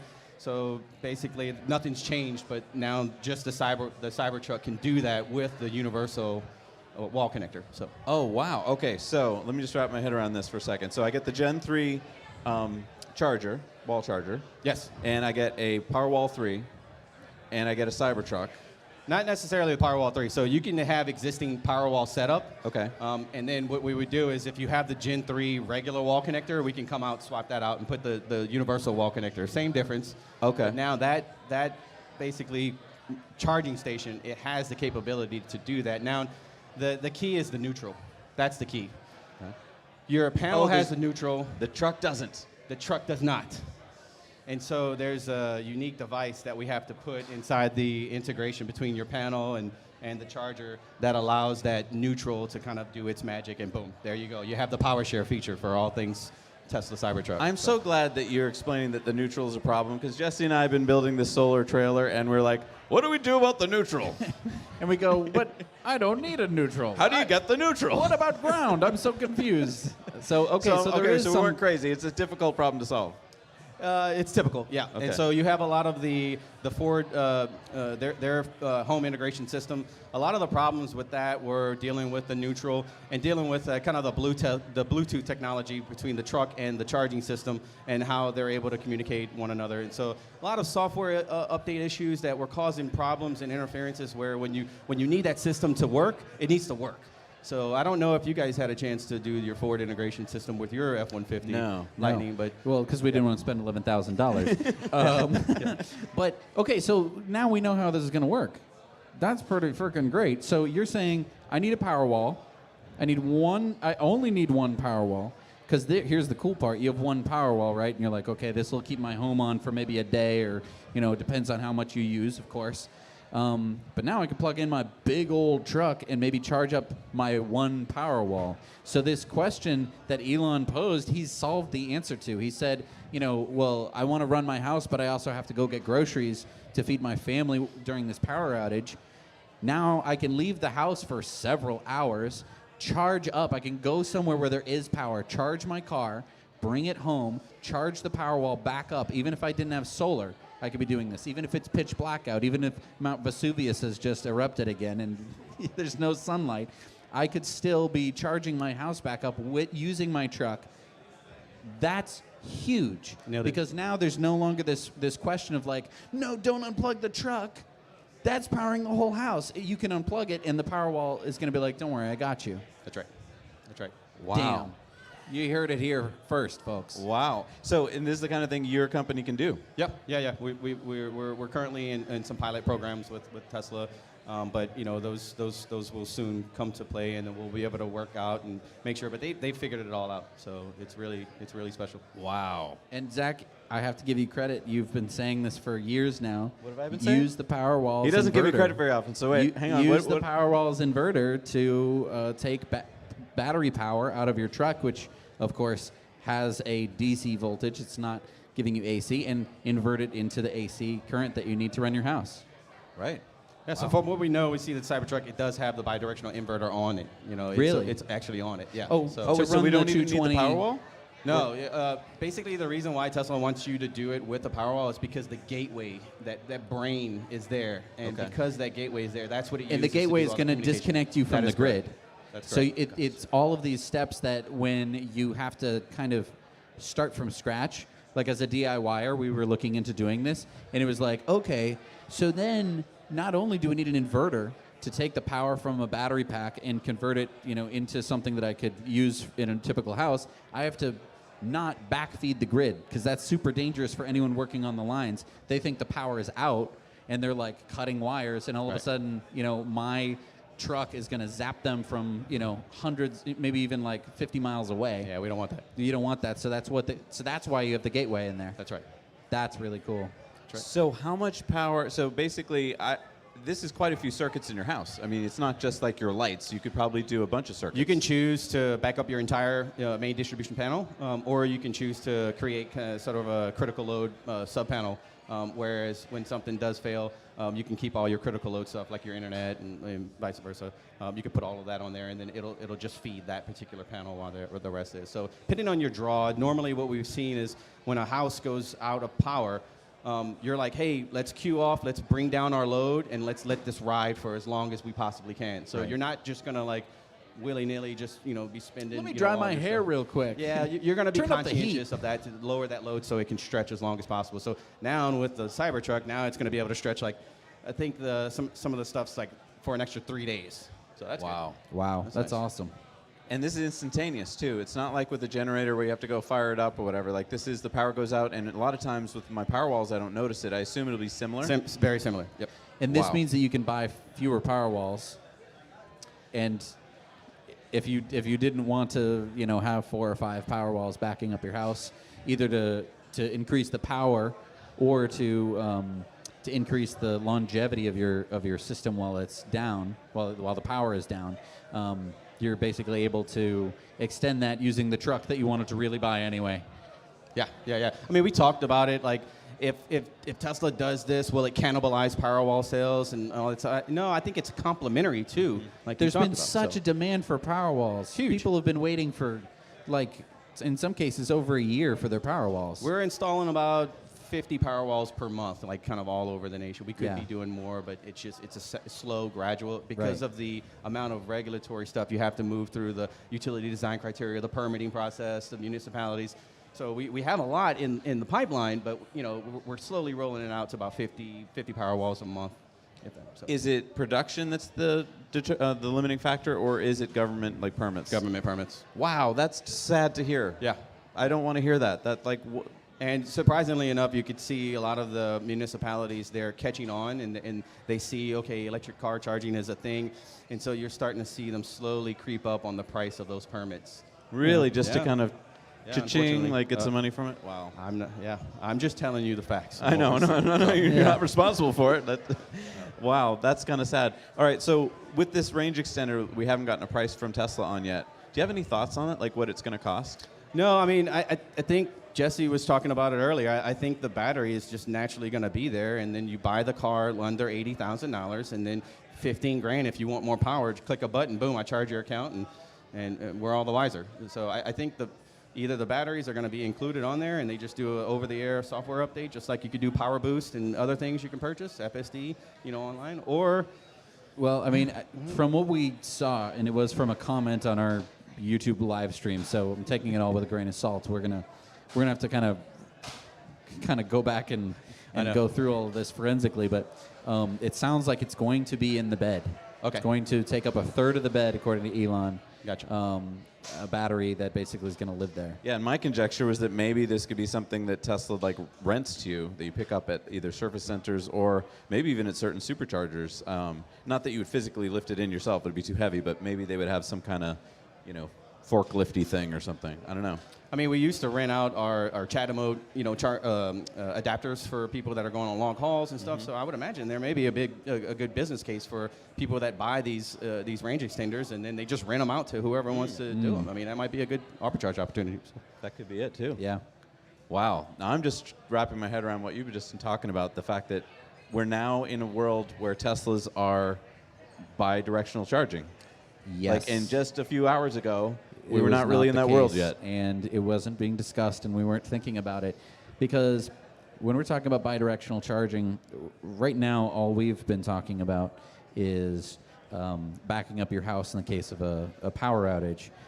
But just like the power walls make lots of people lots of money, how do they do that? You buy low, you sell high, and of course I'm talking about energy prices. In places where energy prices vary throughout the day, Powerwall users have been making money by basically buying power when it's cheap, selling it when it's more expensive. This is how many markets work, except we've never been able to hold on to energy. We usually just created it and almost instantaneously had to use it somewhere else. So this is a big deal. Now we're able to actually do this with a humongous battery in the Cybertruck. It's probably going to be on the order of 150, 130 kilowatt hours, and with the range extender could be well more than that. Now there is going to be kind of a throughput problem. It's not going to be able to just drain the entire battery instantly, but it is going to be able to do this for a long period of time, and that's going to allow you to kind of treat your power system a little bit differently. If you have solar, it means that you could gather all of your solar energy and try and use all of it before you start trading it to the grid, because in a lot of places, either net metering doesn't exist, it's not a part of the law, so you can't even sell the power back to the grid and make a decent amount of money. So I mean, there's a lot of possibilities that end up happening when you have a large reserve of your own power. It's really giving you a lot of power. And that might be another reason why this is such a, I don't want to say expensive truck, but another reason why they're able to increase the price is how much is the installation of a power wall, single? Typically, if we're just coming out to the house and we have to do the permitting and utility design criteria, disconnect and meter pull, meter stab back in, generally, for two, I would average somewhere around $4,500. And then for every additional one, generally we can keep it around $1,500. If you have existing power walls you want to add to, no problem, it's $1,500. We'll come out there. So $4,500 for a new power wall is still less than what Ford was asking for their system. So you're adding a whole bunch of functionality and probably a whole bunch of smarts that Tesla can start turning on, where you're going to be able to play with your power. Well, can we just talk about the money making? Like, yeah, we have Powerwalls, and so we're signed up for their summer program and the winter program in New England, and we get paid quite well when there's a storm and they want some of our power for our neighbors. We're talking like hundreds of dollars, thousands of dollars a season. Like, so yeah, you can be your own little power generator. Recoup the cost on your investment for your Cybertruck faster. Exactly. There you go. This is exciting stuff. I feel like most of us have no frame of reference to talk about it because we've never before been able to think of ourselves as our own power generators. I mean, maybe we've wrapped our heads around putting solar on the roof or something, but now having batteries, and now that our truck is a battery, we're like, because you get double use out of your truck. It's a truck, and you can drive around in it, and when it's sitting in your driveway, it's now a battery. Well, remember, if you're out in the wild and you run out of charge on your Rivian, I can come with the Cybertruck, and There I you can plug go. you in, and I can charge you stuff. Yeah. And now you can play the band and maybe do the band in the back of the Cybertruck. Yep. So can't wait to see that episode. That would be pretty cool. Yeah. So many cool things. And Kind of triple use of that energy. 'Cause, Triple yeah, use. you can take it wherever you want, and I wouldn't say it's an unlimited tap of power. Again, depending on how much energy we're going to get, or how much power we're going to get out of that 1450 plug. But assuming we could get even 30 amps, it's a fantastic energy source for really big stuff.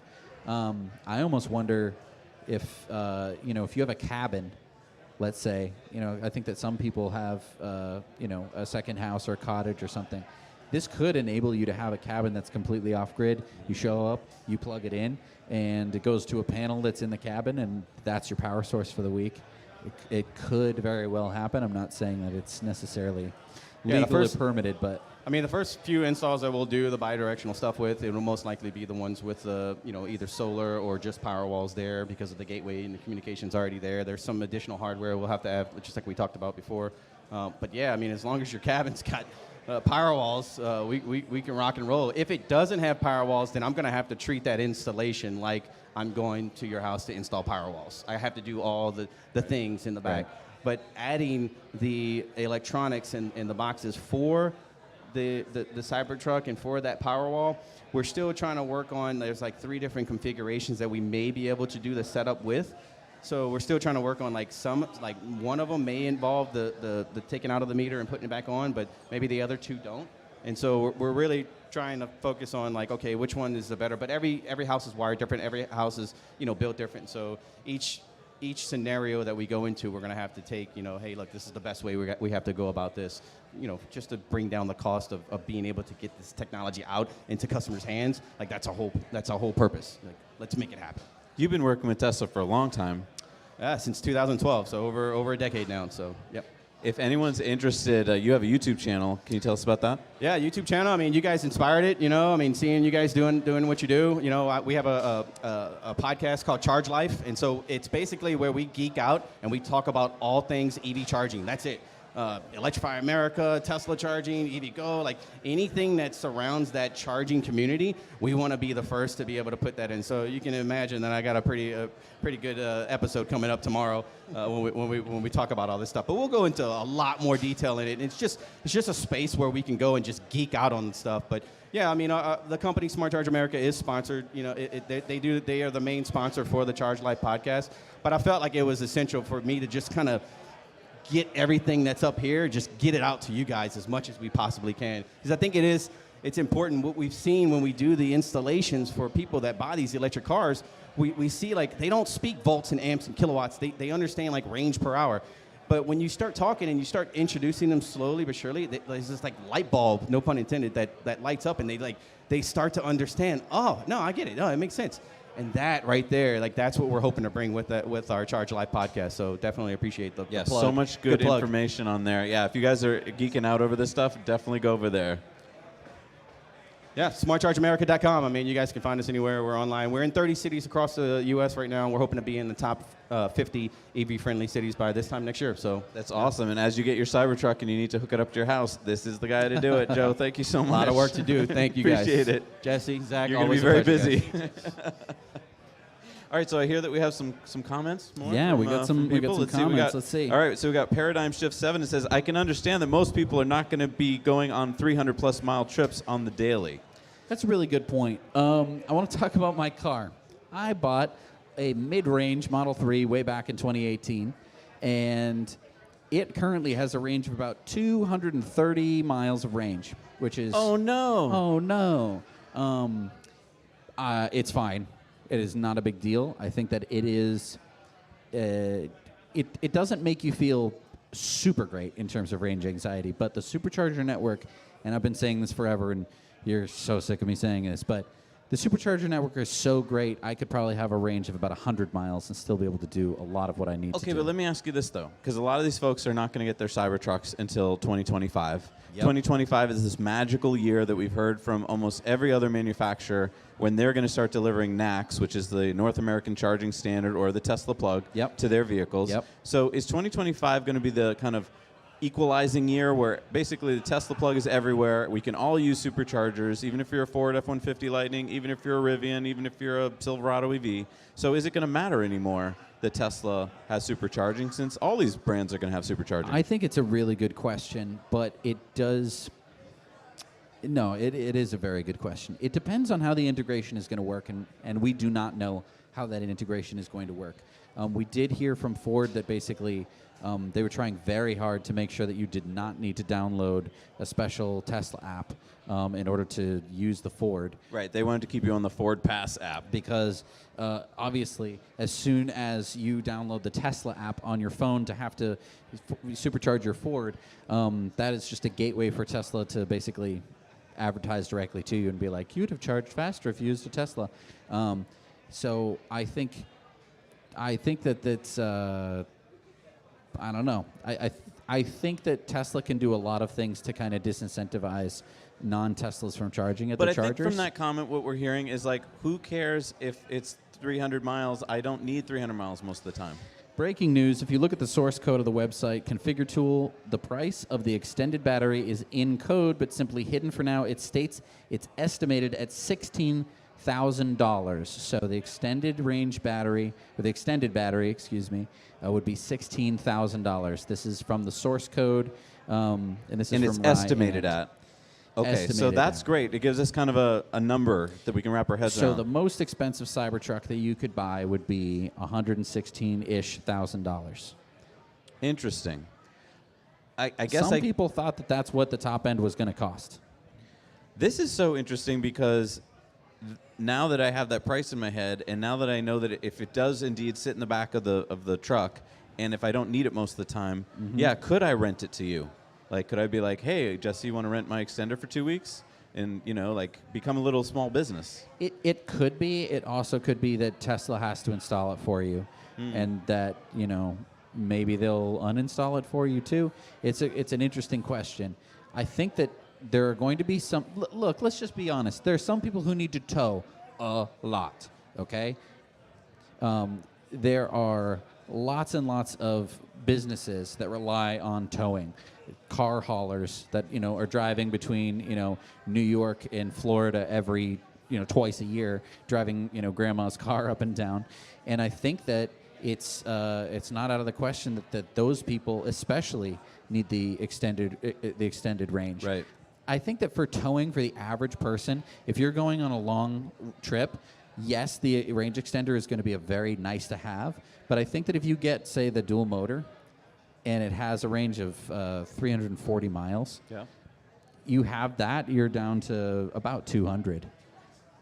A little bit less, but I think that that is completely doable. I think that that is completely doable with the supercharger network. Now, there are definitely exceptions to that, but I think that for a lot of people, if you're going to some campsite that is not in the middle of nowhere, it's going to be doable.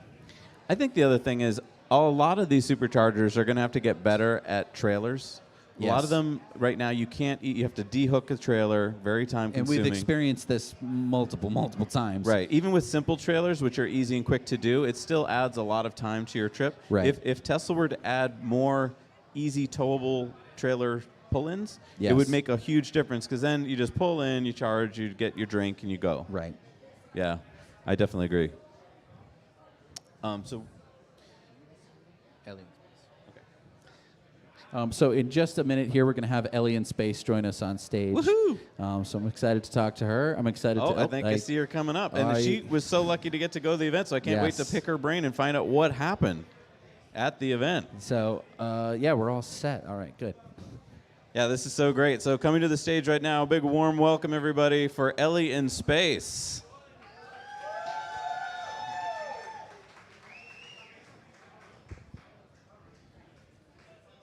Welcome, welcome. Hi. Welcome.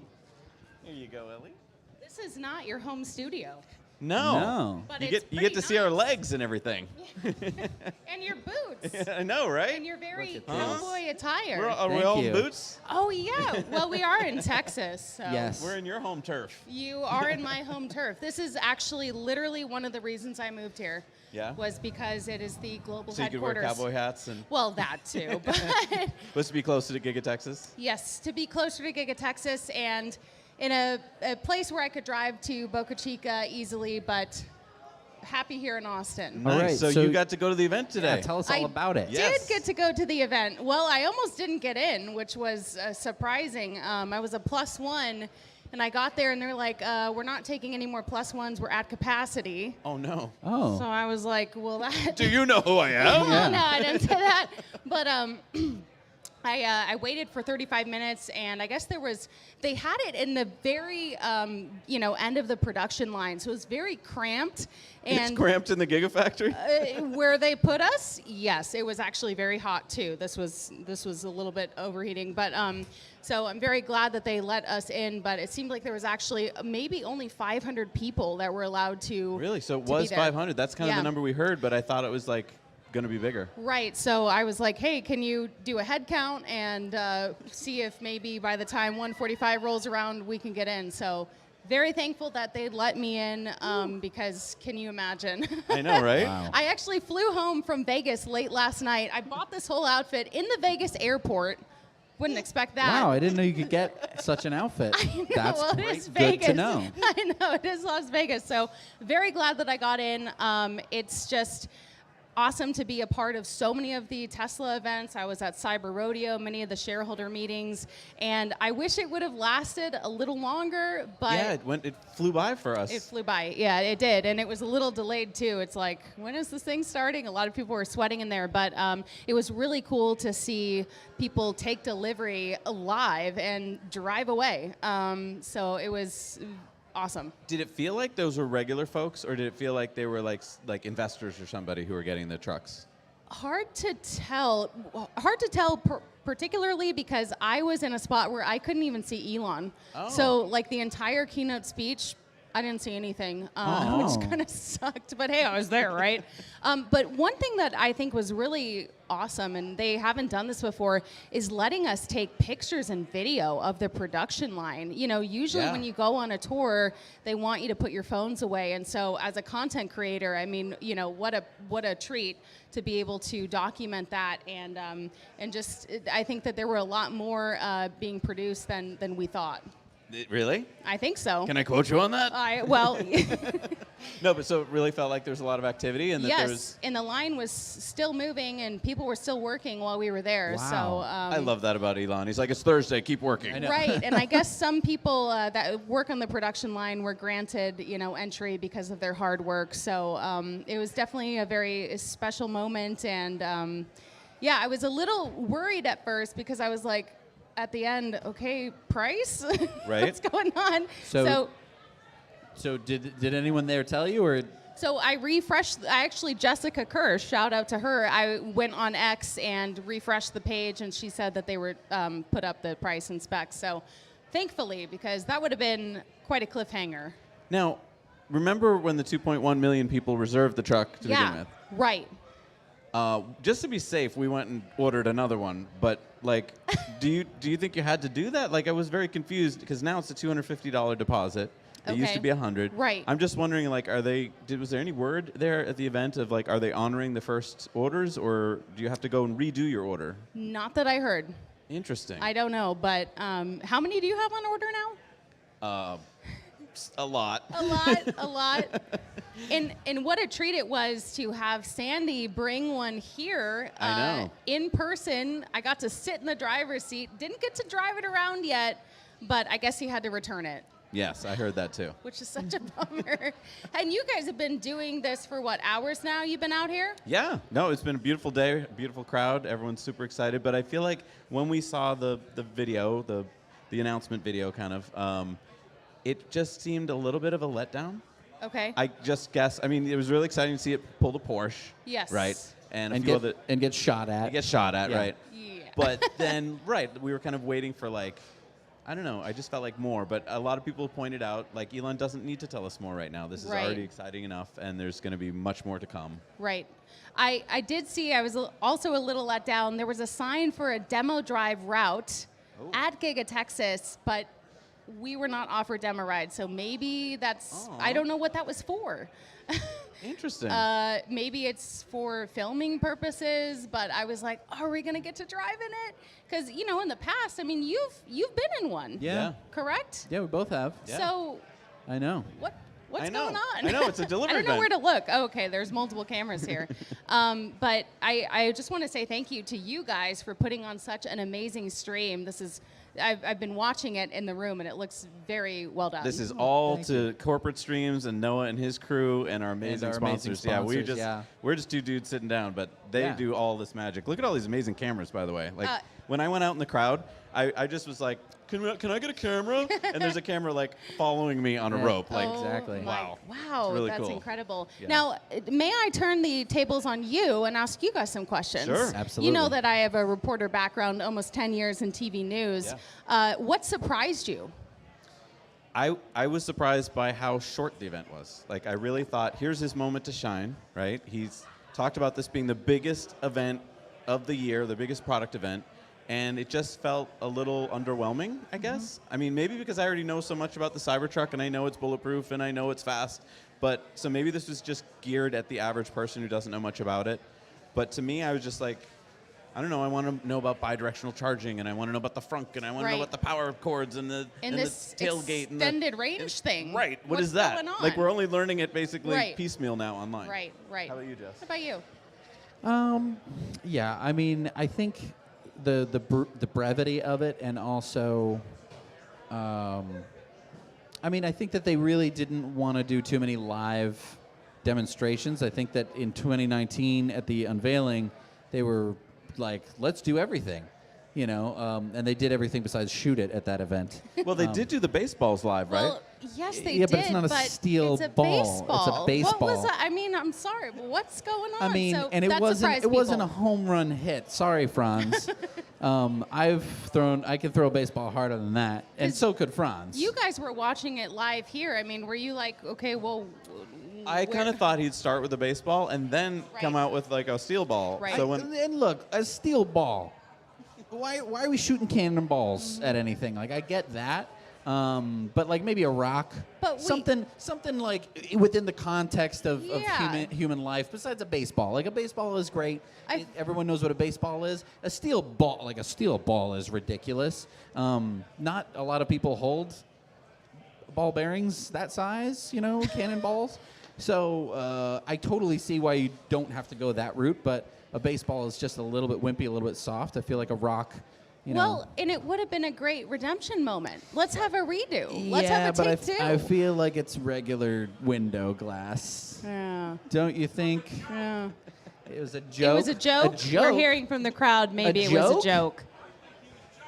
A joke. Well, I don't know. I think you're probably right. yeah. But it is kind of. It would. No.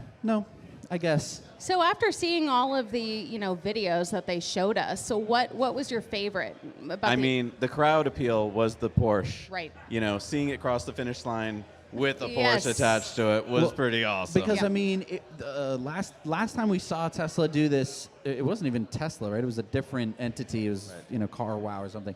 They did it with the Model X and an Alfa Romeo. And an Alfa Romeo is fast, but it's no Porsche 911.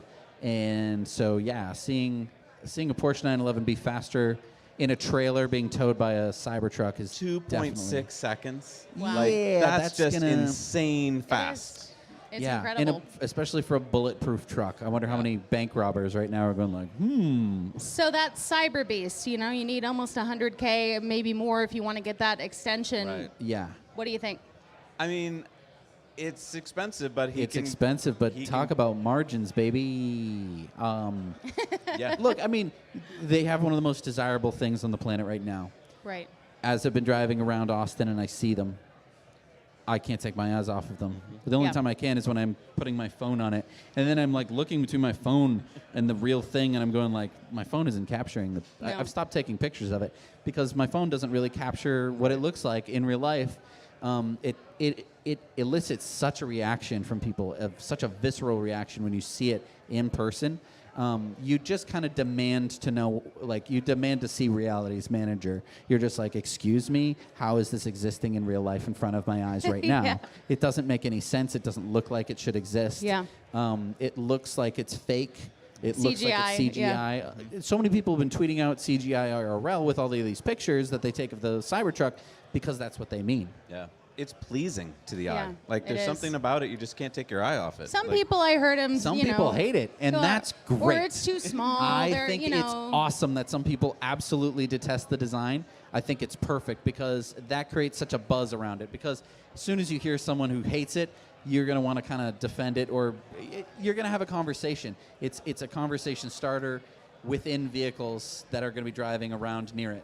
Well, and I have to say, I saw the black wrap in person, Yeah. and I might go for that. I Oh. love that, they are providing that option, and just in 5 years from now, how common do you think this will really be? Yeah, that's going to be the only, I don't want to say sad part, but I mean, I remember, the first few weeks with my Model 3, and it was back in 2018, there were Model 3s around, but, you definitely get a lot more looks than you do now, where it's like, oh, another Model 3, or, oh, another white Model Y. Especially here in Austin, Yes, there's of course. a lot. I think that the Cybertruck is going to have a good 2 years, depending on production schedule. It's going to have like a good 2 years of being extremely special and popular. And I think that $100,000 for people who like being looked at. Let's face it. Why do you buy a fancy looking car? Why do you buy a Porsche and stuff like that? It's because look at me, and usually you have a little button that makes a very loud noise. Look at me, look at me, look at me. You don't have to do this with this truck. So like, even if people don't look at the amazing lines of your Porsche, now you have a Cybertruck which demands attention. No one can look away from me on the road. And then I think that for lots of people, it's going to be like, look at me, and also, boing, goodbye. That's going to be the way that they're going to want to show up and the way that they're going to want to depart. It's your hello, goodbye vehicle, huh? Yeah. Now, if one of those first deliveries were to try and resell it, how much do you think that if they could? I was thinking about Tonight, right now? Right now. Ooh. Well, because remember there was that auction. Comment and let us know what your predictions would be. We have $13. $13. $13. 14, 14, 14, we got 14, we got 15. 15. 20, 20, 20. What do we got? Yeah, I don't know. What would you guys pay tonight for a Cybertruck if there was one right there? And Beast you could just, mode, right now. Who's plonking down the cash? I'm not seeing a lot of hands. Well, so there was that auction at the Peterson Museum, right? And I think it Okay. went for $400,000, right? For the first one. The first one. And I Okay. know that wasn't the most well-built one and stuff, but I was surprised. I thought it would go for like $1 million or $2 million. Yeah, that sounds low. It sounds super low, doesn't it? Yeah. So that's surprising to me. Okay. At the end of the day, it is a truck. Yeah.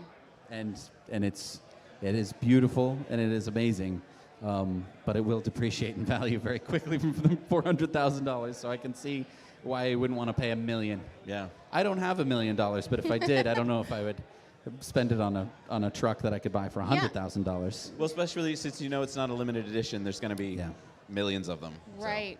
Well, and that's my question is like when it gets to the point of Starbucks where they're on every corner, like, Yes. how are we going to feel about it then? People I don't won't be whipping their phones out anymore and breaking No, their exactly. neck. Like when will 2 years maybe? Right, Like right. will they stop being? Oh yeah, I'm not going to bother. Right. And then will people have to do special things to their trucks to get more attention, like get them wrapped and Right. he'll be welding things on them. Yes. So. Exactly. We're going to take a short commercial break, so be sure to join us and stay tuned. We're going to have Sandy Monroe and lots of other fun Tesla tubers who were at the event. They're coming over to the after party now. And hey, if you're in Austin and you want to enjoy an after party with lots of really fun, amazing people, come on down. We're at the Luster Pearl East. That's the East one. We are very excited to see you. In the heart of nature, where the symphony of the wild plays, a new performer quietly steps onto the stage, rewriting the rules of off-road adventure with zero emissions and infinite possibilities. Light Horse, a tale of power told in electric whispers.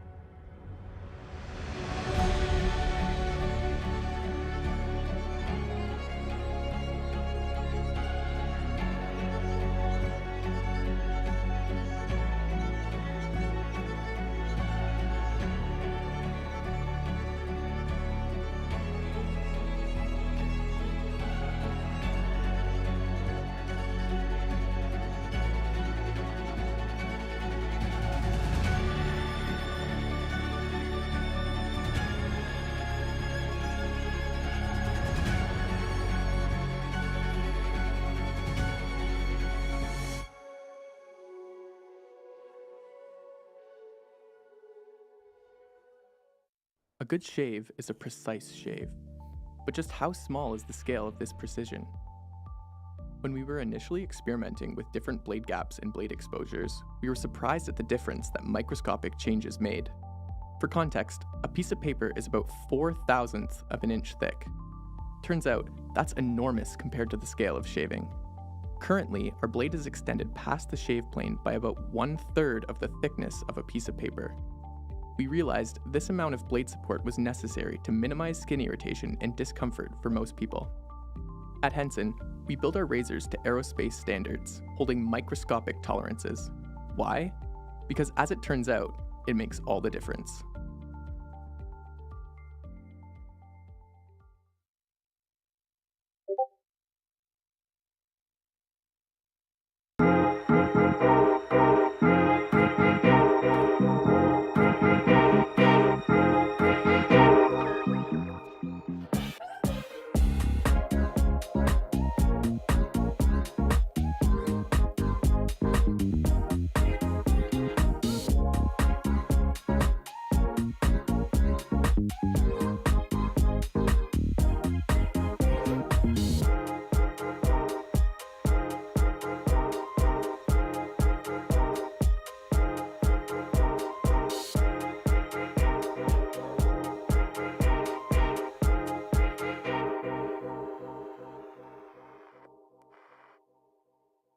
Are you ready to take your communication to the next level? Introducing Corporate Streams, providing painless solutions for live streaming since 2012. With Corporate Streams, you can transport attendees worldwide to the heart of your event with our cutting-edge audio and video, amplifying your message and making a lasting impact. Imagine attendees interacting with speakers and presenters through live chat and Q&A sessions regardless of their location. You can create an immersive, inclusive experience for participants no matter their circumstance. Say goodbye to the burdensome costs of traveling and venues. Our clients have reported savings of up to 86% compared to traditional events. Extend the lifetime of your event with on-demand content. Whether watching a missed session or revisiting key moments, no longer will your audience have to choose. It's time to elevate your communication with Corporate Streams, revolutionizing the way you connect, engage, and make an impact. All right, we're back. Oh, Jesse's over there. Yeah, I decided to be over here. So, hi, everybody. Thank you so much for coming out tonight. I'm so excited. Why are you all over here? What? It's going to be a little bit, just to let you know. So if you want another drink, if you want some more food, take your time. You don't have to stand here all night. We're not selling the latest iPhone. It's just a Cybertruck. Come on.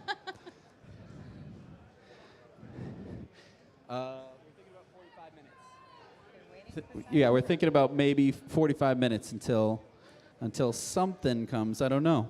Do you think people are excited about Cybertruck? Is that why? I don't know. Maybe after kind of the initial sticker shock, maybe we're coming back to thinking about, hey, I want to see a Cybertruck in my driveway, huh? No? I mean, there was one here earlier, so. Yeah, and I guess there's that space over there for another one to come. Yeah, this is quite a nice space over here. I guess the big question is who it. would be in that next Cybertruck? I don't know. I might know. Oh. I might know. Ellie might know who's coming in the Cybertruck. Interesting. Zip. If we pull enough of these off of you, will you tell us? They are fun. I'm so sorry. I'm littering your stage. Well, Jesse, since there's nothing going on over there, come back over here and let's talk some more about Cybertruck. Let's talk some more. So we just got an interesting question from the audience, which was, why did Tesla not tell us more about this, in the months that passed? Why are they not telling us more about it now? Because I think we're all just Tesla nerds and we want to know everything. Why isn't Elon telling us everything? Well, I think we had the same questions after the Tesla Semi event. Well, you know what's interesting? Elon owns another little company. I forget what it's called. Something to do with space. You would know because you cover them. SpaceX. And on SpaceX, they seem to give us more information than you can possibly hold in your head. It seems like all the time, if there's new information about a rocket engine, how much thrust, we get it, right?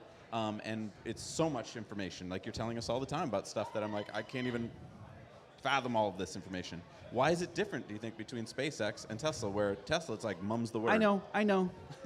Okay. I can't buy a rocket. I can't buy a rocket. I too poor. I can't buy a rocket. So I think that's why, right? Like, no big deal. I mean, who's buying the rockets, or at least the rides on the rockets? Right. They already know all this stuff, right? So me, the average consumer, doesn't matter. Doesn't matter if I know about the rockets, right? What do you think?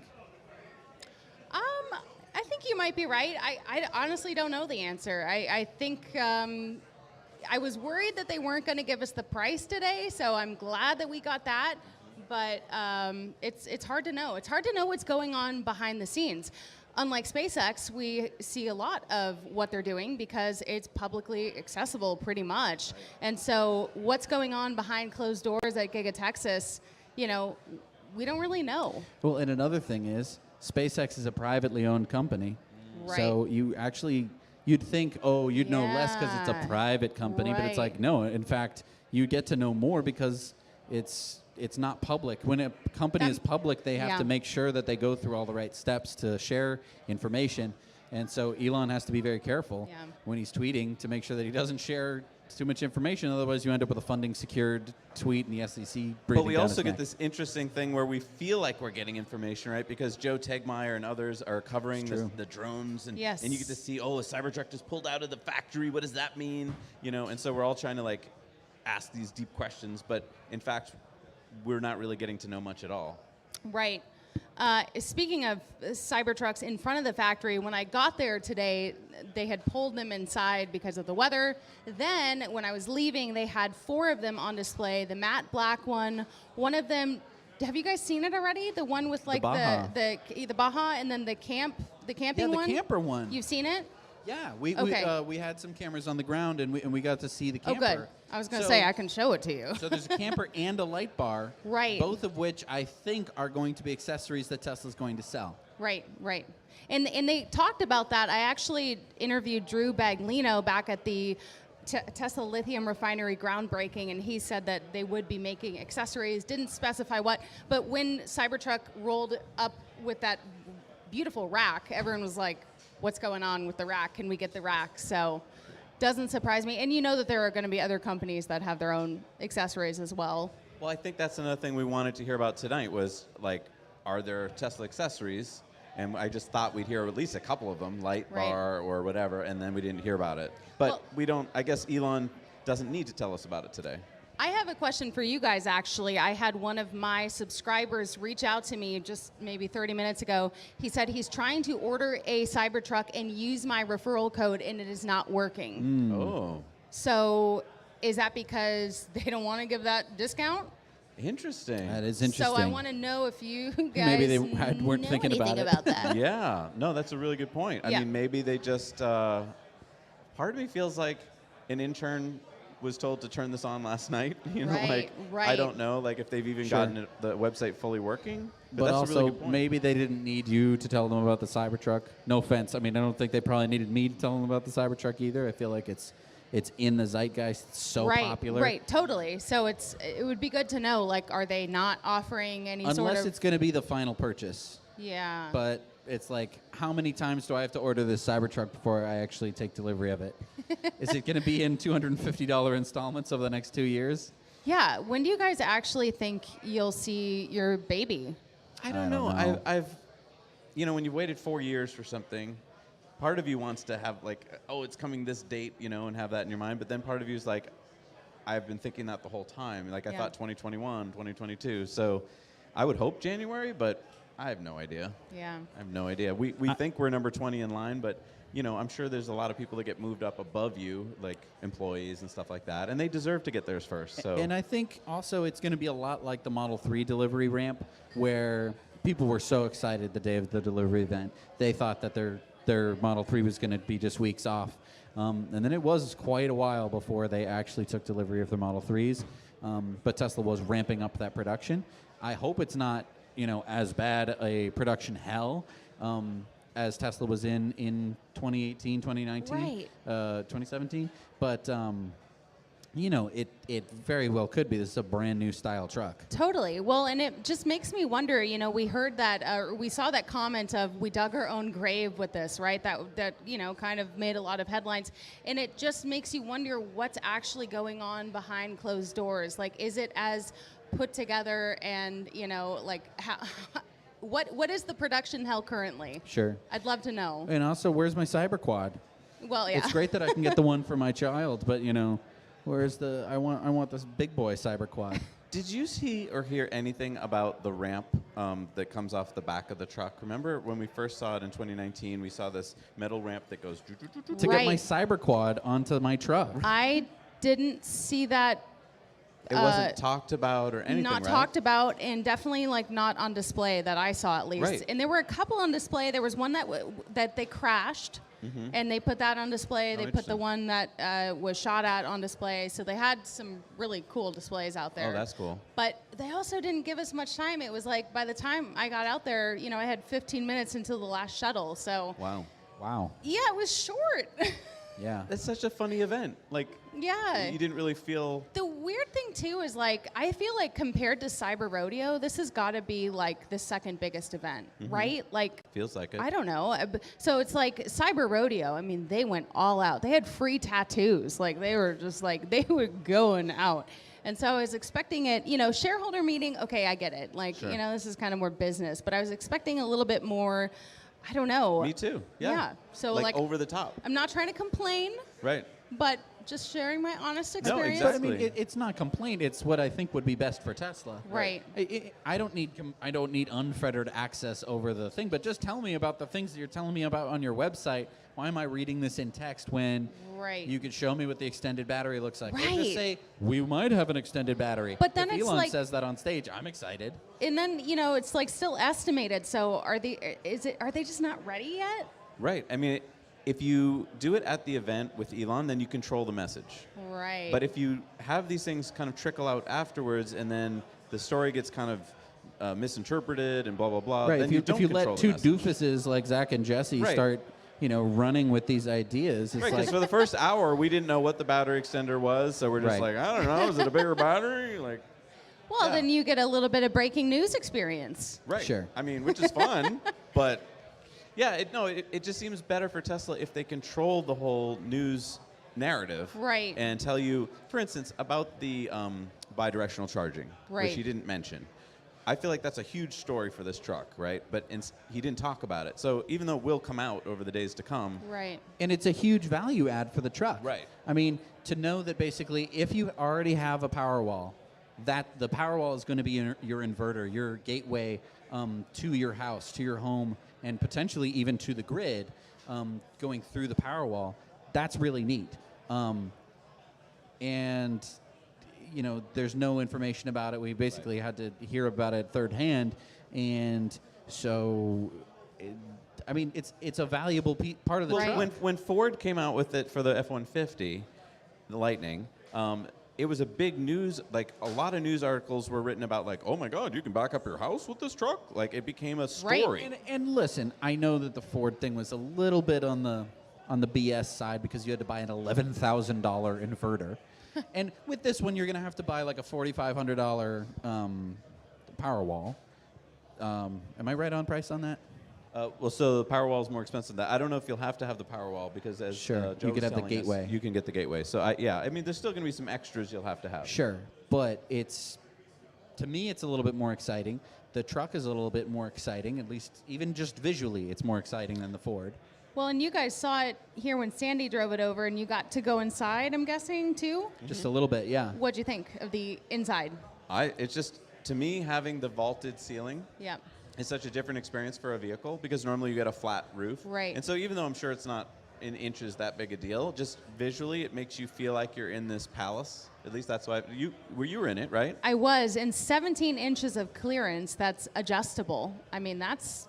Right. No other truck has that, right? Right. So I mean there's just so many cool things about this truck that I don't think that video really captured. Because one of the number one things I heard as I went through the crowd was we wanted to know more about the interior. Right. And like that was their chance to kind of give us some of that as well. But it yeah. wasn't really in the video that I saw. And especially this was not a out of the clear blue sky kind of event, right?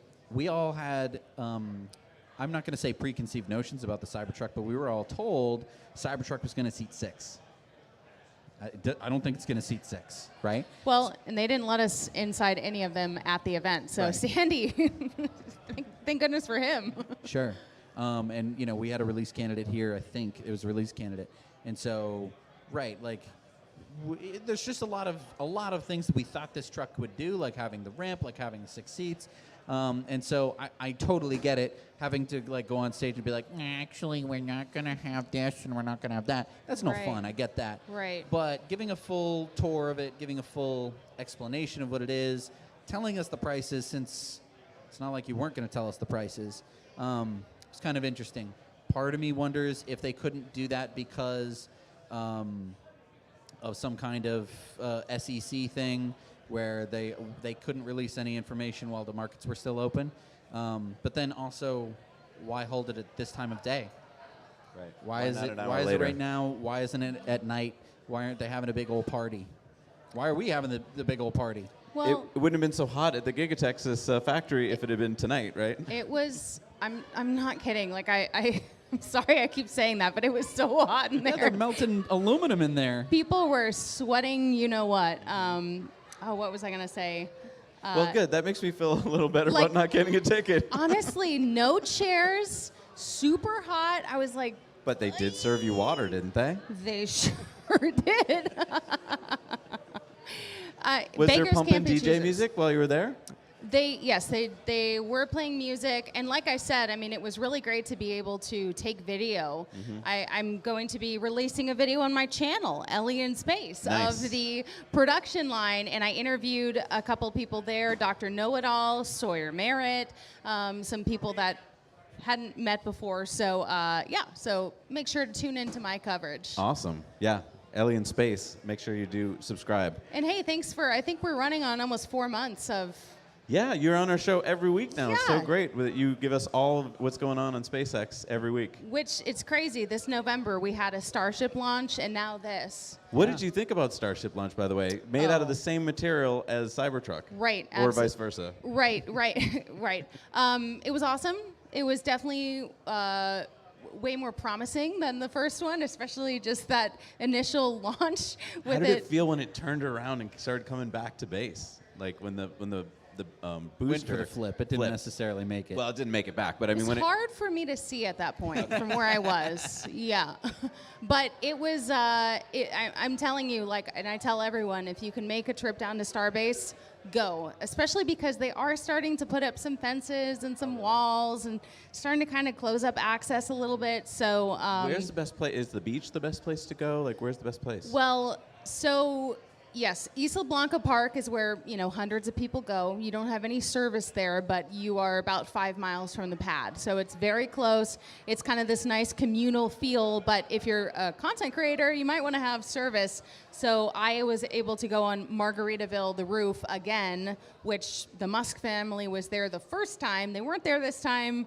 But they're not doing that for everyone. So I think if you go to the Holiday Inn, you can pay $50 and get on the roof. So, but even if you get a hotel room that's facing and you have a balcony, it's still a really great view. It just kind of depends on what kind of experience you want.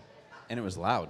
Oh, it was super loud. Yeah, and you know what? I really can't wait until we have a Starship launch at night because that blue is going to look incredible. I mean, even during the day, because I've seen SLS and I've seen Falcon 9s, and it's just so incredibly bright, so loud, like deafening loud.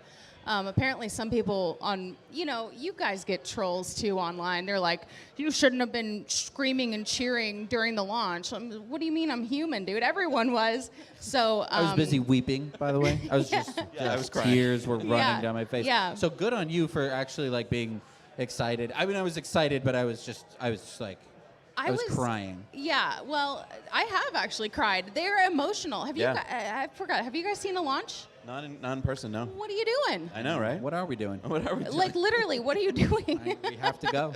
Is it like, come on? I know. That's why we're getting the solar trailer so we can go down Yeah. for that. How is that going? It's good. Yeah, it's getting really Okay. close. Looks a lot nicer on the inside than on the Okay. side. Well, yeah, it was a little under construction, Yeah. but Yeah. you guys got to go. And I would say definitely go to a Starship launch if you can. The problem with the Starship launches is that, as we know, the date can be They get such a pushed, moving right. target, and even if you're there, it can get scrubbed last second. It's the most frustrating thing, but you just have to. If you're a Rocket fan, you know, you that's part of the deal. Yep. So I was surprised actually that it went, because for some reason I was expecting a last second. Kind of like there was with the first one, but And we might have another one within weeks, right? that's what they say.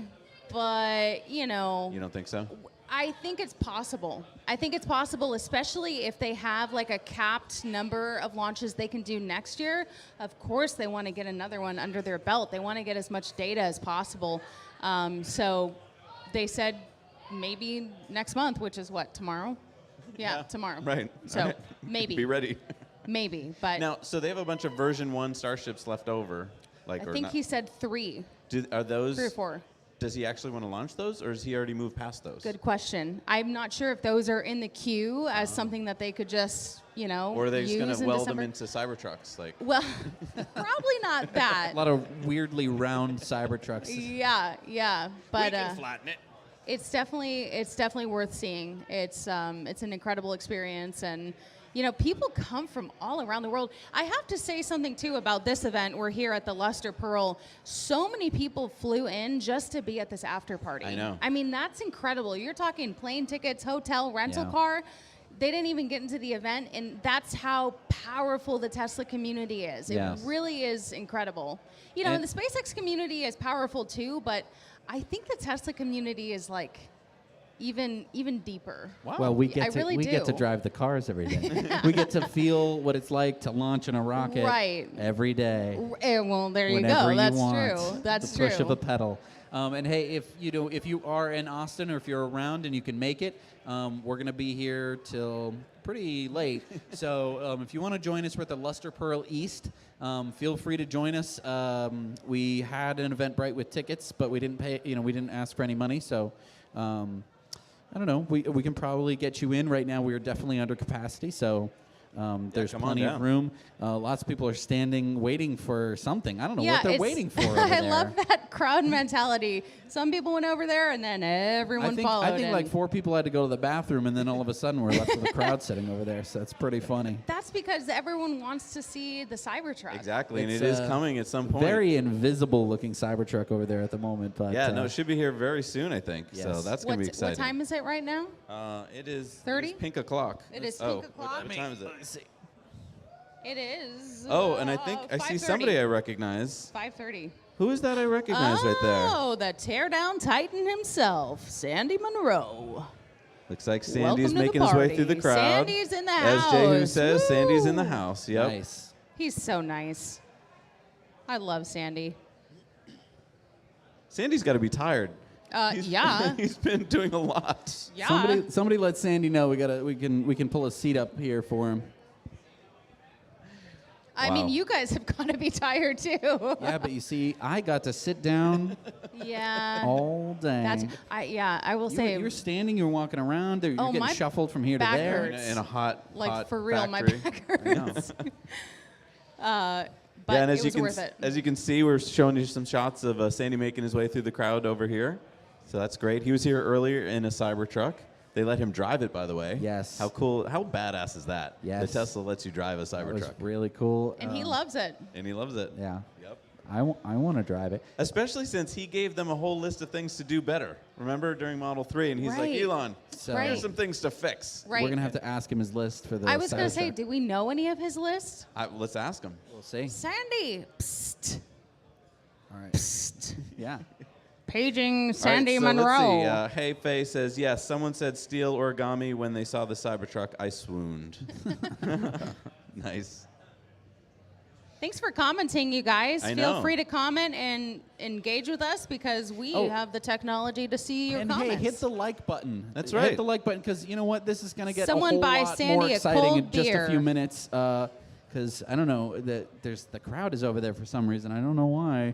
So And if you want to you're not comment, going to want to miss it. If you want to comment, by the way, make sure that you subscribe to whatever channel you're on right now. If you aren't, because that'll let you comment. I think it'll take you a minute before you can on some of the channels, but just go subscribe. Really important. Well, let's check this out. Tons of Cybertruck accessories on the website now. Should we see what they are? Yes, All right. please. Get out your phones, everyone. Okay, let's see what we can get. Okay. I want a light bar, please, And for Christmas. Sawyer said that it'll still have that tax credit available. Yeah. Oh, good. That's what he said. And Okay. it's heavy if I enough for interpreted the it for the Hummer correctly. tax credit as well Okay. for Yeah, for the- businesses. yeah. And I think it's going to be pretty popular. Accessories. Loading on the Tesla website, allegedly. We definitely saw some kind of a camper. Oh. It said that it Okay. inflated. Do Oh, I yeah, go what's under that? vehicles or do I Okay, go under? so we have Cybertruck color paint film, $6,500. Ooh. So there's your wrap. Nice. Cybertruck spare tire and tool kit, $1,250. Okay. We have Cybertruck floor mats. We have an all-weather interior liner for $295. Or you can have some Cybertruck carpet interior mats, $155. For your interior, available early 2024, not too far away, Cybertruck underseat storage bin for $250. There's also going to be a Cybertruck glass roof sunshade, $115. Going once, going twice. I know, right? These are great stocking stuffers. Cybertruck center console tray, $40. Cybertruck vault cargo bins, $225. Interesting. And then we have this Cybertruck base camp, almost $3,000. Let's see what this. Let's learn a little bit more about this base camp. Yeah. You can purchase it in the Tesla app. Description: bring your campsite with you on the road, featuring an ultralight geodesic airframe design. The Cybertruck base camp tent can be inflated in minutes using a manual pump without the need for any structural pulls. A tactical gray kaleidoscope patterned nylon interior keeps you safe from the elements, while screen windows allow for airflow to keep you comfortable. Relax on an ultra-soft mattress, okay. While taking in a view of the stars, use the truck's bed outlet to keep your devices charged even while you're off-grid. A weather-resistant outer shell with an extendable awning offers added protection. The fully collapsible, self-contained pack is mounted above the truck bed, but below the, how do you say this? Tonneau cover. Tonneau cover. Conserving bed storage space and range while on the road. Engage in tent mode on your vehicle's touchscreen for an enhanced camping experience. So. Huh. But so it looks metallic, but it's basically a canvasy kind of like material. Right, and this was the one that was on display actually at the event. Oh, okay. Did it look roomy? At least it looked like that. It did look pretty nice. Why are people yelling? Jesse's going to go check it Jesse out. is going to checking go out investigate. What's going on over here? Oh my goodness! It sounds I think like we have a Cybertruck over here, folks. Sounds like a Cybertruck. Oh, there it is. Let's go check it out. Oh my goodness!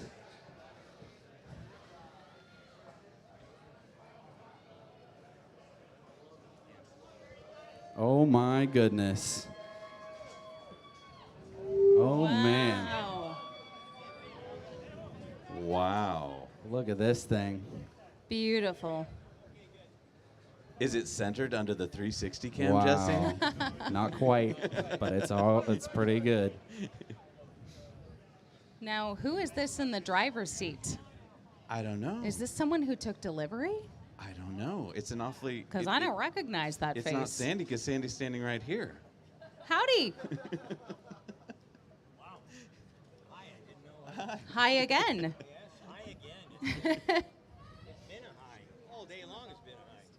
Yeah. Oh, it's leaving. Uh-oh. I'm just kidding. Cheer if you want it to come back. Yeah. Don't go, Cybertruck. We love you. I think we're just turning it around, so don't worry, folks. Okay, We okay. just want the best view for all of you guys who showed up. I know, no tank turn, huh?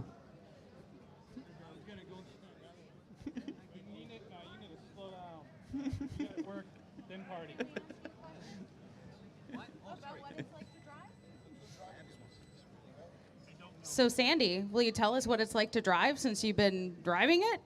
Yeah, I got a chance to drive it for about 2 hours. I would tell you that when you're in a tight situation like that, you should be able to turn on a dime because it's got rear wheel and front wheel steering, and with the basically drive-by-wire system, it's really a dream to drive. It's uber quiet, and this looks like the same view I just saw. I could be wrong, but this doesn't look like the back end. Oh, I see. They're going to run over Eric. Okay, let's get out of here. You've already had problems with getting your legs broken. So let's move that here. Now, where were you able to drive it? I drove it from the Gigafactory to here, and then we went up. And I will tell you, one thing that's truly scary is driving this into a parking garage.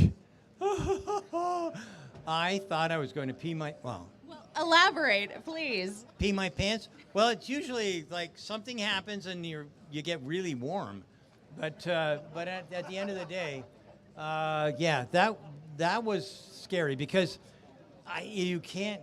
Okay, so first off, you've got a tremendous view. Anybody that gets a chance to sit in this thing, this has got the most panoramic view ever, unless you're driving a motorcycle or a convertible. It's really, really good. When you are driving into like the up ramp of Check. if you're driving up the up ramp of a parking garage, wow! All of a sudden, where the hell is my corners? I don't know. And because it can turn really tight when it's moving slowly, it scares the crap out of you. It did for me. All I need is a little time. I think that's what it is. I needed a little more time because I've never driven anything that has front and rear wheel steering in a car, and I've never driven anything that has the kind of finesse that this car has. But I will tell you, it's quiet as a tomb. When you drive it, there's no noise. we drove by cement mixers and characters that, revving their diesel engines and whatnot.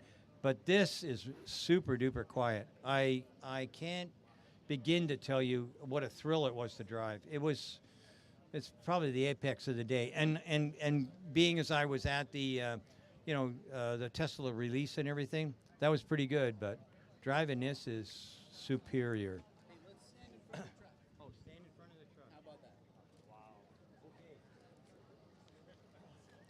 You meet again. Hey, didn't I just? Oh, a mic too. Now I've got my own mic. There's no telling what's going to happen now. Yeah. Hey. Oh, yeah. They're yelling. Oh my This gosh, lady. getting heckled here. I wasn't expecting that. Oh, okay. Well, there you are. I'm not exactly sure what she said, but she seems angry. So Uh-oh. that must be you, not me. I'm gonna get You what? quality tech. Really? Well, then. Thank you for why coming. Why are you not here? Hang on a second. Hello. Thank you. Okay. All right, that's great. Okay, so now we've had conversation with the quality tech people. Does anybody else have a question or a comment? Yeah, I think that's the best thing. We were just talking a second ago about the driving experience. I really liked it. I think that Tesla has a kick-ass product, and I've driven everything. I even drove a 911, but never against one of these. And for those who were not in the crowd, the 500 that were implemented or were down in the thing, you got to see the video. It's a picture of a Tesla Cybertruck racing a 911. Yeah. But you know what's really cool? The Cybertruck was towing a 911 at the same time and beat it. And still won. And still won. Well, Sandy, Yes. I want to know, are you able to share any constructive feedback that you might have for Tesla? Constructive. The only thing that I'd really like to see is I'd like to see a view when I'm going into if I'm going into what do you call it? Parking garage? Parking garage. That did scare the crap out of me. That's really interesting. It would be great if I could see what's going on with the front of the car, because it was really tight. And although this is, I think there might What's actually that? be a front camera. there is a front camera. Actually, there's two corners in the I front. see it. It's right here. From quality standpoint, okay, so, all right, so let's talk about quality. The one that I had was pre-production, okay? So I saw that there was a gap differential between here, where the doors come together, and here, okay? This one here, I haven't had a chance to check yet, but I did bring my magic finger with me. Let's see. Oh, he's going for his secondary finger. He's going for the micrometer finger. There we Okay, go. so here's the deal. These gaps are pretty much the same, and they're consistent all the way down. So from a gap standpoint, what? Cell battery. They did not give me the opportunity to pull a battery pack. I'm front line of cell battery. So here's the deal. I am very impressed with Tesla's dry cell battery technique. And so far, I've only seen one honest person tell me anything about, what do you call them? Solid state batteries. Most everybody is full of shit. It doesn't work. Okay, except for one company, Saku. Saku makes a real dry cell battery. That's the only one. And now you're going to tell us a little bit about the dry cell battery, which Tesla is not calling a solid state battery, but is as close as anything I've seen to it without having that label applied to it. Dissection and pull battery have a legalization and dealing with the cell battery. They have a what? I think it's cell battery. Well, what? Dissect and make the pull test to make sure the cells are okay to go into a can. Okay, well, that's good. But you know what? What I'm really interested in is how did they put the anode together? Because there's no glue, there's no liquid, and I'm telling you what, right now, this car has 100% 4680 dry cell batteries, and the anode and cathode is there for sure, but it's dry, which means that you get rid of 40% of the battery assembly line because I don't have to extract the nasty shit that happens when you add electrolytes. So that's the big deal with Tesla. The separators. Yeah, the separators are there, but the retraction equipment is gone. The extraction of nasty chemicals. And wait, hang on a second. When are you gonna take one apart? Nobody can hear you. When are you gonna take one apart? As soon as Tesla can give me one. Yeah. Is there anybody here who has a Cybertruck that's going to be close but can't afford it? Because I cannot. Oh, hang on a second. This is my favorite cat lady on the runway. So if you have a Cybertruck, I can't afford, or I can't do a big giant amount of money because but I can accept a early VIN number. Was there a question? What? Was there a question? There was. The question is, do you have one for me, sweetie? Oh. I'm number 1,000,000th bajillionth. 1,000,000 bajillion. Could you mark that down, Eric? Yeah. Tri-motor. Tri-motor. Tri-motor. July 2021 is when I ordered it. Oh. You're gonna get it way sooner than me. Sorry. but Sorry, I can't sweetie. afford it. Yes. Nice meeting you. April 2020. Yeah, sorry, I can't. I'm looking for some real. Yeah. Oh, wow. What's. Yeah, anybody here from day one? Woo! Anybody that can't afford this truck or doesn't want the truck from day one? Oh, that's what I thought. Okay, so long. I'm done now. What? Hey, Sandy. No, actually, what we were doing was we were selling bottle openers because this truck's a lot more expensive. And everybody said, "Oh, screw you! I don't want a bottle opener. Too expensive." So now we have a lot of bottle openers. Maybe what we'll have is a sale. I'm not sure. Hey, Sandy, I wanted to take a look at the truck for a second. Yeah. There's something on this one in particular that I think is pretty interesting. And it's right here, and it says that this is a Foundation series. And now the Foundation series, of course, is a book series by Isaac Asimov, but so of course I that's have like no idea, So but it how'd they says do that? stainless steel. That's stainless steel. Yeah. So is that laser? It oxidized? could be. It could be blemish as well. So it's SSR. Oh, you got to move back. Sorry. SSRI.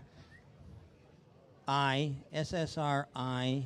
I think it's Foundation series, but it's of course Stainless in the steel. I Tesla don't know. font. so No it's right idea here. what that is. Thank you for humiliating me in front of a I mean, how 1,000 many people. cars are made out of stainless steel, right? None. There are none made out of steel. I'm not What? trying to humiliate you, but what about the DeLorean? Take a picture with which? I got a whole videos. I drove it for 2 hours. Yeah, I don't got worry, tons. he's sick of it. No, I'm not sick of it. I want it, but this guy's taking pictures. Oh, let people take pictures. Yes, well, this is not our truck, so Okay, we are this- being very polite. Oh, yes, it does. It's like people coming in and staring into your bedroom window. It matters. It absolutely matters, yes. Yeah. So, I don't know. I never used the brake. How about that? I mean, it's got regen braking and drive-by-wire. It brake by, yeah. So there's Brembo brakes on this, but most people who have Brembo brakes, like on their Model S and things like that, they never use them. Brakes never wear out. But why do you think that the media hates Tesla? Anybody got an idea why they hate Tesla? Because they never advertise. They don't sell anything extra. There's no maintenance. You know how many? Okay, so see this thing, this finger? See it's got a burn mark on it? That's because I changed the oil in my wife's tractor. Yeah. The thing is that when you buy something like this, the quality is built in, no question about it. That's probably why they held back on a lot of the reviews. But I tell you, at the end of the day, what you're looking at here is something that does not need repair. Okay? It doesn't need repair. It doesn't get hot. I'm an engine engineer. Okay? Your engine creates 43 to 45% efficiency. 43 to 45. How much do you think it is for an electric motor? 97. So why in the world would I ever have to change anything? I don't have to change the oil. I don't have to change the brakes. You can change the HEPA filter. Oh, pop the hood. We're going to show you how to. Yeah. Can we lift this up a bit? It's locked. We're being informed that it is locked. What? It's locked. Okay, I'm so sorry. here's the deal. So HEPA filters, if you've got kids that get sick and whatnot, there's a HEPA filter in here. Normally, they're miserable. You got to take the instrument panel off in order to get to them. But here you do. It lifts up. You pull off a panel. You slide it out. You put the panel back on. Boom, you're in business. I'm telling you flat. This thing is fabulous. Yeah. What? Does it have FSD 12? What's the what? Full self-driving version beta 12. Okay, I did not have full self-driving, and a reason for that was because I was driving a pre-production vehicle. So there were a few things. They said it, then I guess that's true, but I don't. Elon doesn't text me for these kinds of things. It's hard to believe, but yeah. I beg your pardon?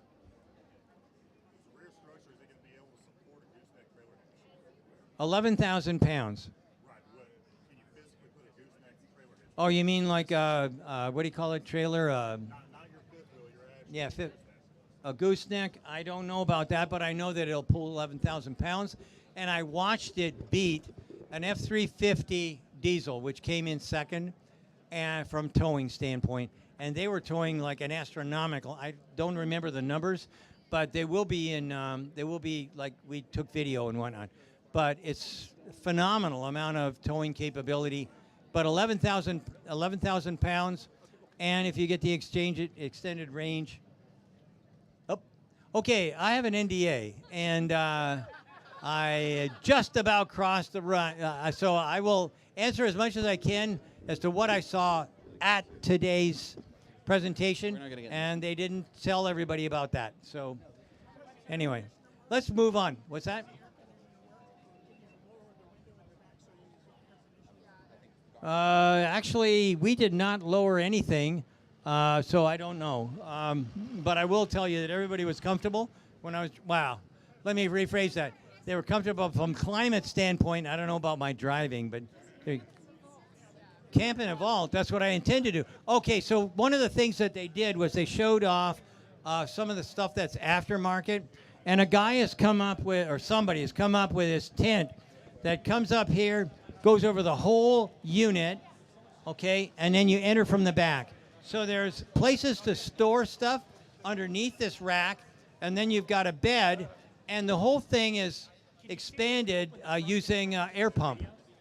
So I don't know. I didn't even look for that, to tell you. It has air conditioning because it's got a quad. Yeah, I know, but in this part, I don't know. I can tell you right now that when I get mine, I will go and shoot Bambi. I don't really give a damn. I don't care if it's Bambi, his mom, or his dad. Actually, his dad might be a good idea, too. But at the end of the day, I will be taking something like this, and I will be sleeping back here. Okay? Whether it comes through or not, I don't know. Oh. That was you. It's all you.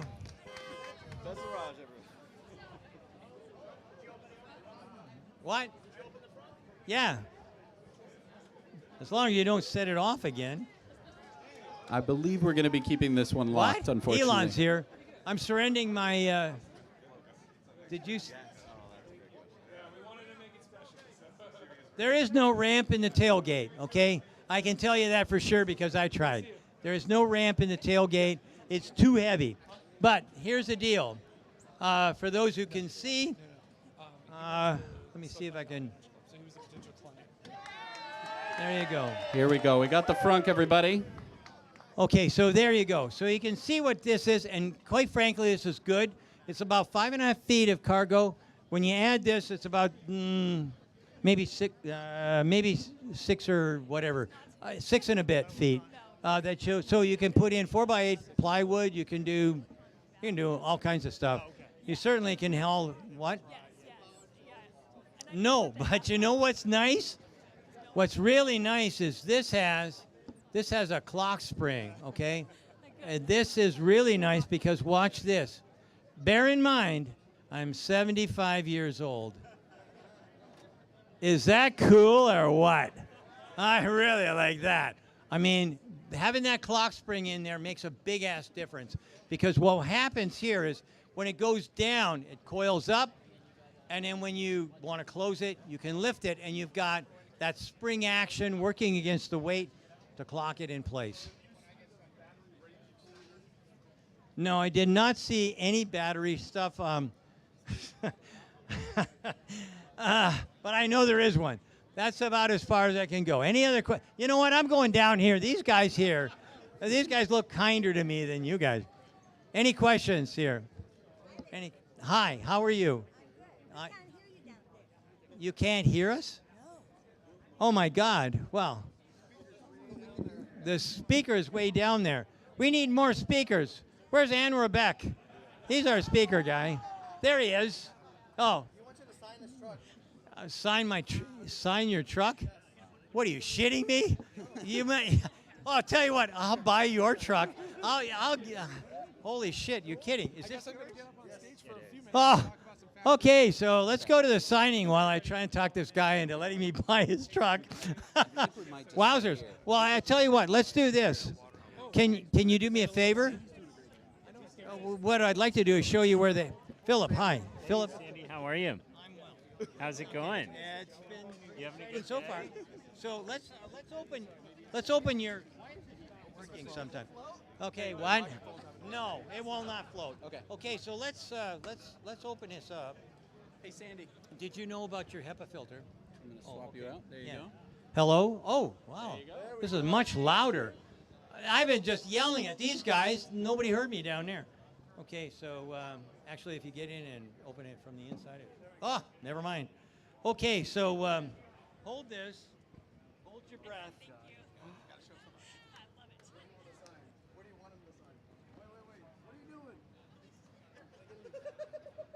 What do you mean, what am I doing?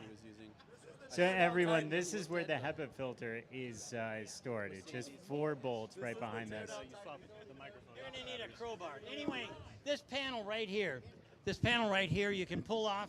If you're King Kong, you could get this, but I can't. Okay, good, yeah. Okay. Give it a good tug. Okay. It's plastic, right? Okay, Give it a good you tug. got it. Okay.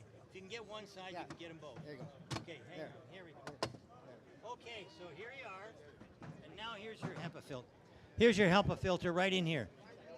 Yeah. Yeah. It takes 2 men and a boy to make this happen, but at the end of the day, oh look, they gave you a license plate holder as well. This is your lucky. So, okay, ladies, what do you do with this area right here? What? Lay down. No, it's not big enough to lay down.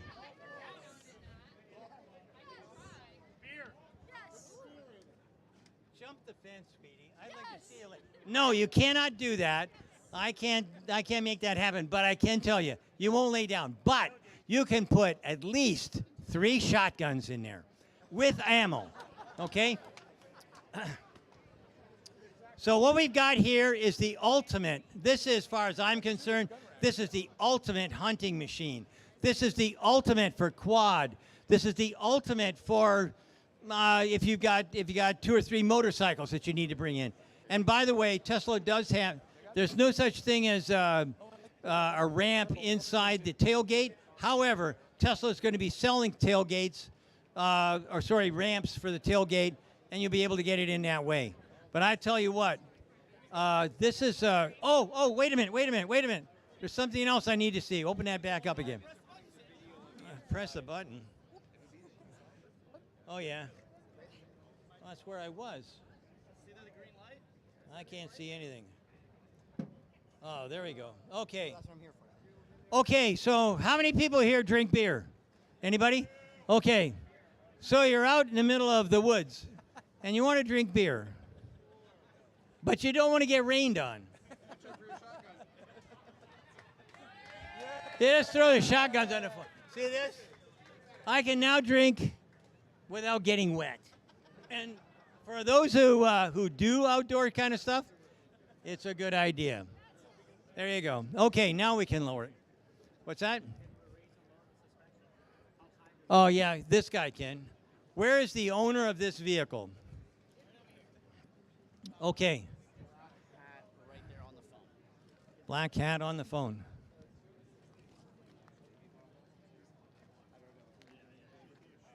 They would like to see a raise and lower the vehicle.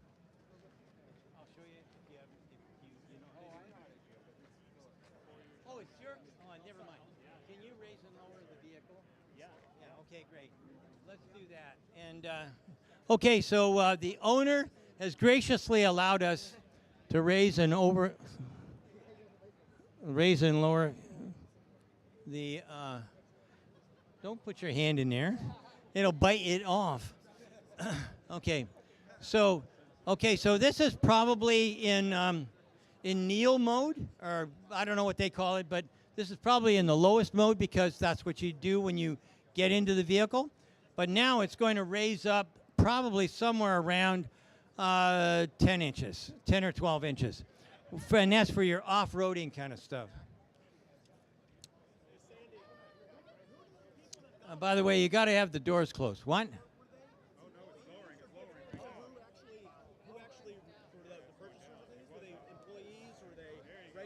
That guy right there. That guy right. I'll take care of that. Okay. Hang on a second. People want to talk to you, Philip. Can you swing by here? You are now a star. And you know what that means? It means I can go get a drink. Hang on to that. Okay, come on right up here. Big car is a star. You own the star. You own the spot. Okay. No, I got a random phone call from a guy named Franz von Holzhausen, and he said, hey, can you be in Austin on Thursday? And if you can, you'll get one of the first 20 vehicles. That was on Tuesday. Thanks so much for coming. This is so exciting. Yeah, I had to pay for it Wednesday. Yeah. Yesterday. Yep. Yes.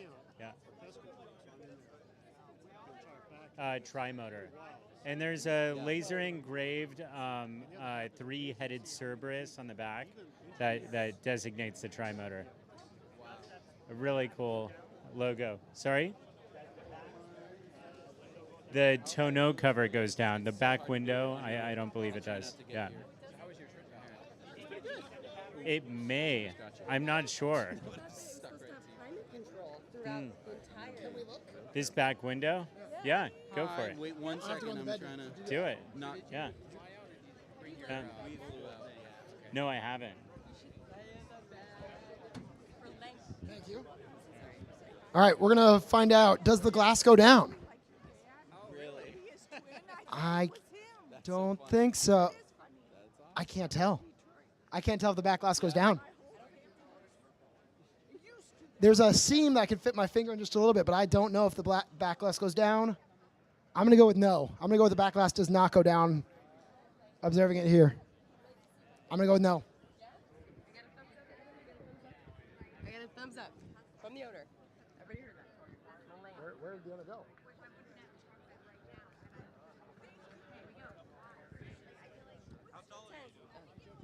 Hi, everybody. I am 5'10" feet tall. Hello. And I'm just going to lay in the back of this to see how I fit. I don't know if you can see my feet here. Woo! Dangling. Ooh, that's tight. I can do that. No problem. There's a Hold on. Cybertruck here. Are you fucking kidding me?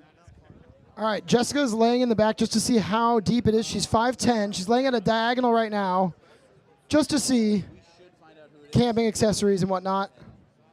Her head is hitting. So her feet are just before the edge there, and her head is hitting at 5'10". So, yep.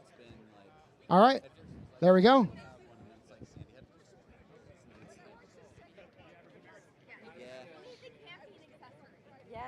Camping accessories for sure.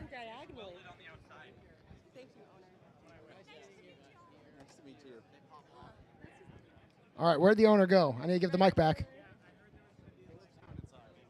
Oh, yeah. Go.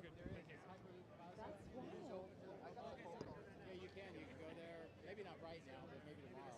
Yeah. Actually, they've had an explosion of number of people visiting there since I did a video last week and with this event, so they've been going, what the hell? All right. Thank you. Go jump in the Cybertruck. Jesse. I'm John. Nice to meet you. Hey, Daniel, nice to meet you too. I look forward to your weekly videos. Thank you so much. I'm so glad you guys made it down here. Oh, me too. I was like, are they going to bring the mobile studio? Or? I'm glad that we did. It'll be faster that way. Do we want to jump back in? I don't think anybody has the floor right now. Okay. We're just going to Yeah. B-roll. So, Dr. Know-It-All, Scott, Hans are ready if you want them, or you can carry it, whatever you want to do. I'll do and Joe. Yeah. Sure, sure. Hey, Joe. How you doing? Hey, dude. Do you feel like speaking? Yeah. Do you want to do you, me, and Dr. Know-It-All? We'll just do a little talking about the truck stuff. Sure. Yeah. The castings were laying around. I know. I was like, I've seen those. All right, guys, come on forward here. I got with me two people you probably all know. I got Joe Tegmeyer. Hi, everybody. Extraordinaire. Everyone should go subscribe to his channel. We got Dr. Know-It-All. So if you have a question, How are you? I got a Dr. Know-It-All. Doctors know, like, just a little bit. Hopefully this is loud enough. Is it on? I don't know if it's on. Can you hear me? Try that one. Check. Nope. What's yours? I'm going to kill it. Yeah, we'll share. We're good. I think we're good now. Oh, that's better. Yeah, much better. All right, cool. All right, so we just learned a lot from Sandy. A lot. Just the cool thing I was just noticing, just pointed out, is this foundation series. Yes. So that's. We all know that is that one of Elon's favorite book series? Oh yeah, Asimov. So how many people have read Foundation? How many people have seen the TV series? I know I just was wondering how many people had. Yes. Read the book. No, it didn't. No, except for like a couple of the names. That was about it. So yeah. Anyway, but it's very cool. Foundation. So yeah. Yeah. And did people see the doors yet? Because I don't know if Sandy showed like these are pretty cool. Yeah. I mean, it's just like. And I believe if you have the keys, I think they will self-present like with your phone. But yeah, for now it just pops open. So if you press the, I don't know. Good question. Yeah, it does it on both sides, so it doesn't matter. So yeah, the back one's the back one. I think you got to push it a little harder. There you go. But yeah, it just presents. Cool. Oh, we got another one. It'll look so different from this one. I guarantee you. It'll have a whole different number on the front. All right. That's awesome. So, by the way, when you touch this, it's like, I don't know if anybody like Rolex, like high-end watches. It's got that really, really hard edge on the. Yeah, the edges are like they're not sharp. They won't cut you, but they are like, they're really, really hard edged. So, whoa. Okay, don't hit anybody. Let's not have the first Cybertruck accident today, please. I heard we already had Cybertruck tickets though. Yeah, somebody got towed, somebody got ticketed. Yeah, well, come on. I mean, it does 130 miles an hour. Why not? Today or recently? It was recently. I don't know about today, but yeah. Oh, that looks really cool backing up, by the way. All right. So, Joe, how does it feel? You fly over these all the time. Yeah. Now you get to see them up close. What's it feel like? Well, I've actually seen them up close before. So, but it's really neat from my perspective to see them in the factory, going through the production line of the various stages and how they actually build each of the panels. And you were mentioning how the panels look and they're very sharp edged and all that. But I was looking at how they actually affix them to the castings, and they have like a sub piece of metal that's affixed to the stainless steel, and then it's added onto that. So that was really cool to be able to see that. But I don't know. And the other thing for me is just seeing all of the stuff that has been brought to the factory in the factory working now, which is pretty cool. How do you think the ramp's going to go? Because like with the Model 3 ramp, you know, it was a shit show, but Model Y was much smoother, and now I feel like they've learned so much. I know this truck is so different than the 3 and the Y, but do you feel like they've learned so much that this is going to be a smoother ramp? I think that the Cybertruck is obviously a different animal when it comes to the actual being able to produce it. And I think part of the complexity for it is the production line itself. Now, we saw a lot of that in work today. Yeah, you were there today. Right, I was. What did you feel about being on the ground, seeing it in person? Like I said, it was just amazing to me to be able to see all of the equipment, the parts, the platforms, everything put in. I was also really happy to see how much of the factory we were able to see, because we went from about midpoint of the factory all the way to the south wall, and all of the production lines, at least on the first floor. There's a lot more on the second and third floors. But I think it was just amazing to see how all that is working. The amount of automation, I wasn't sure if they were going to be able to do that with this or not, but it seemed like they had a lot of really great automation on it. As far as what they need to do, I was looking at the factory layout, and it looks like there's still a lot of room for more assembly of equipment, more testing, and to maybe make those lines more complete. So I think, going to your question about the ramp, I think they're battling getting the production line, and then they're battling making the car. Two different things, and I think that the ramp is going to be maybe slower than everybody would like, but I think they're going to be able to start, hitting their stride maybe the first quarter of next year, and then building from there. Gotcha. I can actually throw in just real quick. I think one thing is that Tesla's managed expectations a little better. With the Model 3, they were like, yeah, you'll get it soon. And now they're saying it's going to be slow. The second thing is just, it's not insider baseball or anything really, but I was asking one of the people on the line, and he said, he's like, I can't give you a number. I can't tell you how many come across, obviously. But he was like, when it's flowing really well, but then because it's ramping, a part will be missing, or a sequence will get out, and then it'll, so the whole thing will shut down, and then they're like scrambling. So it's, it's like this right now. But he says it's working really well so far. When we see all of the Giga castings that are starting to stack up, is that a good sign? Does that mean that we can kind of almost judge the ramp by that, or do you think that has nothing to do with it? I think to some degree, yes, because obviously you're going to need a front and rear casting to make the vehicle, so you're going to be looking at what castings are showing up. Right now, it looks to me, and from what I've kind of been hearing, is that they go in groups of rears for a while and then fronts for a while. And I think that has more to do with what's going into the casting machine structure, with the setting up of the gigapresses, and also there's a huge ventilation system that they're adding in there, partly because of a furnace, but also because of the oil that they use to help make sure that the castings can be removed from the gigapress, and it's caused kind of some environmental issues. So they've been adding this huge ventilation system. You can see it on the roof with the ducted fans, and you also see where the windows were with a kind of a grate to let the air come through. So they're working through that as well. So they need to get, I think probably the first quarter that'll be resolved, and they'll have both of the gigapresses fully operational, and then we should start seeing an increase in the castings. And for me, looking at indicators, that will be something I'm looking for. Now, how about crash testing? Because a lot of people, we haven't really got any official crash test numbers, but we know they have a crash test facility at Giga Texas. Right. I think they've been crashing some of them, right? You've seen some. Right. There were actually 3 crash tests. Sorry, was it 2 crash tests and 1 bullet hole one? So anyway, Up at the front, yeah. there's 8 more over by the Right, yeah. So anyway, so they were out there, and the front crash test was, again, I spoke to one of the engineers who was there, and he was showing me that they've colored parts and everything for the crash tests, so that they can see exactly what happens as the crash happens, and they have cameras underneath it, high-speed cameras, all sorts of stuff. he was telling me that their simulators, that the software that they've created to simulate their crash tests is so accurate that he was like it was 1-to-1. Yeah, he was like, it's 1-to-1, there's no difference when we do it. So he's like, basically, we can run 1 million crash tests in simulation before we even do a real one because we know it's going to be just like that.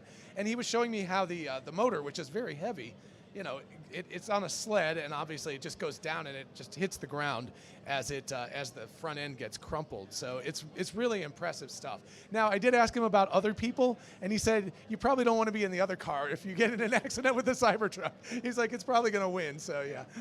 That's interesting, because I mean, I feel like if this can match some of the other cars and be the safest pickup truck, that would be just a huge film. Yeah. Yeah, just the fact that it doesn't roll over. They show that side rollover thing, so yeah, that's very impressive. So what were some of your thoughts today? You were at the event. Were you at the event as well? Did you Yes, I was. So what were your thoughts at the event in terms of the just the whole delivery of it? Like to us here, I think it felt very quick. Is that how it felt to you guys as well? I think it was truly a delivery event. There was a lot of people wondering, are we going to get test drives? Are we going to see demos? Are we going to do whatever? But it turned out it was pretty much a delivery event as it was explained. And from that standpoint, I think it was outstanding, and the presentation was good. They did it in the end of line for the Cybertruck, which is really neat to see, because I don't know if anybody has actually seen that part of the factory before inside. Certainly not from inside. But I think for what it was billed as and what they did, I thought it was fine. And I think maybe some people were hoping for more, but I think it was really much on line with that. So I don't know what you have. Yeah, I think the part that you didn't get to see was we got in a little after 1, maybe 1:10, and so we spent 50 minutes walking through the factory first. So unfortunately, the most interesting part of the entire tour was the part that you guys didn't get to see. Which was all the factory stuff. But I did film the entire thing as a walkthrough all the way through. Yeah, so we're going to we will be releasing that stuff. In fact, hopefully Scott and Hans and I will be up there in a little bit to talk about a small section of that. Oh, great. Just a bit, yeah. That'd be we great. were just trying to get the piece of the video out. But as far as the actual event was concerned, it was a little disappointing because it was just kind of like this, but there were 10 rows deep, and you couldn't see anything. So we like, you could barely see Elon's head sticking up over the crowd, and so it was fine. The energy was great. It did feel fast, but it was a delivery event. It was as it was billed. What did you guys think about the pricing? We found out like right after the event was over, kind of on the website. We got the prices for the 3 models. Right. Was it what you expected? Anything not expected? I think because we'd gotten a leak that the expensive one was going to be $100,000. It was like that was expected.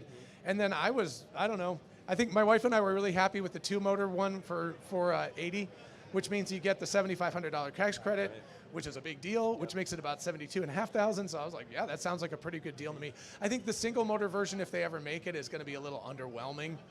But they're also like 2025, and we'll see, someday. Right. So yeah. And what about the battery extender? Do you think that? So this was kind of.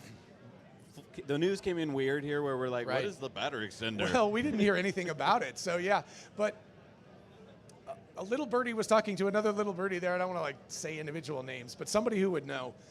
And he said that it sounds like it might actually lay in the bed. That's what we heard. Right. Yeah, take up a third of the bed. Yeah, and so and then you just take it out if you don't want it. $16,000, right? We don't know what it looks like yet. But that it's going to add, 340 to 470, so 130 miles of range. Yeah. So I think it's for somebody like us that's not going to tow things very often. Obviously, it would not be the right thing to buy. But if you're using it as a work truck and you're towing things around all the time, it seems like a no-brainer that you'd want to get that. Well, it seemed to me like it may be a stopgap engineering solution, because maybe they were hoping the energy density of the 4680s would be greater, maybe 20-30% more than it is right now. So if you look at that size and what I just heard here now, that seems almost consistent with that. So, as they continue to develop the 4680s, maybe somewhere in the future they'll be able to have a higher range just built into the truck. Do you think though? Just real quick, that's the battery extender. Oh, okay, great. Yeah. So there you go. Okay. Thank you for finding it. Thanks. Thank you. All right, so that's the battery extender. Okay. Do you think that it kind of looks like a mini fridge on its side? Right. Do you think that that's the kind of thing that Tesla will rent, or do you think you'll have to buy it? Because the thing is, it's going to weigh a lot, right? It's going to weigh. It's going to be at least 30 kilowatts hours of battery. It's probably going to weigh 500-600 pounds at least. So if you put it in, it's probably going to stay in for a while. if they rented it, I'm throwing this idea out. I don't know, but then you just rent it for a couple weeks while you're going on a a long trip or something like that. I don't know. What do you guys think? It sounds possible, but it also sounds a little bit like battery swapping when that didn't really work either. So I'm just going off the cuff here because I didn't even really know about it until I got here. But I will see. But it might be a good short-term business opportunity at the sales centers. You go down there and get it installed, do it for your week, and come back. So we'll see. Yeah, I agree. I actually think that That's might like be a here's a reasonable weird conjecture. idea. I was just thinking, No, what if they had these at some superchargers, Right. And you could just pull up and add it for the week or something. Or I don't even know. like an auto mechanic shop where they Right. would have a crane to lift it, Right. Because it is going to be heavy. Yeah, definitely. So you just take it and plop it in there, and you use it for a couple of weeks, and then they take it back out, and you Right. pay to rent. But that'd it actually does be seem reasonable. very un-Tesla like you were saying. Right. Like usually everything's all together. There's no plugging, So it seems weird that this is like an afterthought almost. It feels a little bit like the Apple virtual reality headset that they're coming out with the battery pack down here. It's like, oh, we'll just put the battery here. And it's like, it does feel a little weird, but it will get them up to close to 500 miles. So there you go.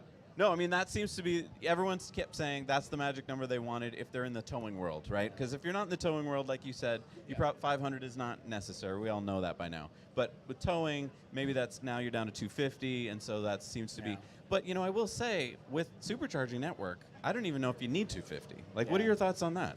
Well, I think the whole supercharger network in it itself is an underappreciated strength that Tesla has, and that could definitely be leveraged on that. I was thinking when you were talking about both the extender pack and the superchargers is how often are people truly going to need that extender pack? And that may be part of that calculation as well. They could say, if maybe 1 out of every 15 trips you may need that, then the superchargers can, bridge that gap. Right. So. All right, well, I hear that some Yeah, other it truck sounds is like the other truck's coming. So we'll make way for that. This is exciting. Oh, it has that headlight that you can spot from anywhere. Oh, is it going to back in? Oh, it might be backing in all this right. time. We get to see that rear steering. Yeah, so if you're watching from home, you might be seeing some footage now of a second Cybertruck, or maybe our third, actually, of the day, who's coming in. And hopefully it's going to park under our 360 camera, so we're going to get some great shots for you.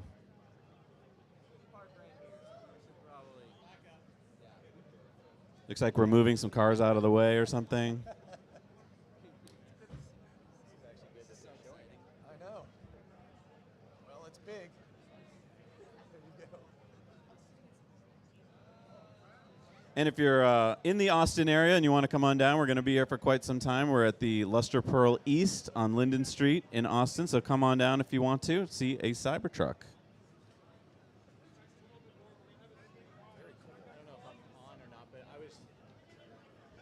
I don't know, this is another idle thought here, but yesterday, Brian from My Tesla Weekend was interviewing me out at Giga, Texas, and I guess some of his followers were asking, is the Cybertruck have capability for left or right-hand drive interesting. steering? Mm-hmm. And I'm not sure, and I told Brian that as well, and I also don't know if it's drive-by-wire or if it's just mechanical steering. But today, when we were looking at that Cybertruck that was in the lobby, I was looking at the firewall because it was available.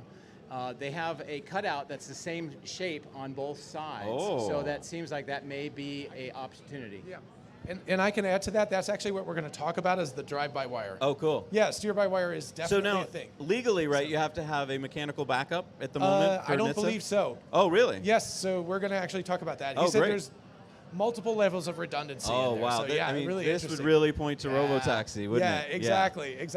And it enables us. stealing your thunder there. No, it's okay. No, we're going to talk about it. We'll get it. We have some video, so yeah, it'll be good. I don't know that's where the great. truck is. It's like. Maybe he's having too much fun driving around. It's like I'm not going to come back. It'll be interesting to see who's driving this truck. Yeah. So, I mean, that was the one we just saw a few minutes ago. That was one of the actual delivery ones, like the 10 delivery ones. That's pretty crazy. cool. Maybe And it'll be really good Elon. to hear that he just got a call from Franz on Tuesday and said, can you make it down here on Thursday to Austin? And Yeah, if so, and oh, by the way, come up with $100,000 Right, tomorrow. Tomorrow. It's like, ooh, okay. Do we know what the specs are of the vehicles that were delivered? Were they tri-motor, dual motor, or? I don't know. Orbiting camera. Try. We're hearing Yeah, we try heard from that the all audience. of them were tri-motors. So Okay. yeah, that's why I was like, Yeah. Ain't cheap. All right. Very cool. Let's see if they get it there. Did our Track it Cybertruck down. leave us? He's having way too much fun tonight. I know. I wouldn't want to stop anywhere tonight. I know. What do you think it's going to be like to own a Cybertruck for the first few weeks and months? It seems Wow. like you're just going to get mobbed everywhere. Oh, you definitely are. It's going to be a Dude. thing. All right. Franz is okay, ladies and No, don't tell it. Yeah.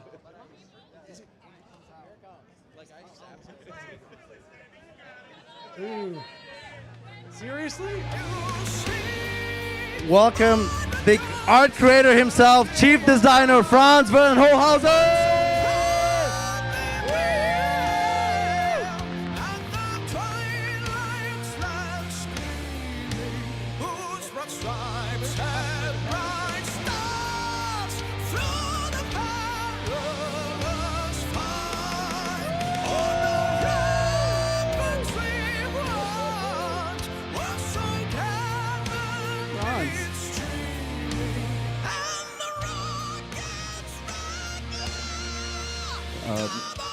Franz, thank you so much for joining us today.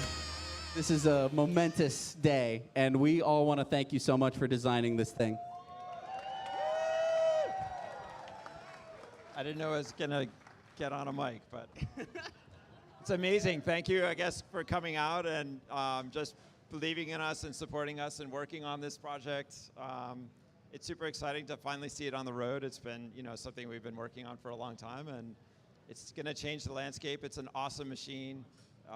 If anybody's been working on it, you know how badass this thing is. And yeah, hopefully we'll transform the landscape a little bit.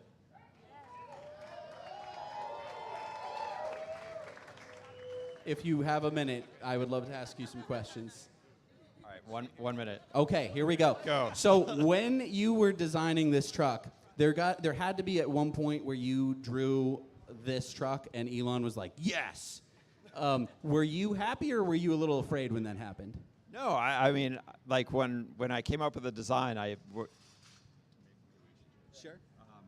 When I came up with the design, we made it into a model before we even showed it to Elon, and it was, instantaneous. Yes, this is what we're doing. So That's fantastic.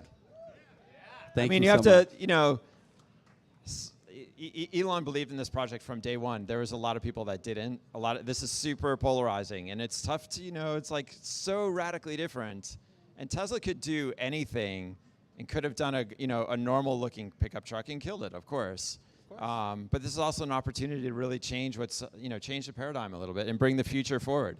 And thanks to Elon for really believing in this and what we do, and trying to make special products. We care about the products. He cares incredibly about the product and wants to get the best thing to the people. So, Franz, thank you so much. Yeah, thank you. Have a wonderful night.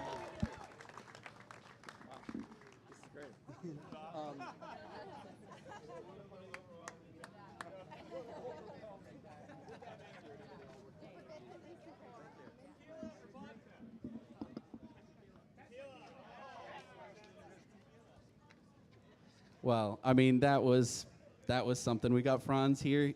I didn't want to bug him too much.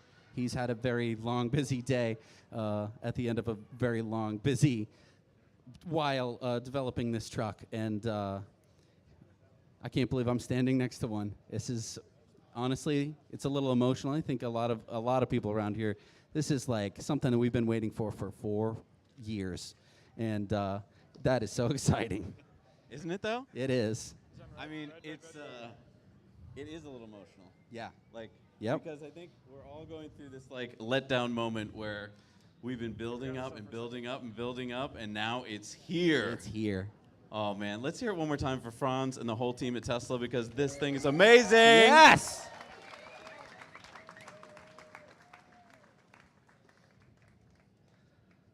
Let's just take a moment to take it in, huh? Yeah. Just take it all in. What I'm so excited about is that in the span of the next year, in the next 2 years, this is going to be driving around every American city. And there are going to be people who have not heard about this truck or haven't heard about Tesla. And they're going to see this driving on the road. And their reaction is going to vary. It is going to vary from, oh my God, that is the coolest thing, to we are being invaded by aliens, to that's the ugliest thing I've ever seen. And I hate it, right? But it is going to elicit a reaction, is it not? And I think that is probably the most important thing. No one can look at this truck and go like, whatever. Yes, exactly. Whatever, who cares? I don't need to know more about that thing. This screams, it demands attention, doesn't it? And it's got quite a few little tricks up its sleeve. First bulletproof truck you can buy. First truck you can up armor with like a little bit of welding experience, which is pretty cool. And it's gonna be amazing, isn't it? Who is so excited right now? I am so excited. Yes. Hey, everyone here, Yes. thank you so much for coming. This is just a dream come true. We put together this whole event in about 30 days. So 30 days ago, we were like, what if we had a party and we invited a whole bunch of people and maybe what if a there would be Cybertruck came? What if that would be crazy? And maybe we could get Franz? I don't know. And so we were able to pull this together. I want to What thank if Sandy would come? I really want to thank our sponsors, Lex.art, Light Horse, Henson Shaving, and Expel. Thank you so much for helping to support this, for keeping us out of the rain. We would have been drenched. All of our camera gear would have been ruined. And thank you so much to Corporate Streams for putting this together. Everything that you see here, from this orbiting camera to the Steadicam, all came from them. So thank you so much for being here. And this is so exciting. Also, thank you. Thank you.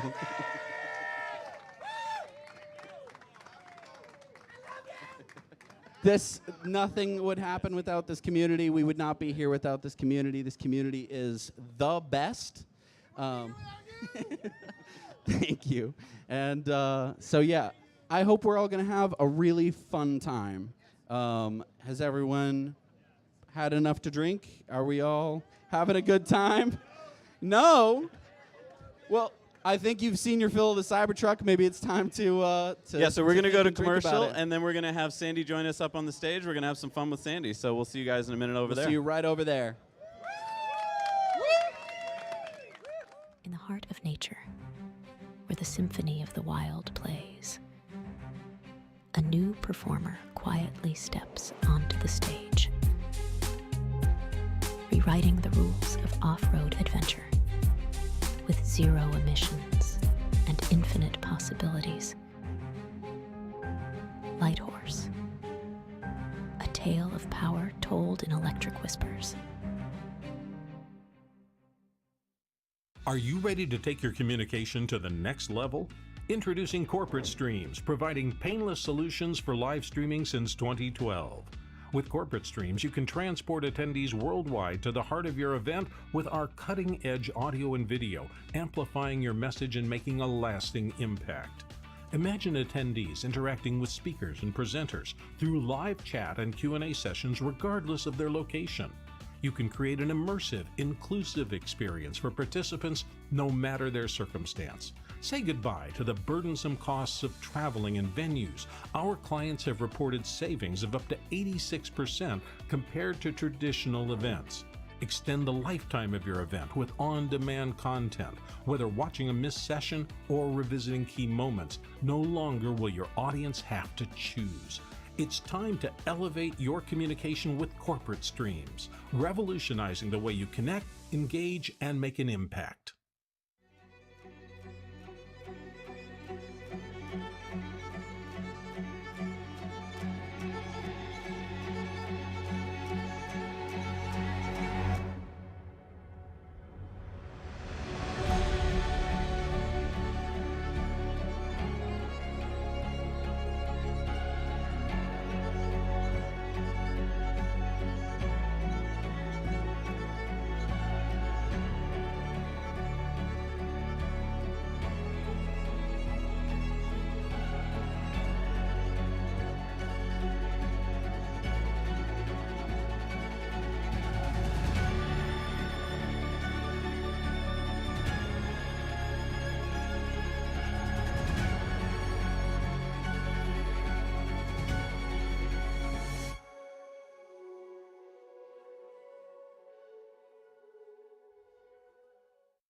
good shave is a precise shave.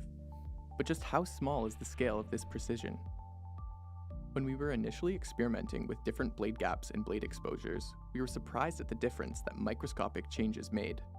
For context, a piece of paper is about 4/1000th of an inch thick. Turns out, that's enormous compared to the scale of shaving.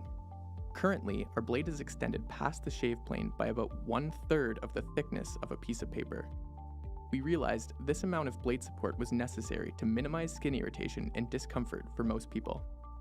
At Henson, we build our razors to aerospace standards, holding microscopic tolerances. Why? Because as it turns out, it makes all the difference.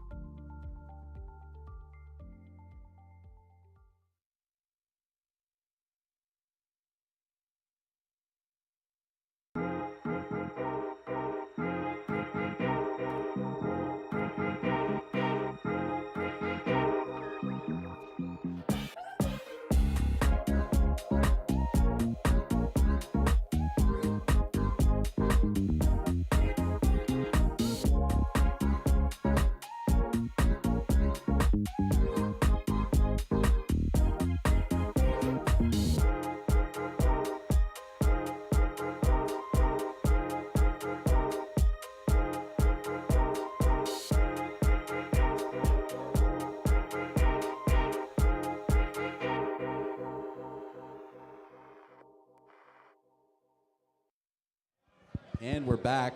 Hi, Check. everybody. We are over on the stage if you want to join us, but you can keep gawking at the Cybertruck. I will not blame you. We're with our buddy Farzad Mazbahi. Check him out. Hello, everybody. Welcome. Hello, everybody. Can everybody hear me? I can hear me. Hello. If you can hear you, that's a good I think I sign. can hear me. Or maybe it's in your head. Are you guys okay? You've been here for like 1,000 hours. I think so. Do you need any water? I've been having visions Were you of traveling? Cybertrucks. Like you were going to the Gigafactory. Yeah, you were doing more yeah. work than I was. It was awesome, man. It was really cool. I heard it was hot. It was hot. It was a little warm in there. Yeah, it's been raining. It's a little humid in there, but it was awesome. It really did feel like a very quick event. You know, we got in. We saw a bunch of Cybertrucks. I was actually really surprised by how many Cybertrucks there were. Like, when you walk through the line, and I was listening to John as I was driving in, he was saying that was a really cool part of the thing was all the different Cybertrucks that they were building behind the scenes. And that was really cool to see, because you got to see a lot of intricate details as far as what their processes are. All this, all this stuff behind the trim and stuff you can see. And then outside, they also had the two trucks that they used to shoot it. Like they shot it with the gun, and then the crash tested one. So you got to see all that stuff as well, like all the different pieces. So, and I put up a couple of videos of that on my channel for people to see if you're interested. So it's just really cool. It just went by really fast, man. It went by really fast, and now it's here. It's like, okay, there's a triangle right there. I can see the pointy thing right there. Yep. And it's sick. And then Franz shows up. He's like, hey, what's up? I got 1 minute. How you guys doing? Thank you, Franz. We're getting asked to turn up the volume just a little bit in here. In the house? In the house, yes. All right. Turn up the house. Nice. Bring down the house. Yeah, but it was really cool. And thank you guys so much for putting this together. I think can you guys give these guys a round of applause, seriously, because these guys have been here all day. Thank you. I mean, it's absolutely phenomenal. And the coolest thing about this community is that there's so much togetherness and so much selflessness, And the fact that you guys are willing to do this for as long as you have. Everybody who's here checking this out, supporting, Tesla and everything is like, I feel emotional. I feel very honored to be part of this group, Totally. So it's so cool, man. It really is. I feel honored. I feel so emotional today. I feel like I'm keeping it together because I'm on stage, but I would normally be crying right now. This is such an awesome Should we do day. like a cry out right now? Can we do a cry? Yeah, Just a should big we hug? No, really. I mean, I think just seeing this many trucks in person is different than seeing one truck, because now it's like, this is real. They're actually making these. Like, this is legit. Yeah, and I think that for a while now, people out in the world they've gotten used to seeing Model 3s. Maybe they know what they are or whatever, but it's going to be pretty hard to ignore the Cybertruck and to just be like, whatever, What'd you guys think of the price when they announced it? It took a little while to absorb it because that hit. That hit, right? We were talking earlier that Elon first announced it at $39,900 for the lowest one. If with inflation, that'd be $47,700. but it wasn't 47.7. But I can see that if you take off the $7,500 tax credit, you do get close to that. Yes. So that's fair. But Right. then we don't think that's going to come out for a while, right? So now we're talking the high-end truck at 100. But I get it. If people want it bad enough, they're going to pay 100. I think it is the middle version, which most people have been talking about as kind of the dream version for them. Yeah. And so that's the big question: is bring it in under 80,000? Is that magical enough to get that $7,500 tax credit? And does that? So we're talking what, 72.5? Something like that. Yeah. Is that a good number? Right. I don't know. What's really interesting is how they're doing the extended range version. Yeah. So instead of, and I was listening to you guys' conversation, or y'all's conversation, God forbid we're in Texas, my God, you guys, what am I doing to myself? But the big thing that they've been talking about is, hey, we're heading into 2026, 2027. As EV demand grows, there's going to be a potential shortage of batteries. And the last thing they want to do is put batteries in vehicles that are not going to be used. And so the extended range strategy, I think it's a very clear sign that says, hey, there's probably going to be a little bit of a problem from a shortage perspective, but then it also highlights that the targets they had for 4680 were not met. And I think that's another legitimate one as well. But I think it's twofold. I think there's two things going on there. What's going to be interesting to see with that extended range version, I think, is the uptake. Like, I'm curious to see, you're going to have the dual motor, 340 plus miles. The range extended gets you to 470. It's 16 grand, right? But if you're able to get dual motor at 80 with a $7,500 tax credit, that's 72.5 with 16, that's 88, right? Look at this math whiz over here. Yeah, Dang. it's just numbers, bro. Come on, keep up. But I think the uptake of that is going to be a signal that says, are people seriously considering an electric truck as a hauler, as something that's actually going to pull stuff, Because that's been the biggest sort of knock against electric vehicles is like, hey, if I want to go 500 miles and use it that one time to tow 11,000 pounds, I'm not going to be able to do it. That theoretically gives you the option to do it, and I'm curious to see how many people are actually willing to take that option. I don't even know if you need to do it, though. I mean, everyone does use 500 miles as the magic number because if you divide it in half, that's 250, blah, blah, blah. But do you really need that much if you have a supercharger network? I don't know the answer, to be honest. I think it's really a question of, like, what are you hauling? How long are you hauling it? I can imagine a professional car hauler could say, the total cost of ownership of this truck is going to save me a whole bunch of money, plus I really want this truck. And getting the extended range not only gets me a faster truck, which is cool as hell, it's also going to mean less supercharger stops on the way down to Florida, lugging grandma's car down to Florida. So I can see how for that sort of aspect where you're going to be towing long range all the time, totally makes sense to have an extended range. If they didn't have an extended range, you can't get the truck. Now you can. It's 16 grand more, but you're probably using it professionally. Yeah, and I think it's two separate things. It's like the ability to do it is one thing, and then the affordability of it is like a separate thing. And right now we're not there, right? It's obvious that we're not there. You can't have like an affordable EV with a lot of range, and like 500 plus. And we don't have any Tesla trucks on the road we don't have any electric trucks that can use the supercharger network at the moment. I feel like somebody who gets that dual motor and starts towing with it is going to find that there are enough superchargers. It might be a pain because you're going to have to stop more frequently, but it's doable. So when the family wants to go to Yosemite or whatever, they're going to be able to make it. Yeah. It's just a question of like, how much longer is that trip going to take, and is it worth $16,000 to get the extended range to make that trip a little bit faster? Yeah, I think the other thing too to think about is like, is this truck a traditional buyer's truck, or is it going to create its own market, right? Because if you think about the traditional truck market and how they think about, so one of my really good friends in Texas, his name's Travis, and he has an F-250, and ever since I showed him the Cybertruck, he's like, this thing's a piece of shit. What the, it's like, he's just going on it. Like, my F-250 will kick its ass. I can't wait to show him the videos for today, you know what I'm saying?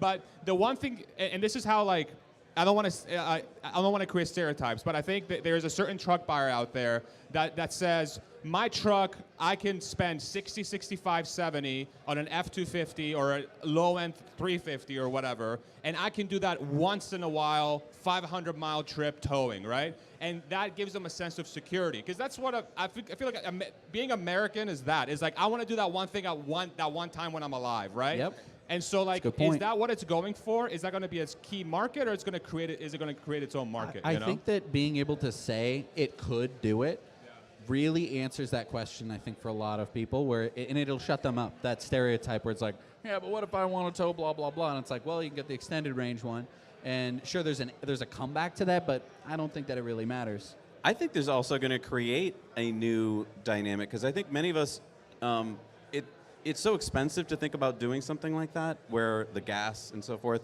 I feel like with electric, they're going to see how cheap it is, and I feel like maybe not towing a big camper, but these new campers like space campers, I feel like are going to be so efficient that a lot of people are going to discover that way of camping, and maybe that'll create like a new paradigm shift in all this. And it's like, okay, yeah, we're going to talk about towing all day. It's, again, something you're going to do probably less than 1% of the time. The rest of the time, you're going to be driving around a truck. And the gas mileage isn't that much better towing. If you have a gas truck, it's going to be that much more expensive to fuel.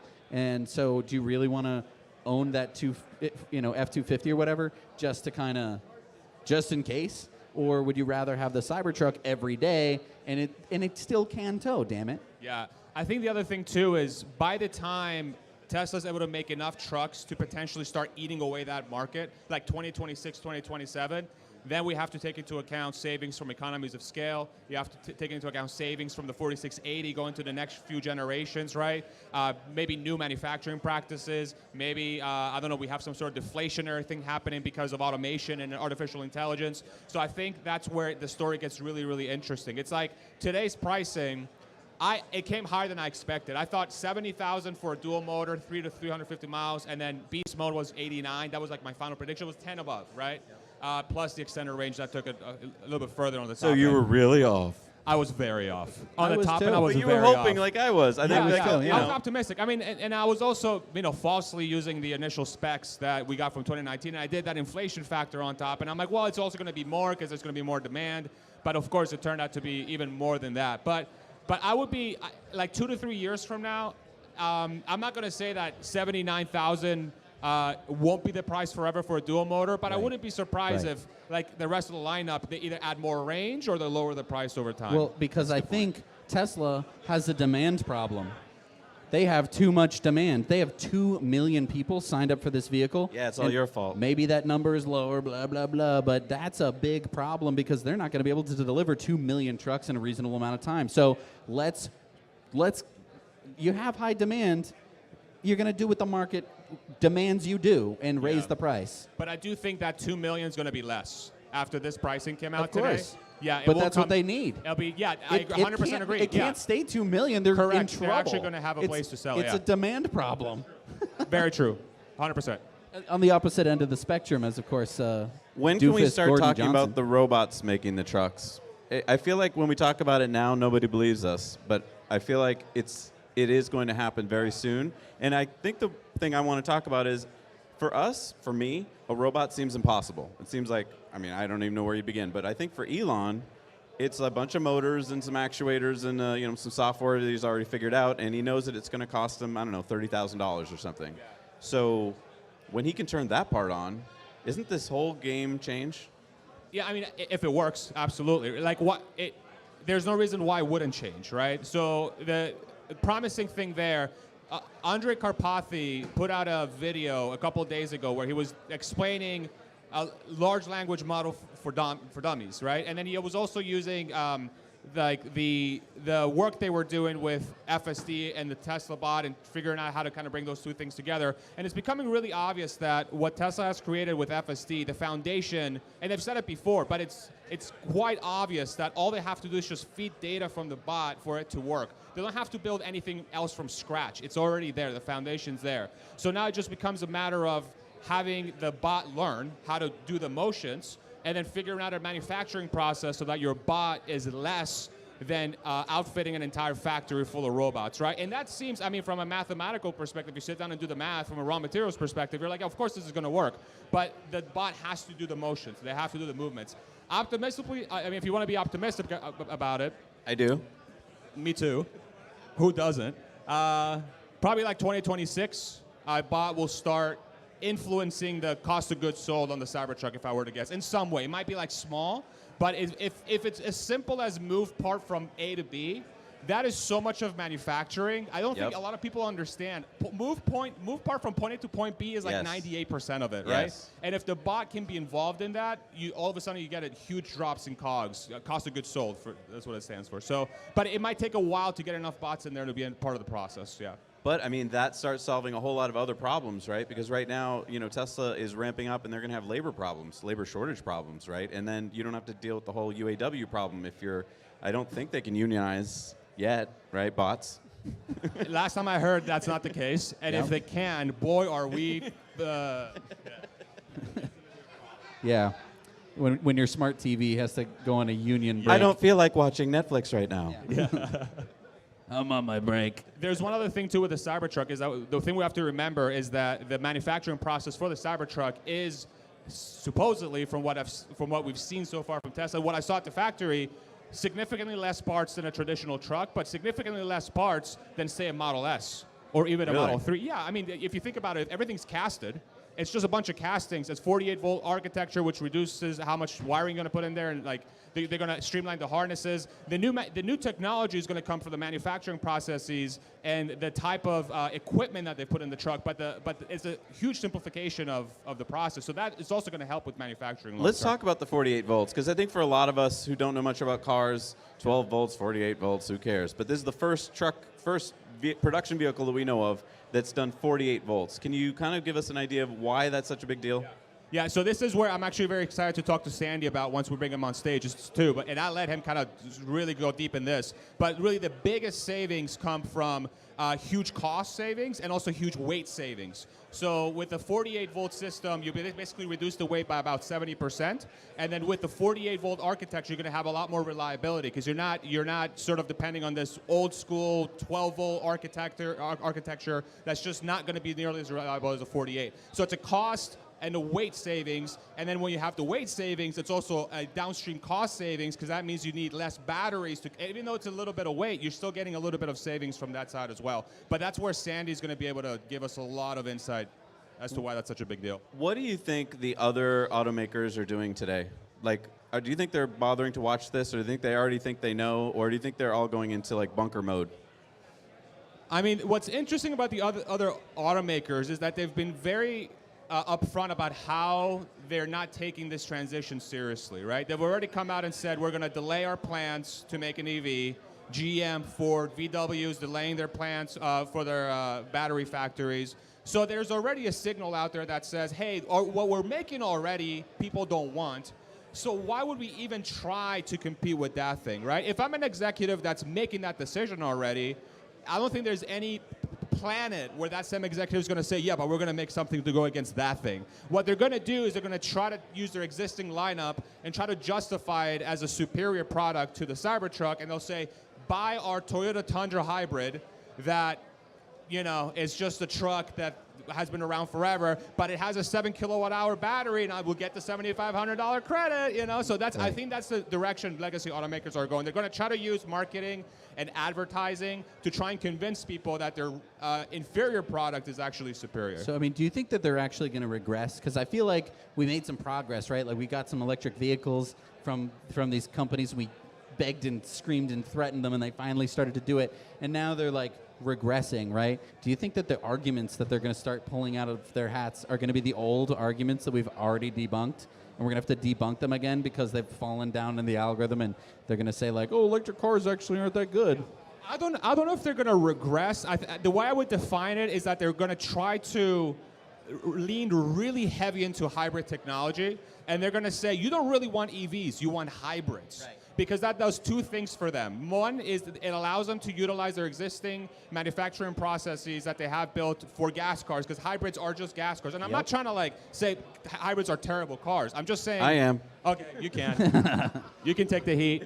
Yeah. Right here, that's your guy. So that's one thing, right? So you're going to be able to leverage your existing manufacturing process to keep your costs down. And then once you put a big enough battery that gets a tax credit in the United States, then you get the other side of it where you have this lever you can pull that's going to allow you to keep your costs competitive versus a competing EV. But what's going to happen over time is that you're going to end up having this shift where you're going to go from gas cars back in 2015, 2020 being cheaper than EVs, and then you're going to go fast forward 5 years, you're going to have hybrids that are going to be more expensive than EVs because people are just shifting away from pure gas cars. That's what I mean, it seems quite obvious that's what's happening.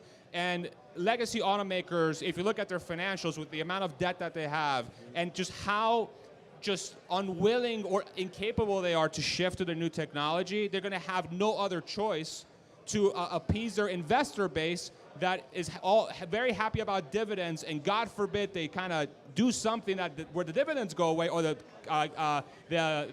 stock buybacks that GM just did. They can't do anything to upset that balance. So that's where hybrids are going to be very helpful for them. But I think the consumer at some point is going to be like, do I pay a premium on a hybrid, or do I just buy a freaking EV? And I think that's where we're going to go. I want to hear more about your comments from GM. And when we come back, we're going to go to a sponsor break right now. I want you guys to, again, hands together for Farzad and also our sponsors. We'll be back in a minute. To the next level? Introducing Corporate Streams, providing painless solutions for live streaming since 2012. With Corporate Streams, you can transport attendees worldwide to the heart of your event with our cutting-edge audio and video, amplifying your message and making a lasting impact.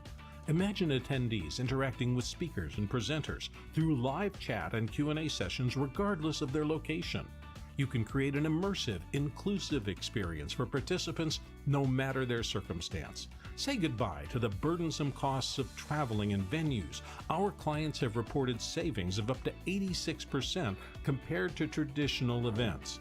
Extend the lifetime of your event with on-demand content. Whether watching a missed session or revisiting key moments, no longer will your audience have to choose. It's time to elevate your communication with Corporate Streams, revolutionizing the way you connect, engage, and make an impact. In the heart of nature, where the symphony of the wild plays, a new performer quietly steps onto the stage, rewriting the rules of off-road adventure with zero emissions and infinite possibilities. Light Horse, a tale of power told in electric whispers.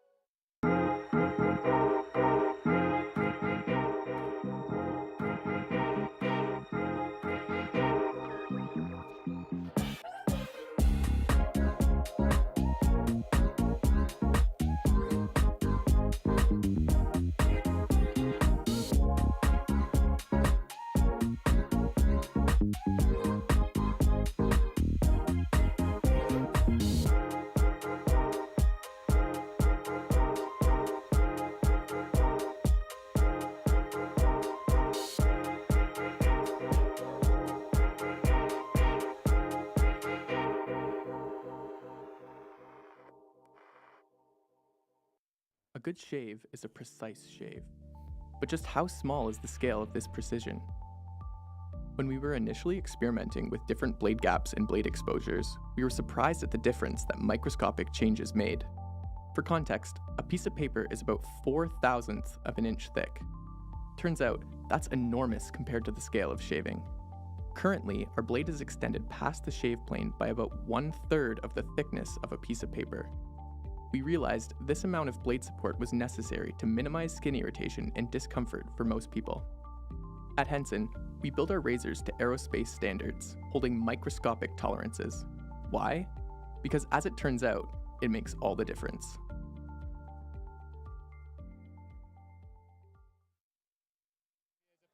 Hey Jesse, can you grab that seat? It's just fun, so I'll just keep doing it. We met Kimball, I saw today, like just real briefly. Oh yeah, for like a hot second. Yeah, that was pretty cool. All right, everybody. Well, I am so pleased. We're going to be having a panel here with Eli, Starman, and we are also going to be having Sandy Monroe up on the stage. So please welcome Starman. Come on, big round of applause. Okay. How do we know it's good? I know, right? Okay. All right, guys, we're going to be having a panel here in just a minute once we get a few more seats set up. Okay. How you guys doing tonight? Did everybody get a photo with Franz von Holthausen? Franz, if you're still here, thank you so much for joining us. That made this night absolutely incredible. And this is spectacular. This is the era of the Cybertruck. All right, I'm going to introduce my panelists, starting with Kim Java. Welcome to the stage. Give a round of applause for Kim Java. Hey Kim, here's your mic. Here you go, Kim. Ryan, whichever one walks first. Ryan from Kilowatts. Welcome, brother. And last but not least, Ryan McCaffrey from Ride the Lightning. Welcome up, Ryan.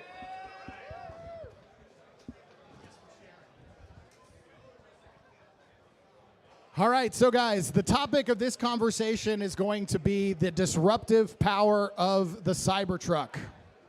As Elon Musk said tonight, and all of us very well know, there has never been a vehicle made quite like the Cybertruck. But I think before we go down this route, I think the perfect place to start is we have a member of this panel who owned the closest vehicle that ever was to the Cybertruck. Then that is the DeLorean. So Ryan McCaffrey, I'm going to give it away with you. What is your take on how the Cybertruck is going to change the game, specifically with your experience as a DeLorean original owner? Well, first of all, I never thought I would see the day when anyone else would build a stainless steel car ever again, because it costs a lot. Go ahead and bring the mic a little closer. It's loud. It costs a lot of money. It lasts too long. You know, car companies want you to buy new cars every 8 to 10 years.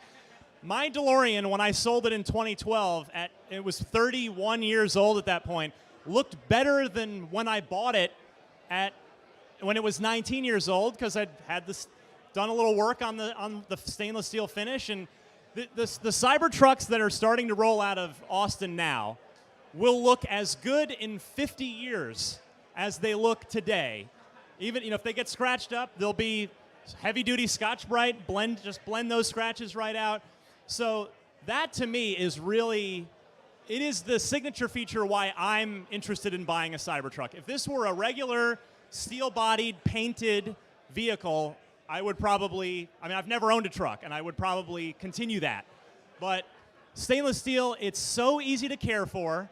Yes, it's going to be fingerprinted, as you've already probably seen today, but just keep a little thing of Windex in your center console, and just a microfiber cloth.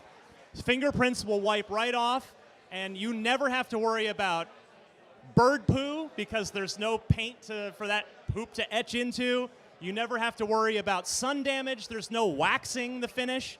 So it is just going to be the easiest vehicle to maintain in terms of its fit and finish that you've ever had. And that's what I love about it. Thank you, Ryan. Can you guys all hear us okay? Yeah, volume's good. Fantastic. All right, so one of the big numbers, and I'll let anybody who wants to field this one take it, one of the big numbers that we surprisingly didn't hear on the live stream, but we had to go find on the website, was range. So what do you guys think about range, and how does that impact your buying decision and your use case for the vehicle? Yeah, so I'll come to that. The range is obviously not what we were hoping for, but still very good. My interpretation is the Cybertruck is a vehicle designed to be a bit different. It's a little bit more of a car. As much as it is a truck, it's also a car. And so my use as someone who focuses on car sharing, on basically, using other people's cars around town, it's obviously still more than satisfactory. You still have supercharging up to 250 kilowatts. We may even see that get better over time. I think that the range is very good, especially, again, supercharging network. But yes, anyone who wants to tow, that's kind of where this started to become slightly less interesting. So range extender for towing is meaningful and different. Otherwise, 300 miles for most people's use of a SUV that just so happens to be a truck, it's awesome. 300 plus miles is still awesome, but yes, I know there's gonna be a lot of people that do tow that are either gonna need that range extender or are gonna seek other vehicles. So let's talk about you specifically, because I remember you initially pre-ordered 20 Cybertrucks because you were going to include these as part of your rental fleet. So now that you have these specs, what's your plan? What configuration are you gonna go with? And who do you think's gonna wanna rent that vehicle, right? So for context, guys, Ryan is in the San Francisco Bay Area. He runs a large fleet of Teslas that's on Turo and his own platform that I'll let him tell you about to compete with Turo, because Turo sucks. But yeah, very interested to hear of who you think is going to be the customer for that. Who isn't going to want to rent them? Yeah, no, that's a better question. Yeah, this is arguably the best vehicle out there when you just consider a vehicle. When you consider a truck, it's maybe not the best truck. Again, I think it might be the best vehicle out there. So as Ryan McCaffrey said, yes, this is a very desirable vehicle at $60,000 starting price for the rear-wheel drive. Honestly, again, in the San Francisco Bay Area, maybe other than going to Tahoe, it's going to be a phenomenal rental vehicle. So on dispatch, we're going to host any and all electric vehicles. And yeah, I think this will be absolutely the best out there, especially all-wheel drive. Sure, the price is a bit higher than we were hoping for, but the experience of what is arguably the best utility vehicle on the road ever, and then backing up to what Ryan McCaffrey said, unpainted, don't worry about sun damage. That exterior body is just gonna last and last and last. You don't have to worry about those small scratches. So as a rental vehicle, as a shared vehicle, this is an ideal vehicle. Makes a lot of sense. Thank you, Ryan. All right, let's go in an entirely different direction. Kim, do you plan on buying a Cybertruck? So we did pre-order 4 years ago. So I would say absolutely yes. My husband, on the other hand, is a little more conservative because we don't necessarily need 3 vehicles. But I would like to. I actually need to talk to you more about this because one of my ideas on justifying buying it obviously would be to make content for our channel, but I would love to rent it out in the Atlanta area and kind of learn more about how to do that as well to justify it. But I do love it. I've always been a fan of the design of it. I think it's cool. So overall, though, in terms of range and things like that, I kind of want to go back to that because my family does take a lot of road trips. And I was a little bit disappointed, to be honest, about the range. I wanted more range. 300 miles, it has to be that. But more, to me, is always better. There's a lot of times we drive places and we don't have good destination charging. And it would be nice not to have to worry about that. So to me, more range is always a plus. The range extender itself, we were looking, I was talking with Ryan earlier, and it's the design of where it fits in the truck. It really takes up a lot of space. It doesn't look like what I imagined Tesla would have. Careful, the lead designer's here. That's true. But to me, it's, I don't know, it doesn't, this is my opinion. These are just my opinions. But I mean, I love the truck. I love the truck, the range extender. Okay, so here's my question. Will you use the Cybertruck differently than you would already, like, let's say, take a road trip on your Model X? So would this be like in place of your Model X, or will you go places with it that maybe you couldn't on the Model X? Like, have you thought that through yet? Yeah. So we like to travel and bring our bikes with us when we travel. And right now we throw them on the back of the Model X. And we also have electric bikes, and they're really heavy. So I would like to be able to when we go on those kind of road trips with the kids and the family, be able to just put all that stuff in the back of a truck and not have to worry about it at all. Also, sometimes there's a lot of lakes in Georgia where I live. We could pull like a jet ski or something. All that utility that we don't necessarily, with our X, we don't have it. Now, the X I will still use as my main car because it has 3 rows and I need that with 3 kids. But I think the Cybertruck, there's so much, that second row today was the first time I got to go inside and like see it, and there's so much space in there and it's so comfortable. Even for an adult to sit in that second row was fantastic. Fantastic. Thank you, Kim. So one of the big things tonight that Tesla unveiled that is actually very out of character for Tesla is range has always been part of the main battery pack. Tesla tonight, for the first time, has offered a secondary range upgrade that is going to be apparently available after you take initial delivery of the vehicle. And I'll let whoever wants to take this. What's your take on that? Because this is like a new product format for Tesla that we have never seen before. So we've heard Elon say a lot about how you only want to go so far with range because otherwise people are just kind of hauling around a bunch of batteries that they'll never actually use. And I think that's exactly why they've done this range extender, is because it's saying they're gonna only ship the number of batteries, the minimum number of batteries that they absolutely need to. So they're saying effectively, if you want the full maximum range that we can offer, you need to opt into this as an aftermarket accessory, and that way, you're not just forcing every tri-motor customer or every dual motor customer to buy a 470 mile range vehicle when probably the majority of those customers are never going to need anywhere close to that range. So they're effectively having you opt in, thus saving their, as of now, limited 4680 battery cell supply by quite a bit.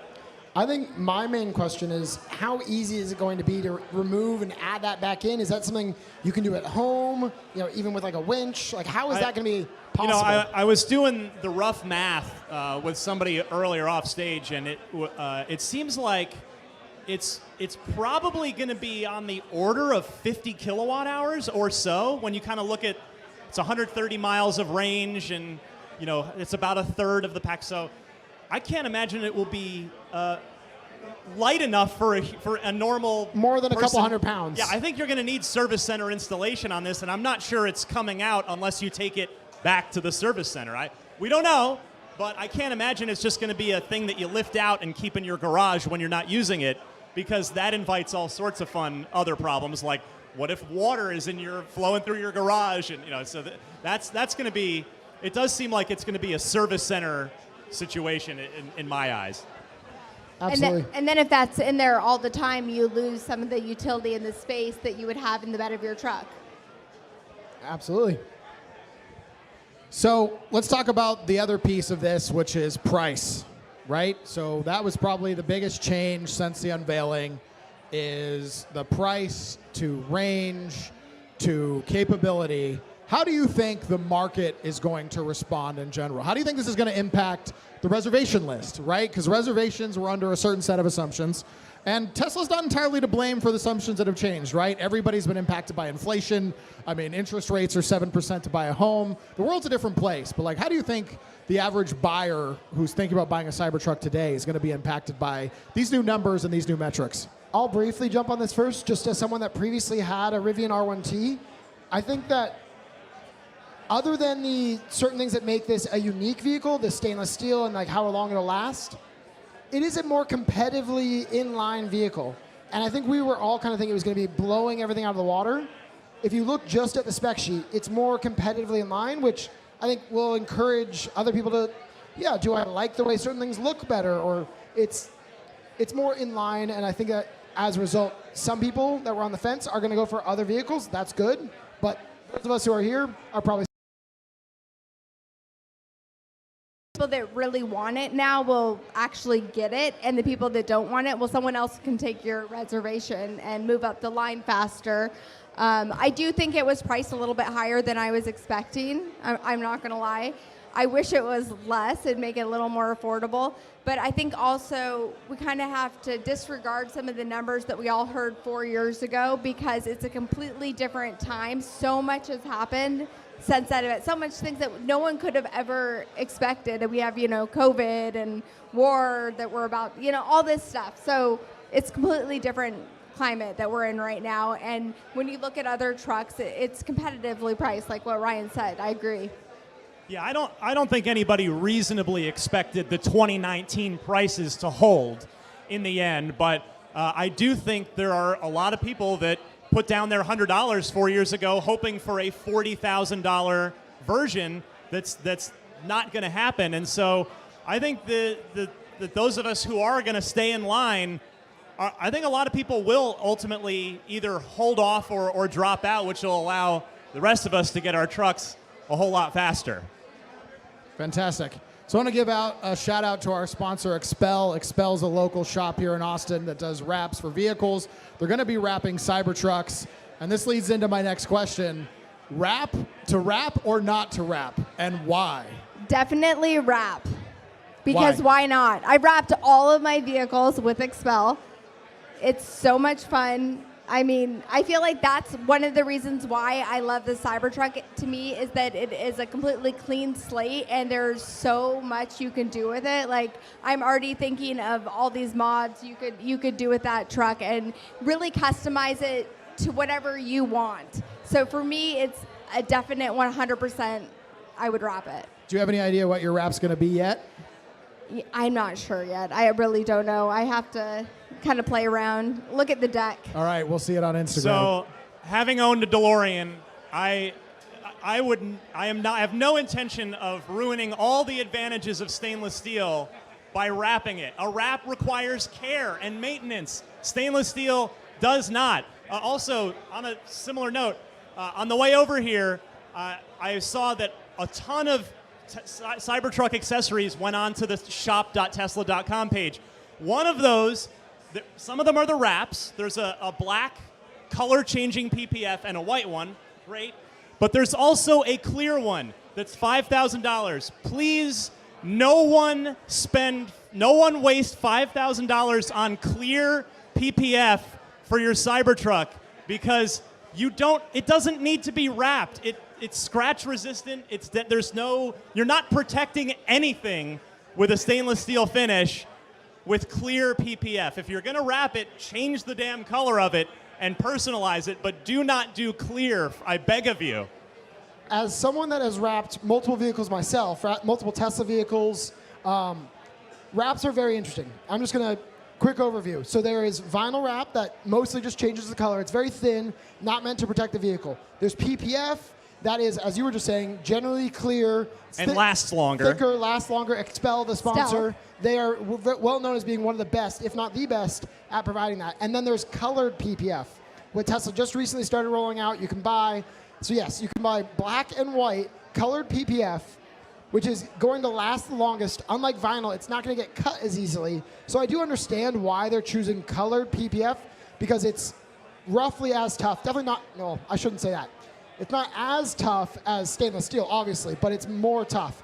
Vinyl tears easily. If you run a key through it, you're going to cut it. PPF, you run a key through it, you can actually it's fine. So all that is to say, I think a lot of people should customize it. If you want to wrap it yourself, it's a fun thing to learn. On flat surfaces, it's easier. Am I there? On flatter surfaces, it's easier. So vinyl, if you want to do it yourself, go for it. Colored PPF, it's harder, but it'll last more like the material. And as Ryan said, at the end of the day, you can't go wrong with just plain stainless steel. It is a beautiful vehicle. It's just going to look like every other single Cybertruck in the parking lot.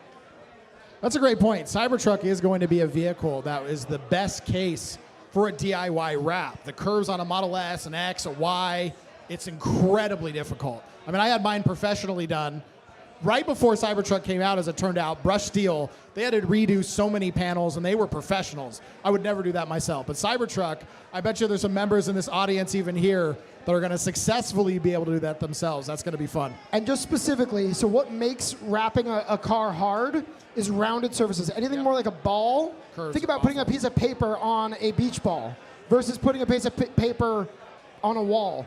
the Cybertruck is much more like a wall than a beach ball. It's going to be so easy to wrap. I encourage people, try it. Get a little bit of material, try it on a panel, and decide whether or not you want to do the whole vehicle.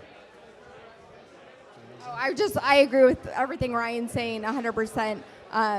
Especially with like the vinyl would tear pretty easy, so you do want to either put a PPF over it or do the combination wrap, for sure. So we know now all the features that the Cybertruck has, but let's talk about now. I want to hear from you guys the features, the functionalities that you were hoping to see that is, from all we know to date, not made it into the final production vehicle. Boat. I wanted to see it go on water. I wanted to see the Cybertruck swim. I was kind of disappointed.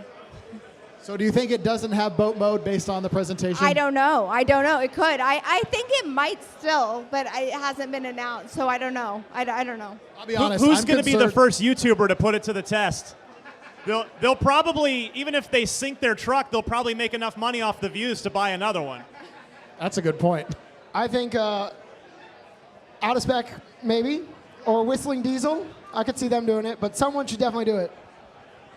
So what about the two of you? What features were missing in the vehicle that you wanted to see that aren't there? People are not going to like me for this one. I wanted the Cybertruck to be dead simple. I don't necessarily, while I love that it can turn quickly and easily, I would have been fine without rear wheel steer if it would save me a couple $1,000. So given, again, I'm a car sharing focused guy, I want people to experience the best vehicles out there. For car sharing, I think rear wheel steer introduces potentially more risk than it benefits, but I do think it also makes it. I do think it also makes it a better vehicle. I mean, the obvious one is the tailgate ramp, right? That's that is one of the accessories on the shop, although it's not the same ramp on the prototype. It's like a ladder-looking thing to actually it's not something you're going to drive a little ATV or something up, but. Outside of that, it's kind of hard to complain about the feature set of this truck. The air suspension, we all knew it had an air suspension, but tonight we got to see how quick it is. Some cars, the air suspension takes forever to make it, up and down. Cybertruck, it gets up and down quick when you need it to. It's nice to have the little accent LED light strip in there, which now the Highland 3 has, of course, too, and I'm guessing the S and the X will have it any minute now, probably. And steer-by-wire, that's something that from the just various videos of all the engineers driving release candidates around, a lot of us suspected when they're pulling in and out of supercharger stalls, and you see the wheels turn really fast. You go, well, that's in a regular, manual steering wheel turn. That's not how it goes. So steer by wire should be really comfortable, I would think, in practice. And that's another thing where the S and X will probably also get steer by wire sooner rather than later, which will make the yoke option on those vehicles a little more appealing maybe than they have been so far. I've got a question. Do you think that alludes to a potential Plaid Plus, or would that just be put on the Plaid for Model S and X? Well, I think you're getting into four-motor territory at that point. If you're talking about, I don't know, but I mean that's Roadster territory. Maybe Roadster. Hey, Franz, can you build my Roadster, please? Where are you, buddy? Franz, get us a I need Roadster. the next-gen Roadster.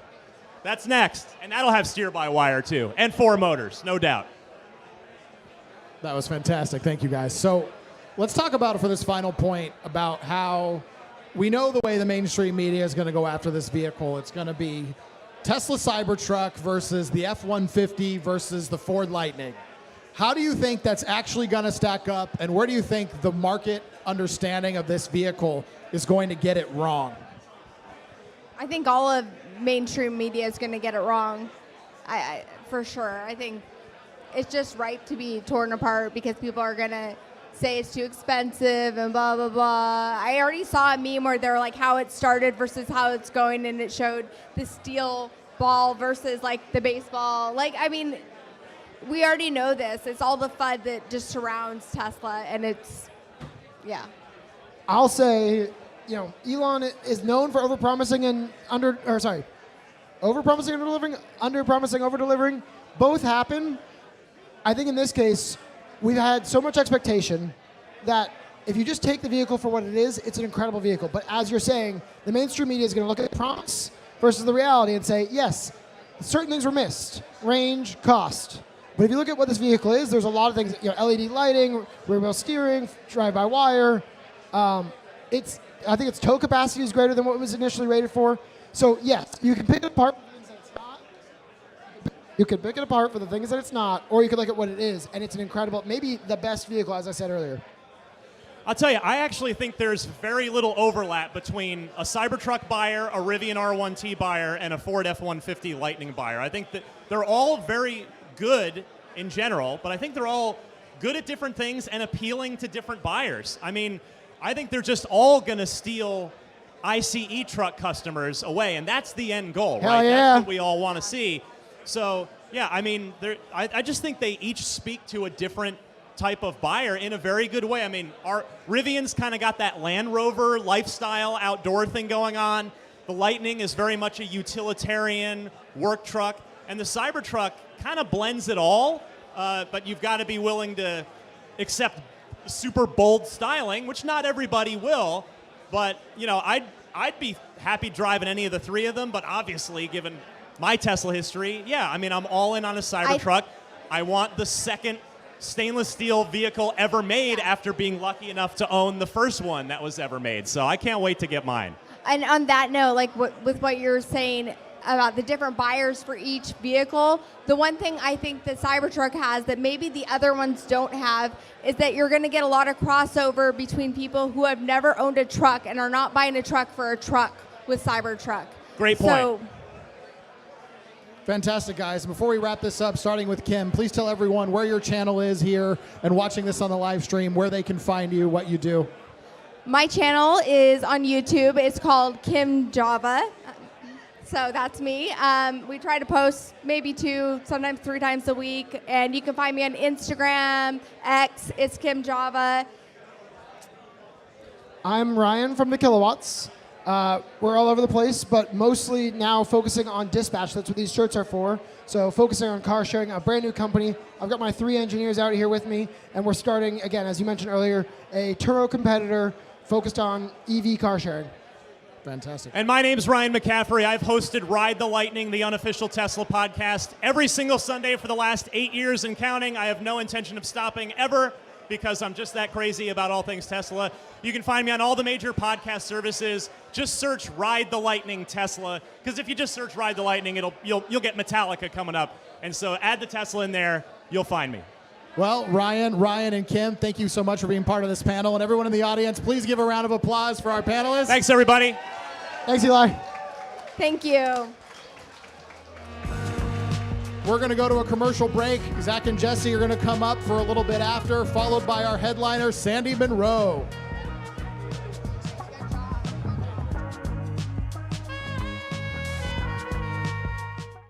A new performer quietly steps onto the stage, rewriting the rules of off-road adventure with 0 emissions and infinite possibilities. Light Horse, a tale of power told in electric whispers. Are you ready to take your communication to the next level? Introducing Corporate Streams, providing painless solutions for live streaming since 2012. With Corporate Streams, you can transport attendees worldwide to the heart of your event with our cutting-edge audio and video, amplifying your message and making a lasting impact. Imagine attendees interacting with speakers and presenters through live chat and Q&A sessions regardless of their location. You can create an immersive, inclusive experience for participants no matter their circumstance. Say goodbye to the burdensome costs of traveling and venues. Our clients have reported savings of up to 86% compared to traditional events. Extend the lifetime of your event with on-demand content. Whether watching a missed session or revisiting key moments, no longer will your audience have to choose. It's time to elevate your communication with Corporate Streams, revolutionizing the way you connect, engage, and make an impact.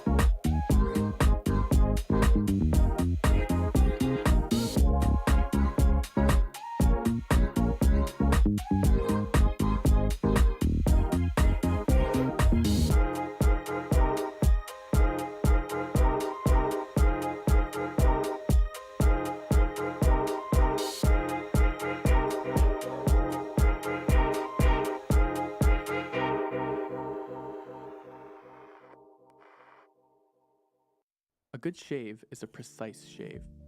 But just how small is the scale of this precision? When we were initially experimenting with different blade gaps and blade exposures, we were surprised at the difference that microscopic changes made. For context, a piece of paper is about 4/1000th of an inch thick. Turns out, that's enormous compared to the scale of shaving. Currently, our blade is extended past the shave plane by about 1/3 of the thickness of a piece of paper. We realized this amount of blade support was necessary to minimize skin irritation and discomfort for most people. At Henson, we build our razors to aerospace standards, holding microscopic tolerances. Why? Because as it turns out, it makes all the difference.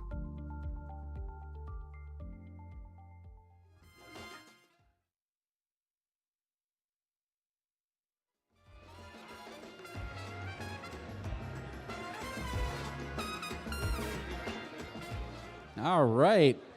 Who is excited to be here tonight, huh? Me. All right. That is awesome. We are joined on stage with Daniel from Henson Shaving and, of course...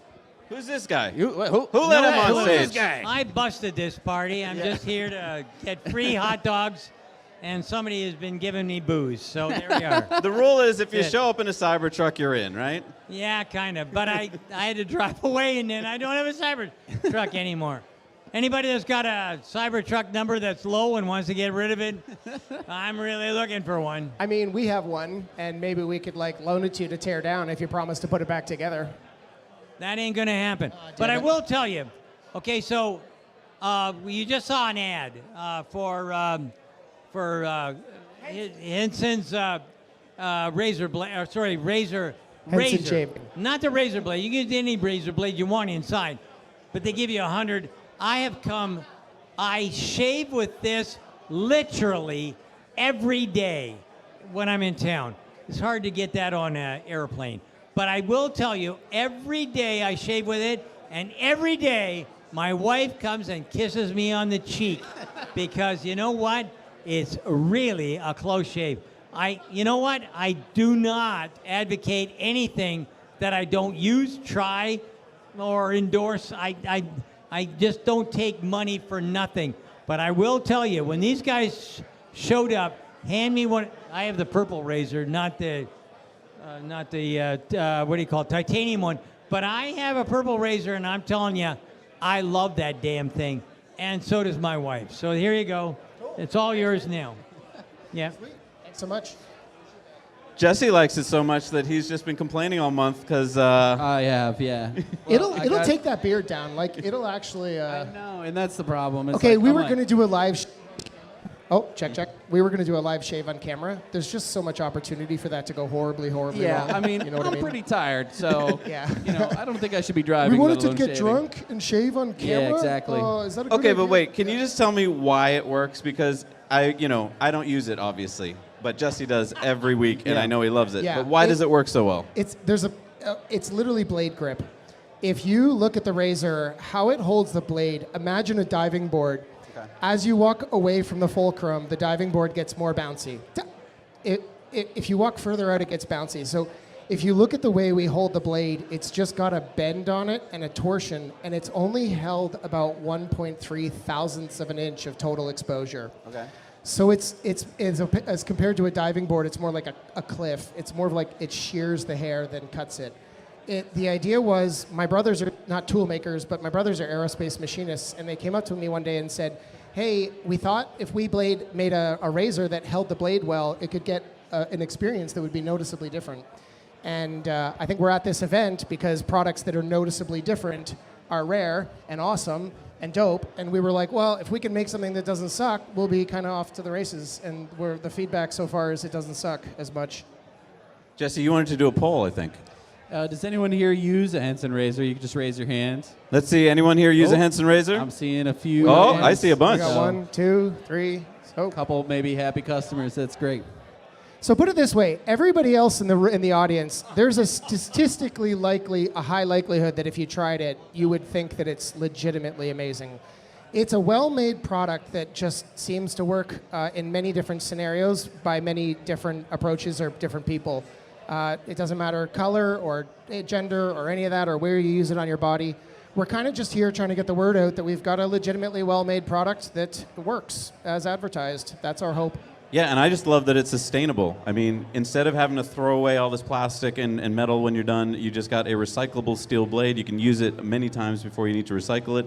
And you're on your first box, I think, of blades. I still am, yeah. It's going to be a while. Sustainable and, like, I don't want to say pride of ownership, but, like, it's nice owning things for a long time. Do you know what I mean? Yep. Like, when you look back at something, we were originally going to do this, like, ad of, like, a razor and it, like, lasting throughout a marriage. And then it would, like, show a wife who's, like, in a fight with her husband. And she's in a fight with her husband, and then she, like, looks down at the razor, and she, like, remembers him giving it to her 10 years ago, and she's like, what am we doing fighting? This is stupid. You know, like, there's a timelessness to it that we think it just lasts, you know? Yeah. So, no, I mean, anyway, I we love don't need to mine. plug for a long time. You guys want to talk to Sandy, I don't need to be here. Point is, we want you guys to buy our razor, no joke, and hope you guys love the show. Thanks so much to Zac and Jesse. Well, hang on 1 second. See this guy over here with his hat off? I jumped off the stage and whatnot. We got to talk to the guys who got kind of like close to balding heads. Sir, yeah, here we go. See? He needs his head shaved. There you go. So you can shave your face like this and get kissed by your wife, or you can shave your head and Get kissed on not the head. have any friends. I don't know. But Allegedly, anyways, head shavers say there's nothing like it. I've never shaved my head before, but the head shavers tell me there's nothing like it. So anyway, I'm gonna hop off. Thanks so much to everybody. Honestly, buy our products. And I'll Thank talk you to so later. much, Daniel. Thank you, Big Hanson round for Shaving, Hanson everybody. Shaving. They Couldn't helped have make done this this event possible. without him. Please give him a warm thank you. okay, so I have one request. Is Tesla Boomer Mama here? Because this is your hat. This is the hat I promised to give you. Where? That you're not Tesla Boomer Mama. Okay, so hang on. Is Tesla Boomer Mama here somewhere? I gotta hang on to it then. Okay, fine. I'm gonna wear a pink hat. Anyway, I'm gonna move over closer. What do you got there, Sandy? You got cyber glasses? I have cyber glasses, but I wore them out. Whoa. To the people who gave me these glasses, the battery's worn out. I don't know what happened. But anyway, I don't know how to turn them on if they're. I forgot mine at home. But anyway, they're really special for a minute or two. What? Oh, there we go. Woo! Oh man. Oh my goodness. Obviously, there's somebody here that knows Everyone what the hell look they're out. talking about. Thank you so much. Okay, that's enough of this shit because I can't see. Okay, good. Excellent. All righty. Now, I'm not going to be up here by myself. Kyle, get your ass out here. Get your yellow shirt over here on this stage. Where in the hell did he go? He ran away. I can't believe it. Can't believe it. You try and get friends and then they leave you. Okay, so I'll have to live with you guys until. All right. We'll have to do. Yeah, you'll have to do. Yeah. Okay. All right, Sandy. I know you can't tell us anything of what you learned inside, but tell us just one little thing. You can tell us one little thing. Yeah. Okay, no one's so, listening. So don't here's the worry. deal. There's things that I can't talk about because I have an NDA until midnight. I think it is midnight. Is it 11:59? You are Isn't a it? liar. You guys are lying. You're trying to get me. Yeah. Midnight I'm somewhere. good. It's not midnight. These guys are lying. It's midnight, basically somewhere in the middle of the Atlantic. But I can tell you one thing for sure. Okay. I really enjoyed driving that car. I'm telling you what, the four-wheel steer, the drive-by-wire, everything about that car, the vision, everything is just absolutely brilliant.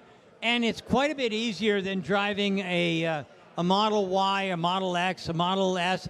It's easier to drive because the screen is slightly different. And I like the deal. I don't have to wiggle stock sticks and stuff like that. It's just up and down. And by the way, there's another thing that's kind of cool. When you want to take off, it's like the Model S. If it sees there's nothing in front of you, it assumes you want to go forward. Now this, for those folks who've ever had a brain fart, and you decide you're going to put it in drive when really you should be in reverse, this is going to be perfect for you. I personally never have that problem.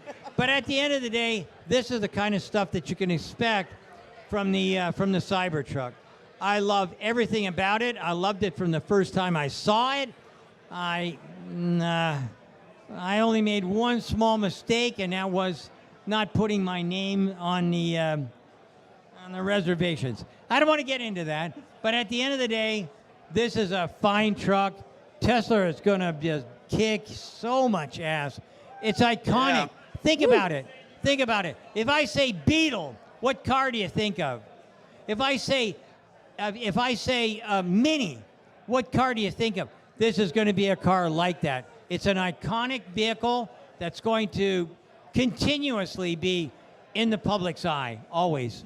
How is the visibility with not having that normal pickup truck frunk?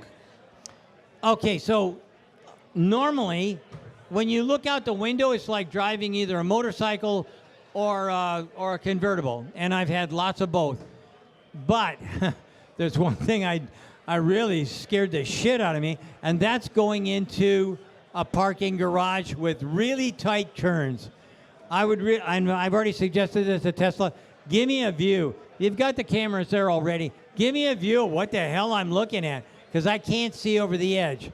The good news is there is no rear view mirror. Hallelujah. Finally, somebody grew some balls and actually got rid of the rear view mirror. They haven't got rid of the side mirrors, the wing mirrors, but the rear view mirror is gone, and you get a nice view of what's in back of you.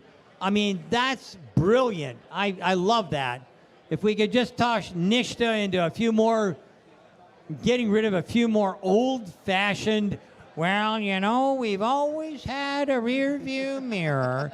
If we can get them to get rid of that, I'm pretty sure we can make things happen in a good way. What do you think about GM, Ford, the big guys? Are they worried tonight? Are they even caring about this tonight? Okay, so in order of priority from the guys that are probably the most worried to least, I'd say number one on the hit parade is Volkswagen. Holy mackerel. If I've ever made a bad prediction, it was when I said Volkswagen may be the only competitor to Tesla. I was so wrong. I mean, I'm not going to take a flogging or anything, but I will tell you, I was so wrong, it was incredible. I cannot believe how how VW is, I don't know how they're still alive. They've got to reduce, okay, so I hear a lot from different people, and some of the Volkswagen people have told me they've got to get rid of 40% of their production capability. And it's all going to be in Germany, Slovakia, and wherever. Their Chinese companies are the only ones making money. So at the end of the, what are they waving at me over there? Hey, you with the yellow shirt, get over here. Uh-oh. Come on, Get up let's go. here. I can't believe What are you, it. afraid to sit next to Sandy or something? There we are. Okay, so now I'm going to be able to stop talking and give everything to Kyle. Kyle, it's your on. Hello. What would you like me to talk about? Well, let's first introduce. We can talk about charging if you want. Absolutely. Let's first introduce Kyle Connor from Out of Spec Motoring. Welcome, Kyle. Along with many other amazing channels.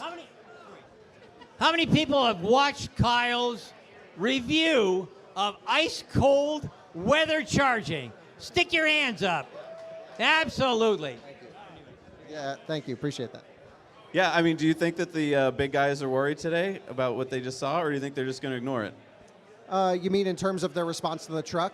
Yeah, I honestly think the first reaction for most people in the automotive industry, whether it's from like an OE or other media outlets, is going to be to make fun of it and not to take it seriously.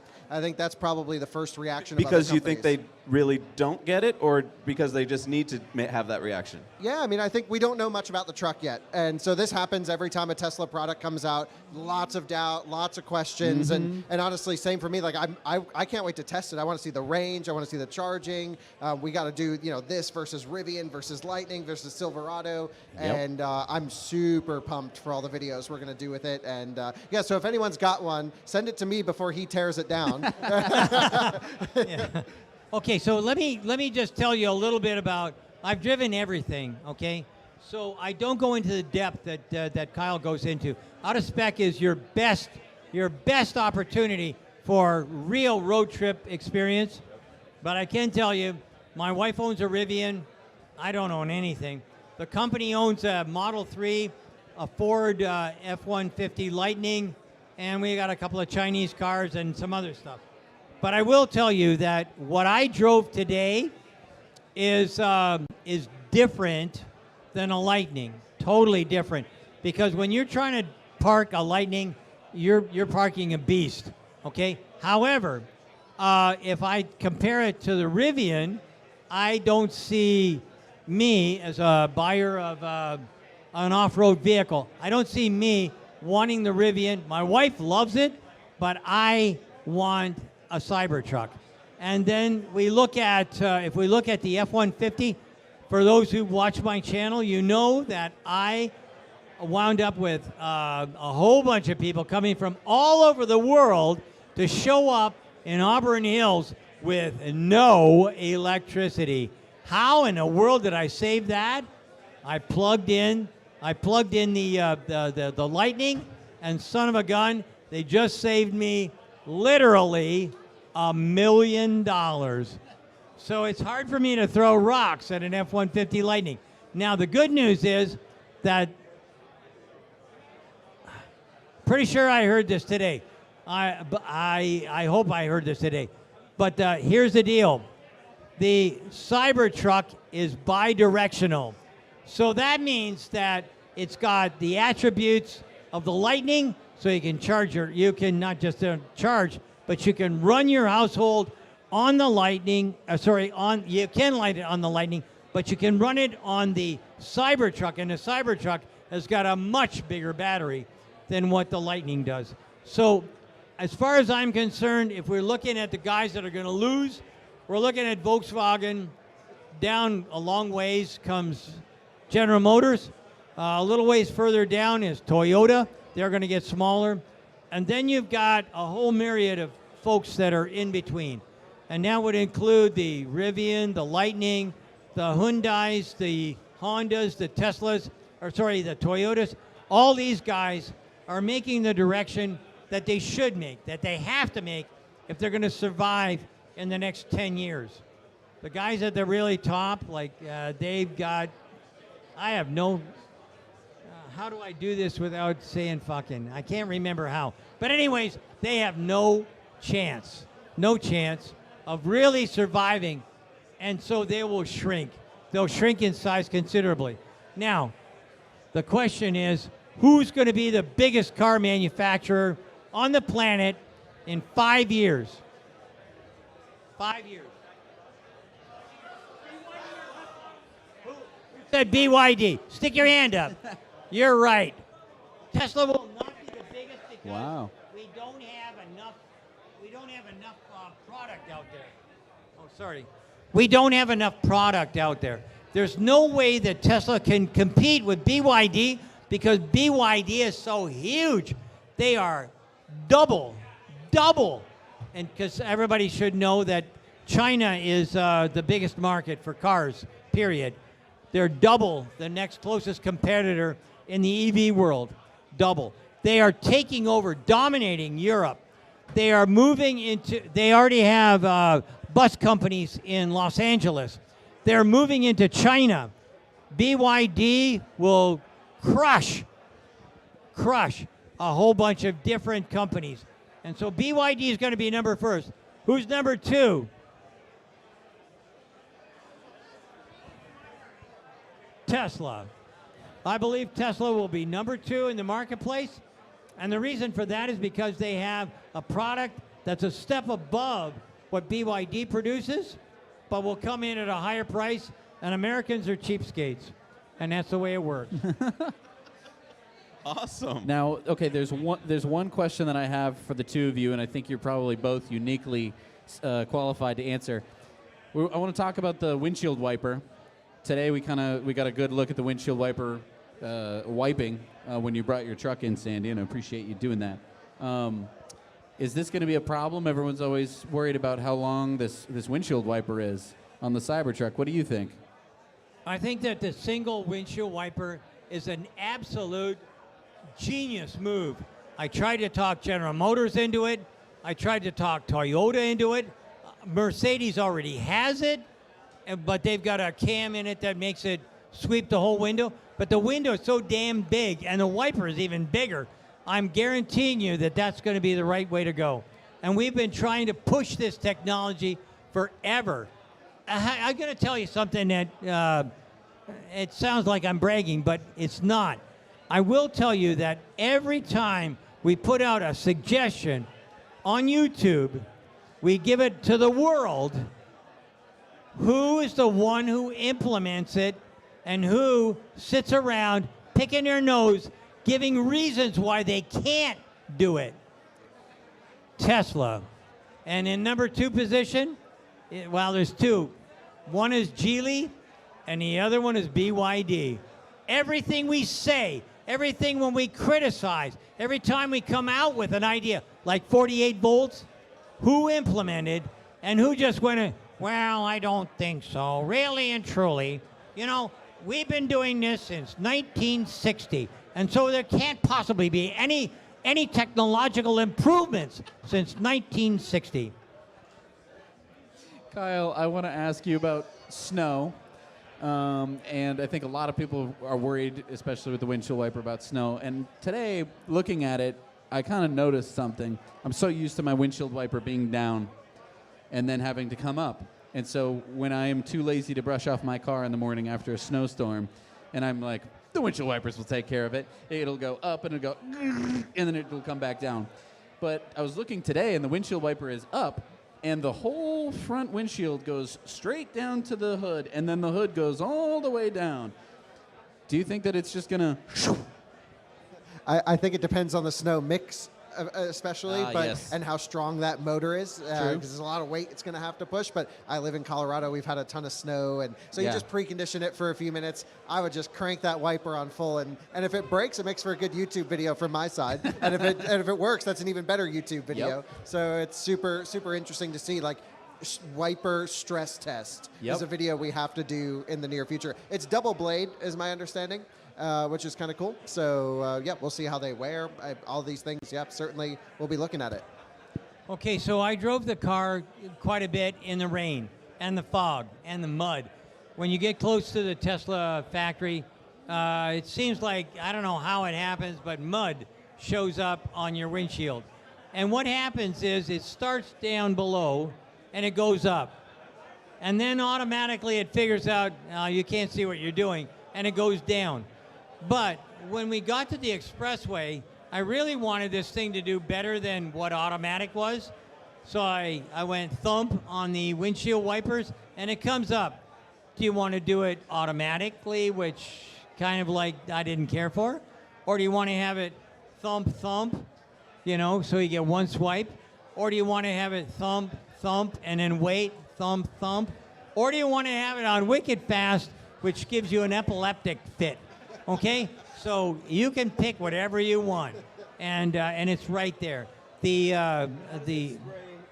How does it spray the water on? Okay, so if you've got your thumb on the steering wheel, you press the windshield wiper and it'll cycle. If you hold it, then what happens is it sprays fluid, and I ran out, but it doesn't matter. It's now my benefactor. It's Rich Otto's problem. We ran out of fluid, and I didn't. You can use a lot of things for fluid. In Russia, they use vodka, and sometimes if you're drunk, you can use urine. But at the end of the day, you have to use something, and it has to have salt in it. So again, this is where men have an advantage. So at the end of the day, I had no problems with the windshield wiper at all. Just push the button, or actually with your thumbs. So you've got your right and left turn signals, 2 buttons on the steering wheel. You've got front, forward, reverse, and park. Actually, it's on the screen, but you don't have to use that. You can push a little button, and there's a small. I don't know what to describe it as. It's like a beam, and you press the button, and you've got a Prindle for all the old timers that I'm quite caught on, you can push that thing on and you can hit park, reverse, drive, whatever you want. It's all right there, and neutral. So it's kind of cool. The windshield washers and whatnot everything's right by your thumb. And because you've got we did not have self-driving on that car. It was pre-production. But if you've got the what do you call it, steer-by-wire kind of stuff, everything is, you'd have to really try hard to crash this car, really. Can I ask you guys about steer-by-wire? So I was under the impression that NHTSA required a mechanical backup system, but has that rule been changed so you don't? No. The NHTSA rule is that if you go by steer-by-wire, you have to have double redundancy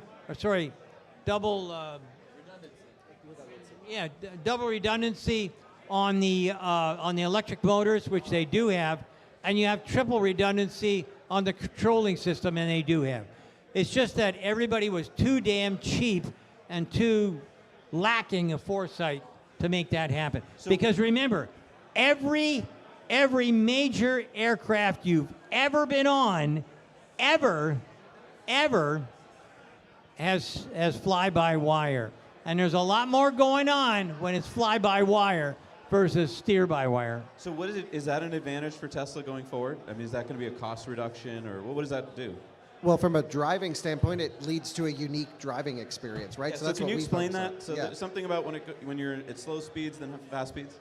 Yeah, so the idea is the ratio is going to change based on the speed of the vehicle. How it's tuned, what happens if you do an emergency load in the steering, these are all the things we'll find out. But essentially at low speed, if you put a 45-degree input into the steering wheel, the vehicle's going to turn pretty quickly. At high speed, if you do the same thing, it'll sort of smooth out that input. Also has rear steer, which they didn't discuss too much. We don't know how many degrees, like EQS, for example, is 10 degrees of rear steer, quite a bit. This didn't look as aggressive. Maybe it's 5 degrees, 7 degrees at the most. But it doesn't need to be, even a minimal amount of rear steer makes a huge impact, and that can be tuned differently at speeds as well. At low speed, you want it opposite of the front wheels. At high speed, you want it in the same direction to virtually elongate the chassis, make smoother lane changes, give some more stability. And so we got to play around with all that too. You drove it with steer-by-wire, so what was your impression of the inputs at the different speeds? Was it natural to drive? It was, at first it's a little bit of a trick, because when you're trying to get out of a tight parking spot or whatever, having rear wheel steering is kind of, so I've driven lots of trucks and buses that have rear wheel steering, and I'm telling you, it's great from a tightness standpoint. You can almost spin on a dime. It's really, really tight. You can make things happen in a hurry. When you're at high speed, that doesn't kick in. You definitely don't want rear wheel steering from something that's moving too quick. But that has I think 10%, 10 degrees, I should say, of rear wheel steering. And then when you look at the front of the vehicle, the lock-to-lock at basically 0 is 300. I think it's 320 degrees or something along that lines. It's been out in the market for a bit. They've talked about that. So, Sandy, when you had a chance to drive the vehicle, did you drive the tri-motor version? And what was your impression of the performance? I spoke with the powertrain guys today for some amount of time, so happy to share some impressions. But what did you think of the quietness of the motors, the powertrain calibration? Was it smooth? What was that all like? Okay, so I drove it in beast mode. Beast mode is probably not for everyone, but I did use to race cars and whatever. But at the end of the day, I didn't find anything that was overwhelming. And the reason for that was because we got the car with basically about less than 40%, I'm not sure. And so consequently, beast mode eats up a tremendous amount of power. And we wanted to get back home and whatever. So I did kick it in several times, and it did definitely. Grace was unhappy. Don't do that again, was I think the comment. I thought I heard a whisper in my ear. but at the end of the day, I truly liked everything. It was smooth, it was quiet, everything was consistent with what you'd think when you're at highway speed.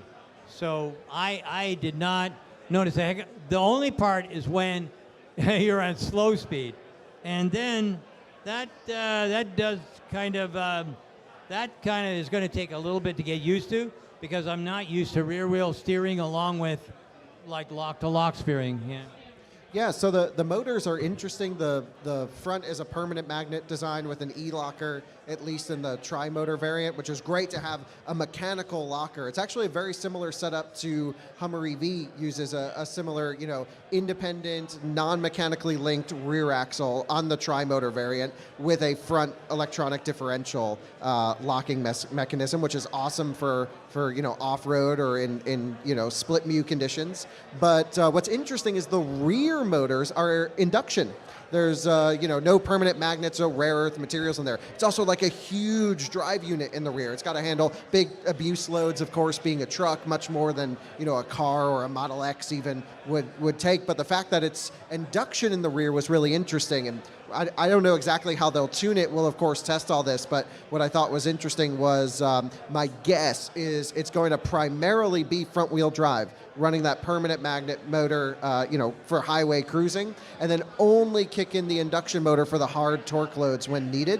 The benefit, of course, as you know, Sandy, and you guys know as well, is with an induction motor in the rear, you don't have flux-related losses from cruising down, so you can essentially shut that motor off. Whereas with a permanent magnet, a lot of automakers, including Tesla with the Semi, will do a physical clutch disconnect. So the powertrain setup was not what I was expecting at all. And how it's tuned and how it's going to work, this is what I can't wait to try out when we get a beast mode truck in to review.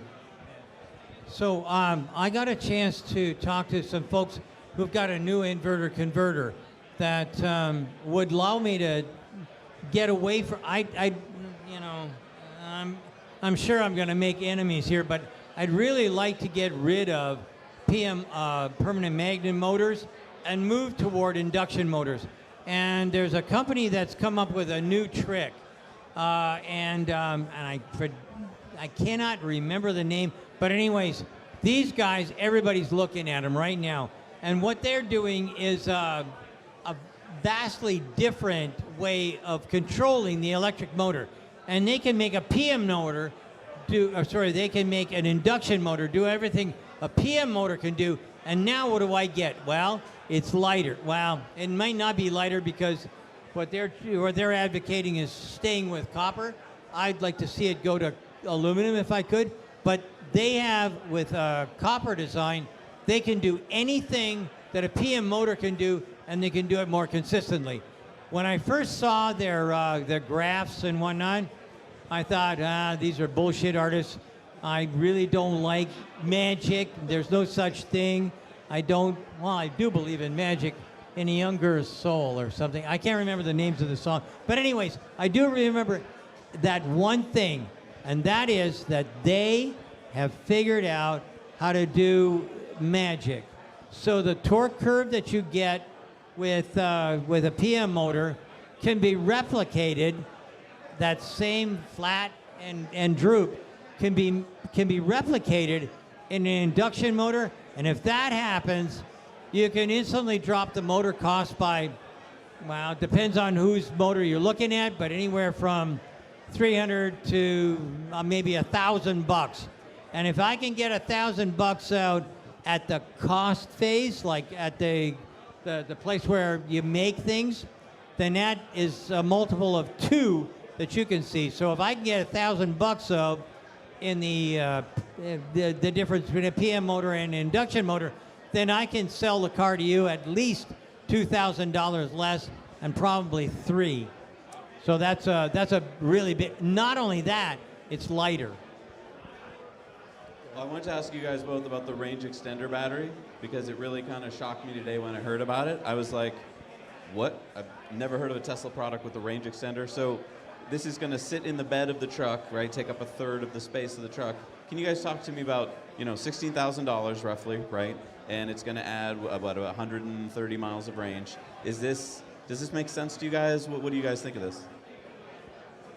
Okay. Well, I'm not actually 100% sure how it's going to work, if it's going to be hot swappable. Like, a few things come to mind on the battery side of the truck, which is, they're saying around an 800 volt nominal system architecture. The first thing I think about is how is that going to interface with Tesla superchargers that are out today, because both version 2 and version 3 are capped at 500 volts, as well as version 4 dispensers are still hooked up to V3 cabinets. So is the truck going to have an onboard booster, or is it going to split pack down to 400 volts, or is Tesla going to retrofit the existing hardware? Like, I don't know. Do you have an answer on is it going to split pack or not? I do have a slight answer, a fairly good answer. First off, if you are fooling around with the range extender, you're probably going to want to go to 800 volts. 800 volts is what this car is coming out with. It'll do 800 or 400. When you have 800 volts, that just moves the amps. Amps are really what you really want to have. The volts are kind of like pushing it there, so it's like pressure. So this vehicle with the range extender would be better suited for an 800 volt charger than 400 volts. It'll get it done. It'll get the job done faster. However, I don't know what everybody else here knows, but you should know that the average American only drives about 40 miles a day. Okay, so if you get the range extender, it would be because you want to tow something. And we already heard that that Tesla can tow 1,100 pounds. Okay, that's good. But if you want to have it 1,100 pounds with the same range, then you're going to have to get the range extender. And at that juncture, that's when I had to drop the little shield. You'll hear a little bit more on our YouTube channel, but I can't talk about it until midnight tonight. Okay. Isn't it 11:59? I thought it... You know what? I'm surrounded by liars. He said the same thing over there. Yeah. Yeah, I think the range extender seems like an interesting topic. Is it wired? Maybe you can't say yet, but is it wired in parallel with the battery, or is there a DC to DC in between the two? Can you say yet? No. Okay. Any other questions? How about you, sir? Any other questions? Yeah. It seems, for my personal use case, for example, I of course own a couple Teslas, but I also have a Rivian that I do most of my towing with. I'm actually in the middle of a Rivian towing trip right now. My truck's in Ohio with my trailer on it. I'm going back to go continue the trip after this event. And, towing with that truck sucks. There's no way around it. Yeah. It's like charging, thermals. Yeah. We wanted to drive down to this event in the Rivian or the Ford, dragging our solar trailer that we've built, and couldn't do it. We were like, okay, we could have Thanksgiving. Well, we could do it if we had 2 extra weeks. We would maybe get it here now. If we left on Thanksgiving from Washington, D.C., we might have been able to make it down here and just be pulling in right about now. And, I mean, that is where I don't know what the NACS rollout is going to look like for the Rivian and the Ford and every other car. I'm excited. Yeah, we can talk about it if you want to go. It's so fun, but right now, towing with a truck that is electric because you can't buy a Tesla Cybertruck is impossible. To your point, though, in 2025, right, that's when most people are going to get their Cybertrucks. That is the magical year when NACS will roll out to all the Rivians and the Fords and so forth. So is there going to be no more advantage to Teslas at that point? Charging speed. Well, in the case of Silverado EV, it does 365 kilowatts. Well. And at least on the website, it says Cybertruck does 250. And that's going to have NACS, but again, high voltage. We don't know how it's going to interact and what V4 will be yet. But I've been super involved with the NACS transition stories. Been working, from this Charin consortium. I just came from a conference in Ohio on that. and a bunch of interoperability testing. It's going to be the Wild West for a little bit. Adapter safety comes in to mind as like making sure your adapter certified by the OE and it's approved to use on the network, because some of these things can get pretty sketchy pretty quick. It's just it's just a couple hundred amps. and What's the big like deal? Yeah, like a Tesla will do like 700 amps when you plug it Yeah, into come a on. supercharger. It's My wild. extension cord's going to be just fine. It's going to be an interesting ride. The NACS transition has to happen. We were one of the early ones to push as hard as we can on that from our side with what little impact we have. But yeah, it's going to be messy. It's going to be exciting, and there's no lack of content for any of us to talk about how this is going to work. But it will probably work flawlessly with the Cybertruck, and that might be the only truck where it's going to work flawlessly. And I don't know. That could be a deciding factor. We could be back here in a year and a half, and that's what we'll be saying. The most exciting thing to me about Cybertruck is the thermal management system, where Tesla has always had a clear lead above everyone else. Even Model 3, which is a 400-volt system architecture, has more thermal longevity than a Porsche Taycan, which is almost double, and that's a performance-oriented application.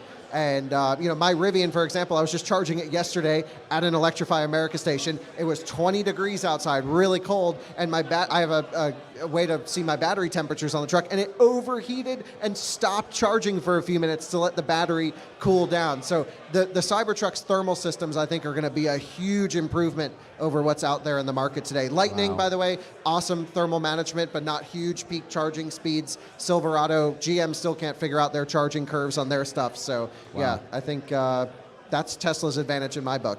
Yeah. Yeah, when it comes to thermal management, I don't believe anybody, including BYD, has anything that comes close to the way that Tesla has developed the octo valve, the thermal management system, all the other stuff that goes along with it. And the reason for that is real simple. They've been in the marketplace for 5 years, if you're talking about BYD, 5 years before everybody else. That 5 years of extra knowledge really makes a huge difference. So I think that some companies, again, I go back to what did I say about the guy that's in the biggest problem and who comes in second. They both did the same. They both made the same mistake. They both decided that they were going to put a B team on, and if you want to compete with Tesla, you better have an A+ team, and that's it. So, and that's what it works out to. I mean, for those of you who are in the tour today that went around through Tesla and talked to any of the guys that were on the factory floor, these guys are devoted. They're not UAW people, that's for sure. And by the way, I've heard this about 1 million times, so I'm going to dispel a small rumor. I do not believe that any Sean Fenn or whatever is going to ever convince Toyota, Tesla, Honda, Rivian, or anybody else into joining the crowd. And here's something that's ponderous that you should know. In 1980, the UAW had 1.5 million people. Now they have just under 320,000 people. It's a dying breed, and sooner or later it will die out completely, but not before it destroys General Motors, Stellantis, we can't call it Chrysler anymore, Stellantis, Ford, and anybody else that they've sucked in. Hey, I noticed that there's no tailgate ramp on the video that we saw today, and in the trucks that you pulled up in, I think you mentioned that there wasn't a ramp. Now, is that going to be an option, or has that been ditched? The deal is that the ramp weighs too much, and so you couldn't close the tailgate. And so they've abandoned ship on that, and they did mention it on the floor, if you heard.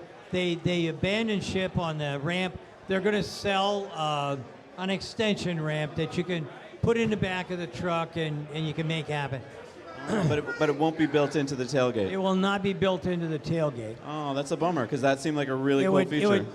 Yeah, but it would take, you'd have to have an electric motor to bring that back up. Currently, I showed you how you could lift it up with one hand.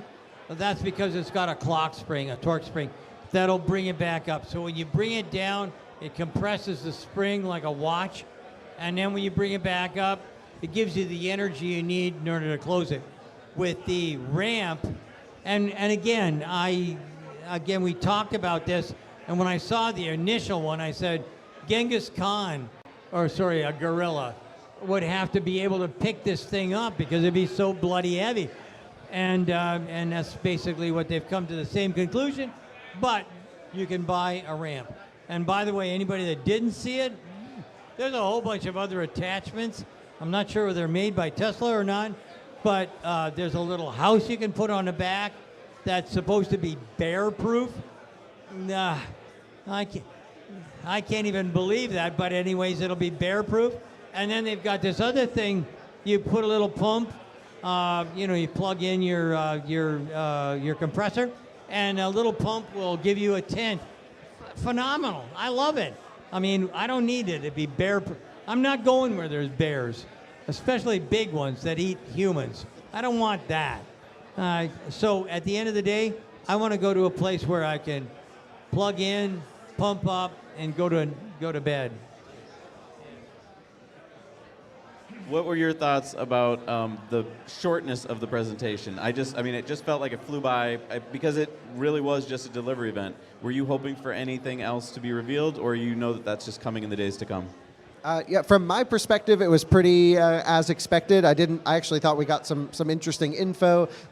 Some tests and things they showed during it, I'm not sure those were how I would have staged them at least, but we can always recreate them in maybe a little bit more of a scientific manner. For example, the tractor pull, let's get all the vehicles on the same tire, or at least optioned in a similar configuration. So these little things we can play around with, in the future for fun. But I thought it was the energy. I was at the event and in the factory, and I thought the energy was probably totally different than when I watched it back in the live stream.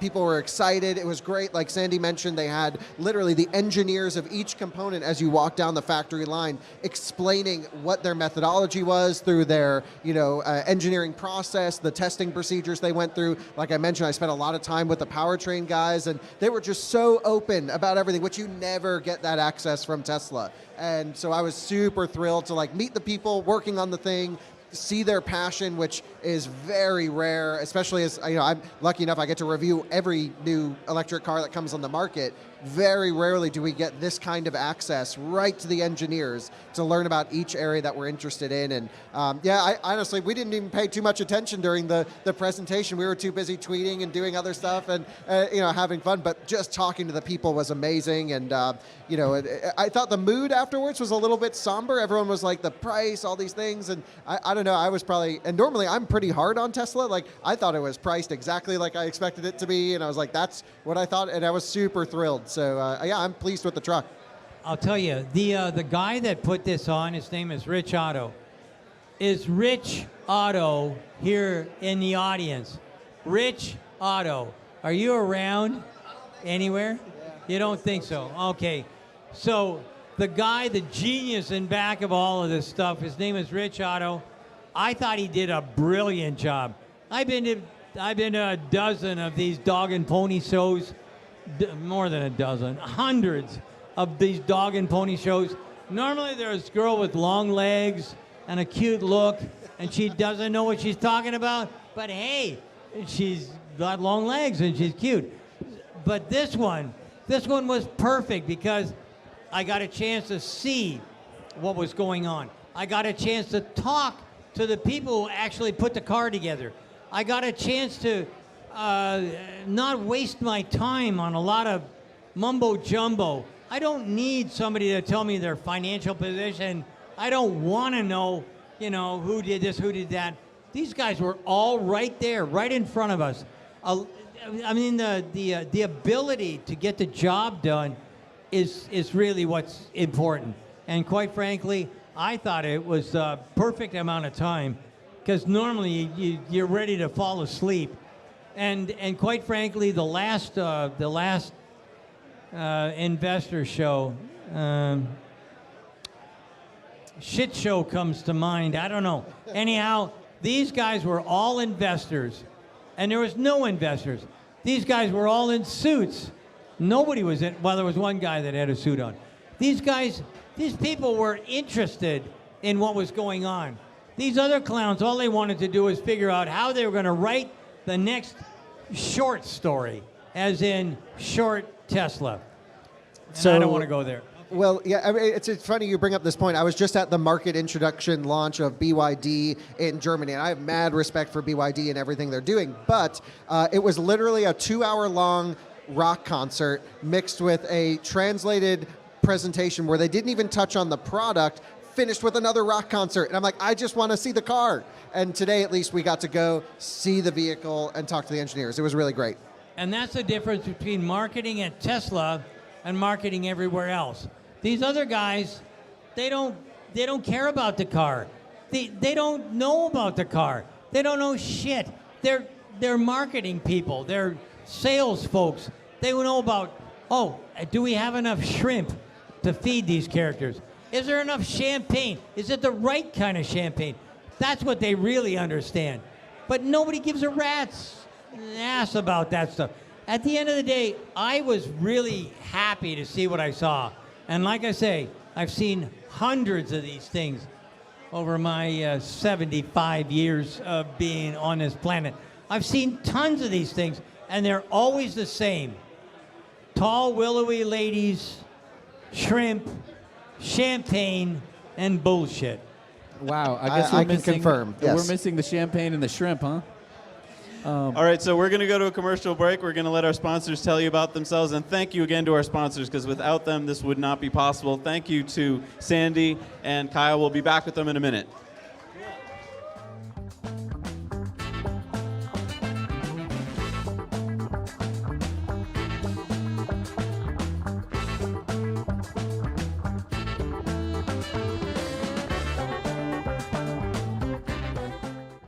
That's enormous compared to the scale of shaving. Currently, our blade is extended past the shave plane by about 1/3 of the thickness of a piece of paper. We realized this amount of blade support was necessary to minimize skin irritation and discomfort for most people. At Henson, we build our razors to aerospace standards, holding microscopic tolerances. Why? Because as it turns out, it makes all the difference.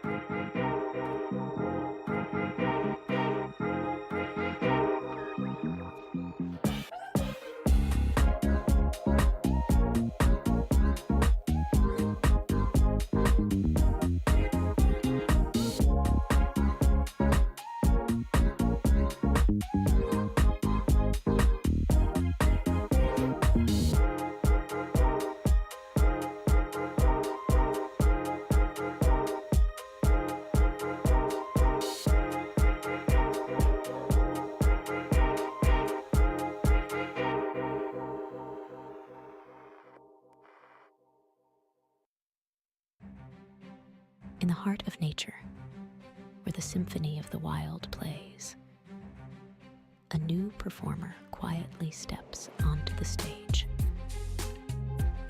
rewriting the rules of off-road adventure with zero emissions and infinite possibilities. Light Horse, a tale of power told in electric whispers. Are you ready to take your communication to the next level? Introducing Corporate Streams, providing painless solutions for live streaming since 2012. With Corporate Streams, you can transport attendees worldwide to the heart of your event with our cutting-edge audio and video, amplifying your message and making a lasting impact. Imagine attendees interacting with speakers and presenters through live chat and Q&A sessions regardless of their location. You can create an immersive, inclusive experience for participants no matter their circumstance. Say goodbye to the burdensome costs of traveling and venues. Our clients have reported savings of up to 86% compared to traditional events. Extend the lifetime of your event with on-demand content. Whether watching a missed session or revisiting key moments, no longer will your audience have to choose. It's time to elevate your communication with corporate streams, revolutionizing the way you connect, engage, and make an impact. A good shave is a precise shave. But just how small is the scale of this precision? When we were initially experimenting with different blade gaps and blade exposures, we were surprised at the difference that microscopic changes made. For context, a piece of paper is about 4/1000th of an inch thick. Turns out, that's enormous compared to the scale of shaving. Currently, our blade is extended past the shave plane by about 1/3 of the thickness of a piece of paper. We realized this amount of blade support was necessary to minimize skin irritation and discomfort for most people. At Henson, we build our razors to aerospace standards, holding microscopic tolerances. Why? Because as it turns out, it makes all the difference.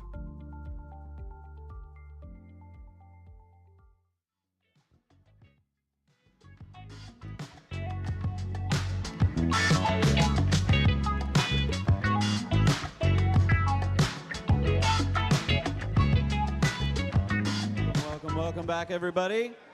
It is my honor to welcome to the stage right now someone I love following myself, fellow YouTuber, Dr. Know-It-All. Come on up. Let's hear it for Dr. Know-It-All. If he don't know it, nobody does. There we go. Thank you.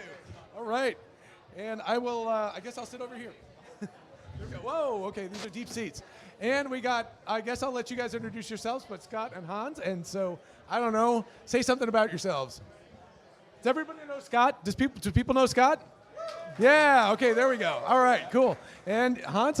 Yeah, my name's Hans Nelson. I also have a YouTube channel, Appreciate it. and these guys are frequent guests as well. So, Cool. So I had the amazing privilege of being at the delivery event today and was in the Cybertruck, like the factory, as the factory line. And I want to just touch on something today, the amazing steer-by-wire that they've got, which is, it may not sound like a big deal, but it's a big deal. I think Lexus is the only company that's ever made a vehicle before with steer-by-wire, but it was like kind of a concept car, just a few of them came out. And yeah, so I don't know, Scott, why don't you say what steer-by-wire is? Why would you care?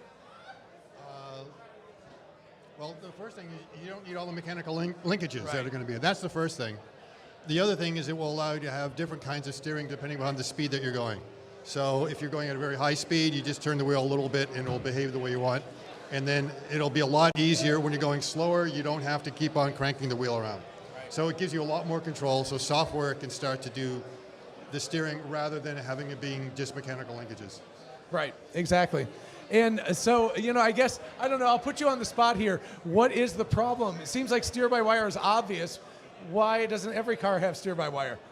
well, it's obviously something that there's not a supply base for.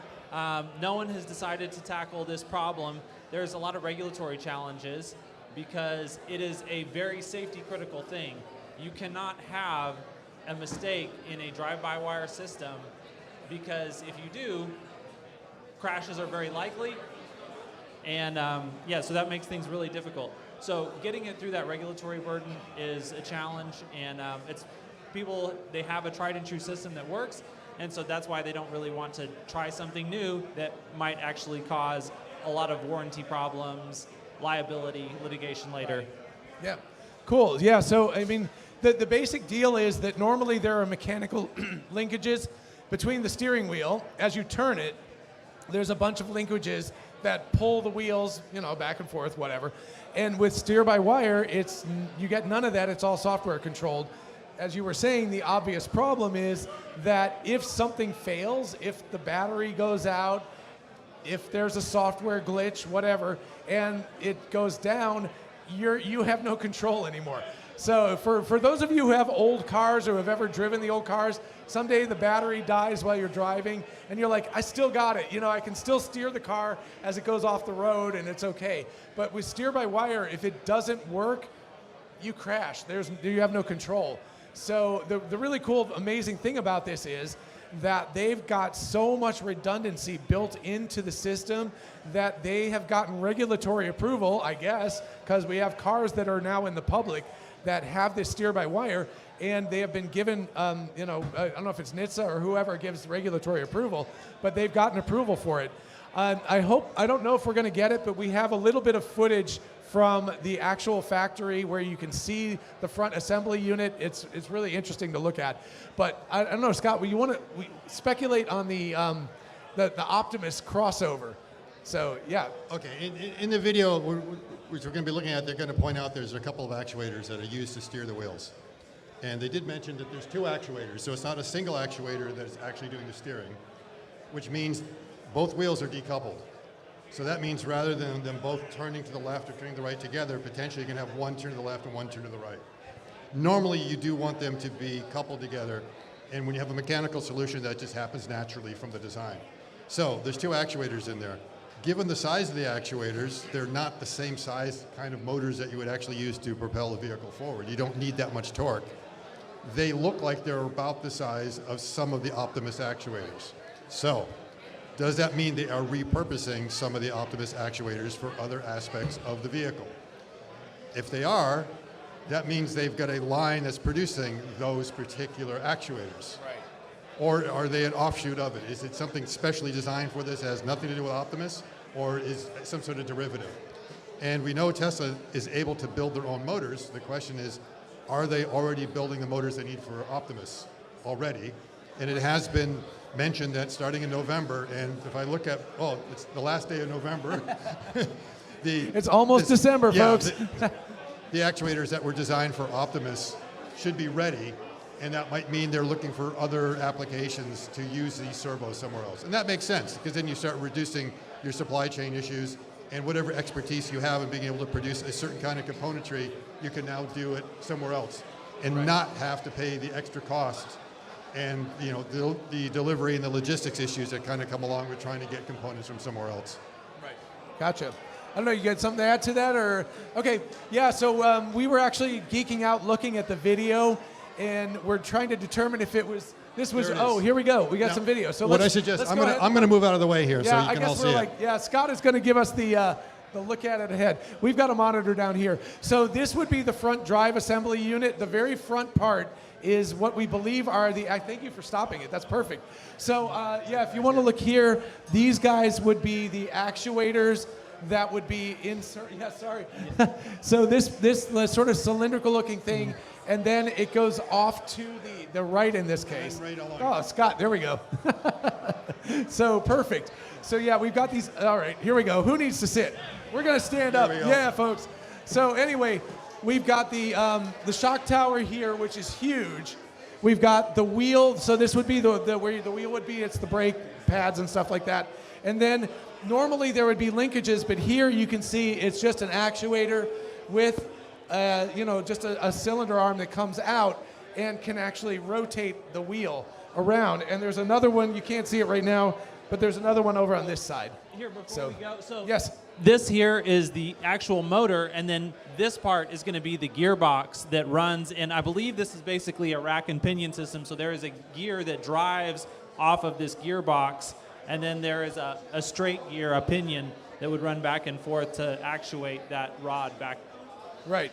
So it's and then you were talking about, Scott, right, that you think there's a joint in here to allow some flexibility for movement. Yeah, exactly. You would need to make sure, because the suspension system is moving up and down, and unless you want this motor to be able to rotate, which is not, it's affixed to the structure, you need to have something here to be able to keep on changing its position. Otherwise, you're going to snap any linkage you have in there. So it's like a universal joint that they probably have in there, and it's hidden. It's covered up by this to protect it. So basically, and you're pretty much of the opinion linear actuator here. So the actuator would rotate, but it would push the the pin out. Yeah, the push rod. Yeah. Yeah. So the really cool part about this is if you guys are right, here we go. So we can see the other side over here, and it's kind of flipped upside down. So you were noting that they only have to make one skew. They only have to make one part, and they take the part and they flip it 180 degrees, and it works in both directions. So instead of having to make two parts, they make one part, and they just flip it, which is, genius. And I think it's probably so instead of making a mirrored version. Right. So normally you'd expect that this be a perfect mirror of this or that. Right. They just used rotational symmetry rather than a mirror. And one other really cool part about this is that this could enable right-hand driving very easily. So people in Australia, in Great Britain, etc., it looks like you could easily shift. Sorry about that. Thank you. You could easily shift from left-hand driving to right-hand driving, because it would be, you don't have to have the linkages and everything that go through the vehicle, so you don't have to redo the whole thing. You just move the steering wheel over to the right-hand side. So that would be, for the people who are in Australia, the UK, etc., they're going to be very happy to hear this, because it probably means they'll get the vehicle sooner than they thought they were going to. So yeah, and then of course there is the rest of the drive unit here. And yeah, if we pull out, so yeah, you can see the shock tower here is absolutely huge. It's a really, really large shock tower back there. I guess that's my hand. There was a very kind Tesla factory worker who was going through the whole thing and talking about it. He was talking about the amount of redundancy that they have built into this in order to make sure that nothing can happen. You almost wonder if they have their own independent power supply potentially, with like a small battery that could last for a couple of minutes or something. So, you know, you got to have something that will not fail ever. And it's really not that hard of a challenge when you step back and think about the fact that we've had fly-by-wire in the aircraft industry for a long time. And obviously, you know, these Boeing 737s, 747s, all your Airbus A380s, like all these things are using the exact same type of fly-by-wire system that Tesla's doing. So if it's been done in aviation, there's no reason that it can't be done in automotive. It's just that no one has had the balls to do it. Right, yeah. And of course, this also enables rear wheel steering. If you think about trying to do this mechanically, to go all the way back to the back wheels and have them steer, I don't even want to think about how complicated that is. So doing it steer by wire enables the same situation as we have here on the back. And so you do the same thing and you're able to turn the rear wheels as well. And so that's what would allow them to make those really tight U-turns and everything by partially turning the back wheels as well as the front wheels. But if they had to do that mechanically, it would almost be impossible. It would be very, very, I mean, it's not impossible, but it's just super challenging. Very not Tesla. Well, and it's also likely that the exact same linkage, the exact same motor, so it'll be the same parts that are used for the rear wheels as used for the front wheels, just knowing Tesla and their ability to reuse the same SKU over and over again. And you can also see the motor drive unit is up here as well. So it's not super here, but they have new motors that they've built for the Cybertruck. So not the same as what they have in the Model S or the Model 3 or whatever. New motors. The back unit that has the dual motors is one housing for both motors inside the one housing, with apparently a differential lock that they can do. I don't know how that works, but it's pretty amazing. They're very compact. Like the dual motor system in the back is compact. The front motor system is very compact. So there's a lot of amazing technology that's going on right here. And we're just, I don't know, it was very impressive to see this. I was really surprised to hear that they actually got NHTSA's permission to do steer-by-wire, because it's not something they've ever allowed before in a mass market car. And so it's a really big deal, and this is going to be the future. If you think about, if you want to talk about the robotaxi maybe, and steer-by-wire and why that would matter. Oh yeah, because then you don't need the steering wheel anymore. You'd be able to, it would not have to be present in there if it's going to be a robotaxi. Maybe it opens up the opportunity to be able to control it remotely if necessary. Right. And then I think the other thing you should say, that what's amazing is not only that they got permission from NHTSA to be able to do this, but that you actually got permission to film this. Yeah, and not just this, but the whole line. Yeah, so I've got about 20 minutes worth of video, so my channel, because we're going to go through everything, and we will look at everything. It was unbelievable that they were just like, take video of the whole factory. I was blown away, and I kept asking them. I was like, "Are you sure?" So it was really amazing to get a chance to not only see this stuff, but actually get it on video as well.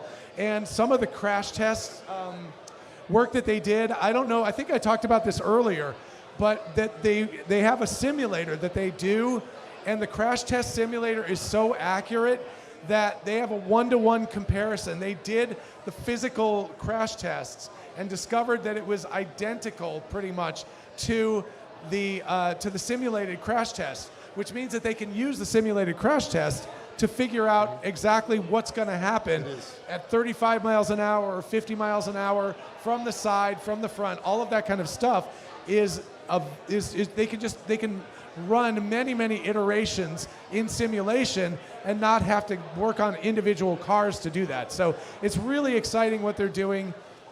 We're pretty hyped up.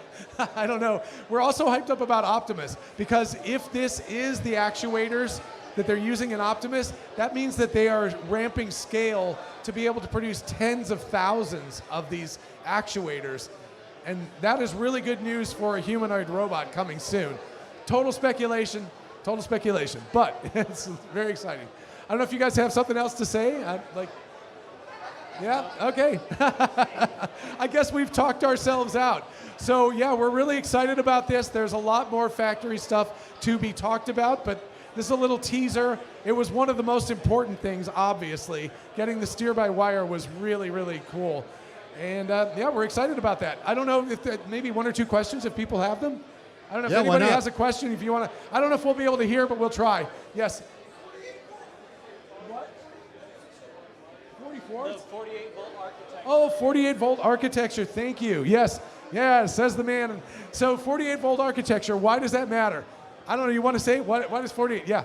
Well, so when you run electronics, there you have voltage, you have amperage, and then you have resistance. And if you go to a higher voltage, what it means that you can do is you actually lower the size of the wire that you need to transmit the same number of watts of power. And so it's a 1-to-1 correlation. Doing 48 volts means that you can have a system or a wiring system that is 1/4 the weight of the same exact wiring system that you would have to have for 12 volts. So you actually save quite a bit of power, or save quite a bit of weight in the wiring system. And then the other thing is that power over Ethernet runs at 48 volts. And so you can actually use standard Ethernet cable to run all of your peripherals inside of the vehicle. If you don't have enough power, if one Ethernet cable is not able to provide enough power for whatever accessory it is that you're running, you can just double up or triple up additional Ethernet cables. And so it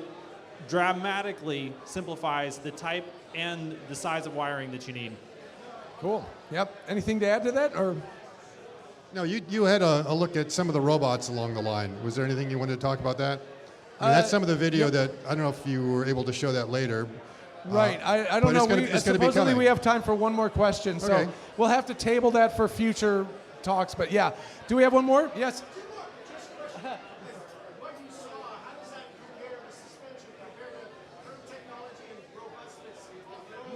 Wow. Okay. I don't know that I'm super qualified to answer that. Yeah, so the question was, how does the technology in the Cybertruck in terms of shock absorbing specifically? Yeah, the robustness. I mean, obviously the shock tower is just huge in that thing. It was shockingly large.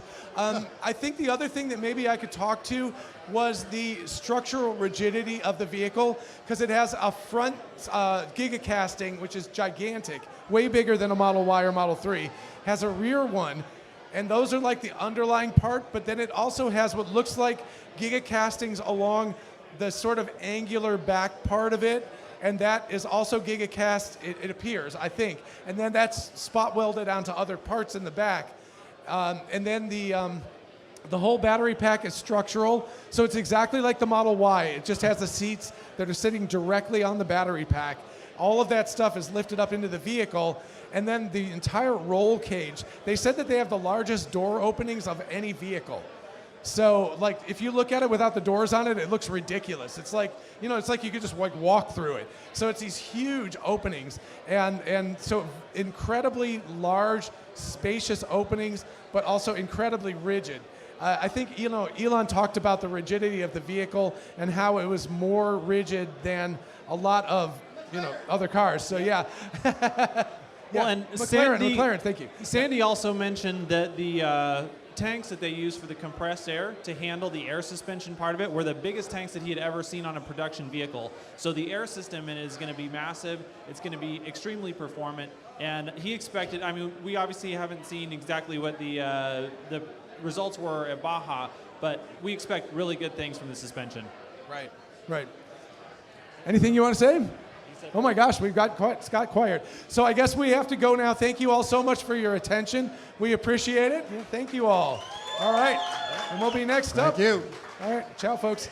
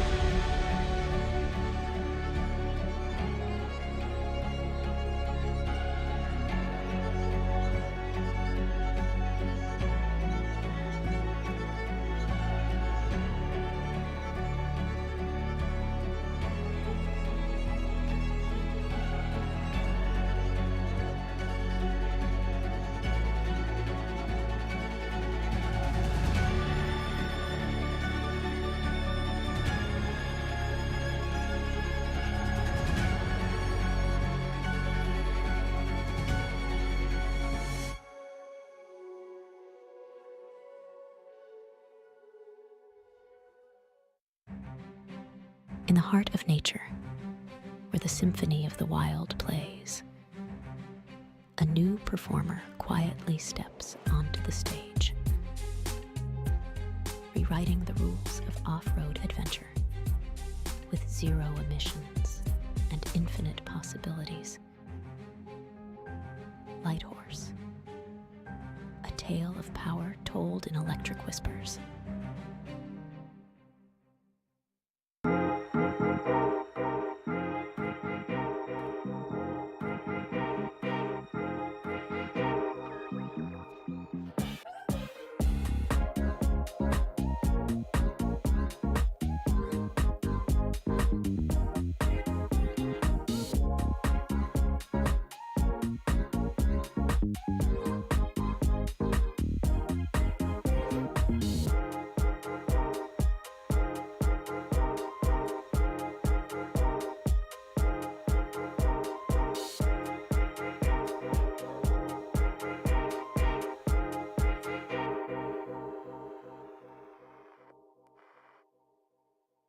Are you ready to take your communication to the next level?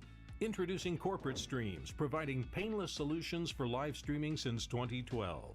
With Corporate Streams, you can transport attendees worldwide to the heart of your event with our cutting-edge audio and video, amplifying your message and making a lasting impact. Imagine attendees interacting with speakers and presenters through live chat and Q&A sessions regardless of their location. You can create an immersive, inclusive experience for participants no matter their circumstance. Say goodbye to the burdensome costs of traveling and venues. Our clients have reported savings of up to 86% compared to traditional events. Extend the lifetime of your event with on-demand content. Whether watching a missed session or revisiting key moments, no longer will your audience have to choose. It's time to elevate your communication with Corporate Streams, revolutionizing the way you connect, engage, and make an impact. A good shave is a precise shave. But just how small is the scale of this precision? When we were initially experimenting with different blade gaps and blade exposures, we were surprised at the difference that microscopic changes made.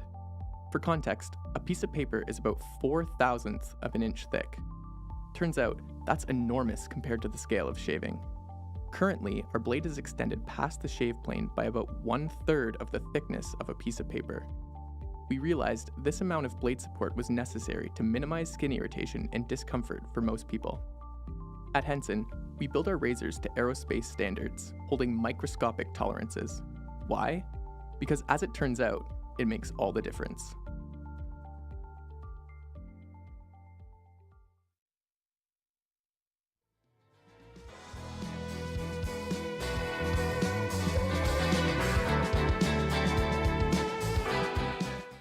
Thank you again to Dr. Know-It-All. Thank you to everybody who's been with us tonight. Thank you to you guys. Oh my God, what a great crowd. I've loved meeting every one of you. I hope I meet all of you tonight. This has been just so amazing. Jesse, doing it with you was the greatest. Gotta give you a hug. Yes. Oh my God, this is great. Wow. What an Thank you guys for amazing making time, it so huh? special. I love being part of this community. And you know what the best part is? We're going to be closing down our live stream because, well, it's just time for the after party. Yes. And for those of you at home, I toast to you. I haven't drank all night because we've had to run this event. It's just been insanely good. What an amazing group of people who've showed up. I got to interview Franz von Holzhausen. I know, dude. He got out of a Cybertruck and talked to me. Are you kidding me? Fist bump. Yes. Insane. Also, I mean, when we were planning this event, we thought there'd be Cybertrucks here, but to actually have 3 of them show up was just insane. awesome. I got to give a huge shout out to our sponsors. We started about 30 days ago, and they all just jumped on board. You guys have to give a real big round of applause because without them, this wouldn't have been possible. Lex.art. Thank you, guys. Thank you. Expel, those beautiful cars out front. Henson Shaving. Henson Shaving. Jesse's probably going to shave tomorrow and look a little different because of Henson, his favorite shaver. Yep. And the great folks at Light Horse. What cool-looking machines they've got. So thank you, all of our sponsors. You made this possible. But the biggest group, who we could not have even attempted to do this without, was Noah and Corporate Streams. Your crew has been amazing tonight, taking care of everything, taking care of us. Big round of applause for you guys, because this is all them. Everything that you see here that is not a building was pretty much put in by Corporate Streams, including the tent that has kept us dry this morning, all of the cameras, all of the lights, that sick orbiting thing that we got those awesome shots of the Cybertruck with, that was all Corporate Streams. They wanted to do this so bad. I also want to thank the Luster Pearl for putting this on.